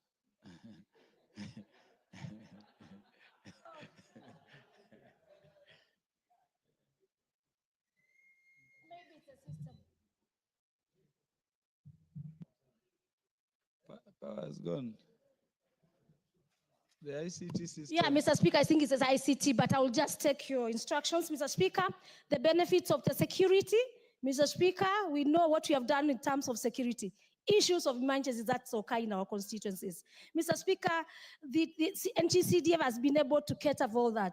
And so I want to say also, because we have the women reps in the House, Mr. Speaker, when they get gov money and when it is entrenched in the Constitution, Mr. Speaker, we'll be able to walk tall. And as most of us said, we want to promise Kenyans, we are the lawmakers, and we'll ensure that we entrench NCDF and make it constitutional as it is required even by the court. Mr. Speaker, with those few remarks, I want to thank you. And I'd said Bishop Jackson Kosgei. Thank you, Mr. Speaker. The Honorable First Bishop. of all, I wish to congratulate the Member of Parliament for bringing this constitutional amendment proposal on this fund. It has been said, shared prosperity in a nation enhances two important things. Number one is national pride for its citizens. Also, it brings about inclusiveness in the society, that everybody feels he belongs to that country. And one of the ways that brings this particular prosperity closer to every citizens in a closer and in a very inclusive way is through this system of funding, which touches on every constituency. Mr. Speaker, because of, I can see time is a bit short, I want to mention I have three reasons why. One, you cannot deny citizens a right they have enjoyed. That is the law. Two, the impact of this fund over the years, it has had an impact on the people and it can be seen. And finally, to entrench it in the Constitution, we will ring-fence it against those people who are overseers in trying to tell us what our Constitution says and ignoring the benefits of certain funds like this one, which has helped to spread devolution more closer to our people. Mr. Speaker, I support. Honorable Mulanya, Geoffrey. Thank you, Mr. Speaker, for giving me this opportunity to support this particular motion. Mr. Speaker, first, let me congratulate Honorable Chepkonga for bringing this motion so that we can amend the Constitution to entrench NGCDF in the Constitution. Mr. Speaker, when the court delivered its ruling and declared the NGCDF unconstitutional, I was surprised. But at the same time, when I analyzed further, I realized that the judges we have, there are people who are out of reality with the truth on the ground. Before NGCDF, this country, everybody was against of honor in Harambes to try and build schools. But you know that these judges are not participating in these Harambes, so they don't feel the pain people go through to build these schools. So, Mr. Speaker, I believe that instead of helping to develop our jurisprudence by stretching the law to the purpose and the need on the ground, they are trying to interpret the law as it is, which is really affecting the common person. I support this particular amendment. The Honorable Sabina Chege. Thank you, Mr. Speaker, and I want to join my colleagues in congratulating Honorable Cheponga and the team. Mr. Speaker, CDF has really brought development on the ground, and not forgetting GAF that we as women rep fought for, so that our women members of the county can be able to go to the ground and have an impact. Mr. Speaker, the issue of GAF, though not well, a lot of people speak about it, maybe because of the numbers. It has direct impact on our youth and our mothers. And so we would also, I hope that GAF is also going to be entrenched. But even as we say, we want the Senate oversight to be entrenched in the Constitution, Mr. Speaker, we need to have a look at it and see what really is the fund supposed or meant to be. Mr. Speaker, as I finish, I just want to say that as we break for Christmas, it has been a tough year for this parliament. We have had our lessons to learn. Mr. Speaker, as I want to wish every member of this House Merry Christmas and a Happy New Year, and the public at large, I want to urge that we keep peace and beg Kenyans, as your leaders come in, they are fighting for this CDF and GAF and all the funds for your benefit. Kindly allow them to work. We may differ in opinions, but allow your members to come to the ground and work together with you. Honorable Francis Igei, then Honorable Jematia.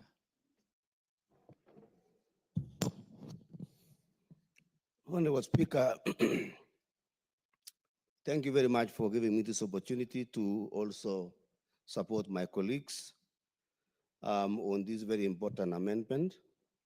But Mr. Speaker, I want to start by thanking the Honorable Cheponga, the MP of Ainabkoi, for coming up with this amendment proposal.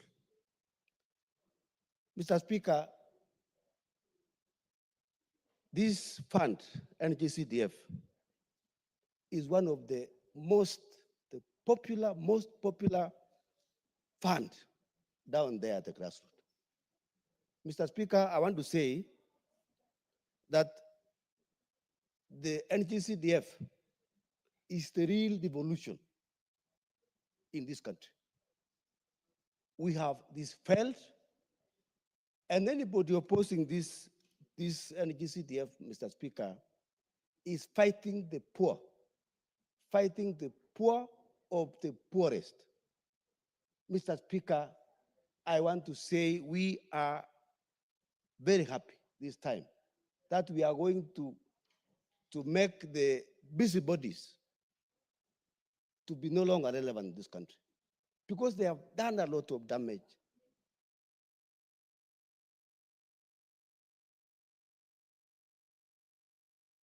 Honorable Jematia. Thank you, Mr. Speaker. I rise to support this motion on entrenchment in the Constitution on the county and constituency fund, but also I want to speak for NGAF. Mr. Speaker, I must say the proponents of the Constitution was misguided, because if you look at the funds that women rep get in the NGAF,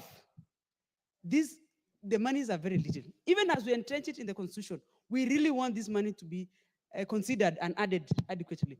Because, Mr. Speaker, I cannot be in charge of 6 constituencies and have 6 million per constituency, while my counterpart is probably up to 150. On all fairness, I am supposed to take care of women. Just imagine women emotionally. I am supposed to take care of youth. Who is a youth? Everyone in this country looks like a youth. I am supposed to take care of people with disability, with every specific difference. It is not possible for me to work in a whole county and use barely 1/8 of the money that I'm given. Even as we entrench in the Constitution, I want to ask that this money should be really considered and women should be given fair enough. Mr. Speaker, if you look at the work of women reps, we deal with emotions. We don't even deal with infrastructure. To deal with emotions is very almost impossible. So I want to say, as we entrench this, we want, because this money actually looks like it cannot make me die or it cannot make me survive. I actually, or live properly. So I just survive there. Lastly, I want to say Merry Christmas to all of us as we go for this. The Honorable Clive Giseiro. Thank you. Thank you, Honorable Speaker. The debate about the constitutionalization of NGCDF is long overdue. This is something that should have been done a long time ago, Honorable Speaker. This is the fund that touches every village in this country. This is the fund that educates the poor, builds infrastructure that can be seen, that outlive any parliamentary session. Honorable Speaker, this should not be fought by anyone. We should all support it because this is the only way we will continue having development that can be seen in the ground every year, because money that goes to the county is money meant to go to the pocket of a few. Honorable Speaker, I support. The Honorable Rab Mukami will be followed by the Honorable Paul Biego, then the Honorable Joseph Lelmegit, then the Honorable Timothy Toroitich in 1 minute each. Thank you, Honorable Speaker, for giving me this chance. Honorable Speaker, I want to congratulate the Honorable Member for bringing this amendment, especially for GAF money. And I want to support my colleagues that as women rep, we need more money to empower women, because you know when you empower women, you empower the society. I also want to support the NCDF money, because when you go on the ground, you'll see many projects you see there. It is NCDF who are doing the classes and other projects. Even chiefs, police posts, they are the ones who are normally doing good work. So we can feel the impact on the ground. The other thing I want to thank our president. I remember there was a time I had requested him that we want.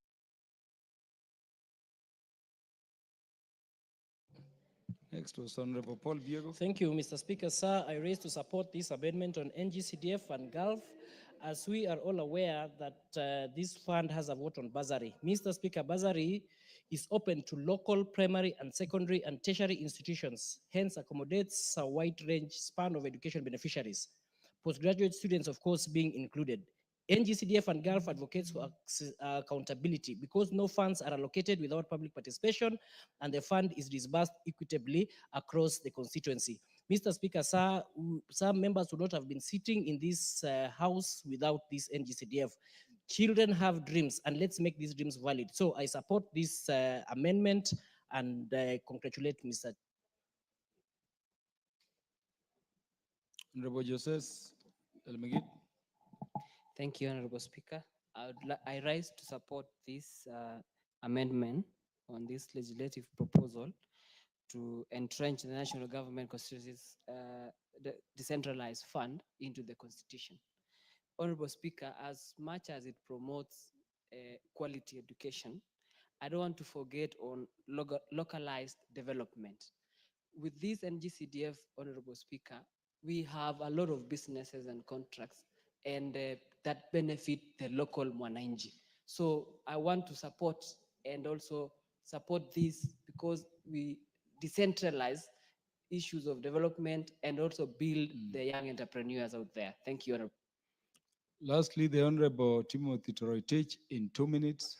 Honorable Speaker, I rise to support the anchoring of the NGCDF fund and GAF in the Constitution. Honorable Speaker, because once it is entrenched, the court cannot declare the Constitution of Kenya unconstitutional. Honorable Speaker, what I oppose is anchoring Senate Oversight Fund in the Constitution.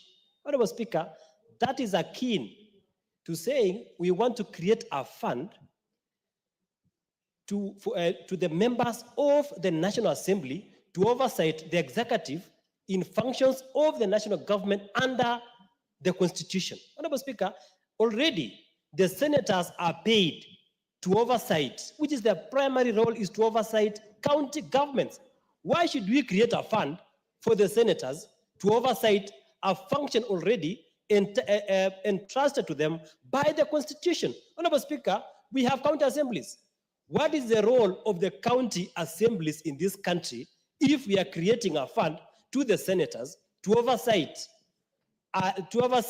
devolution or to oversight the county governments? Honorable Speaker, I only support the anchorage in respect to the NGCDF and the NGAF. For the Senate, Honorable Speaker, county assembly is enough.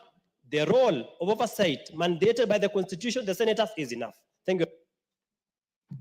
The time has been short, honorable members, for us to adequately speak to the matter, but as and when it matures, we will have all the time to debate it. Let me, on behalf of the Speaker and on behalf of the leadership of Parliament, commend you and thank all of you for the very active engagement we have had this session. As you go home, enjoy your Christmas. Let us be upstanding, honorable members. Honorable members, the time being 7:07 p.m., this House stands adjourned until Tuesday, the 11th day of February, 2025. I will repeat. Honorable members, and the time being 7:07 p.m., this House stands adjourned until Tuesday, the 11th day of February, 2025 at 2:30 p.m.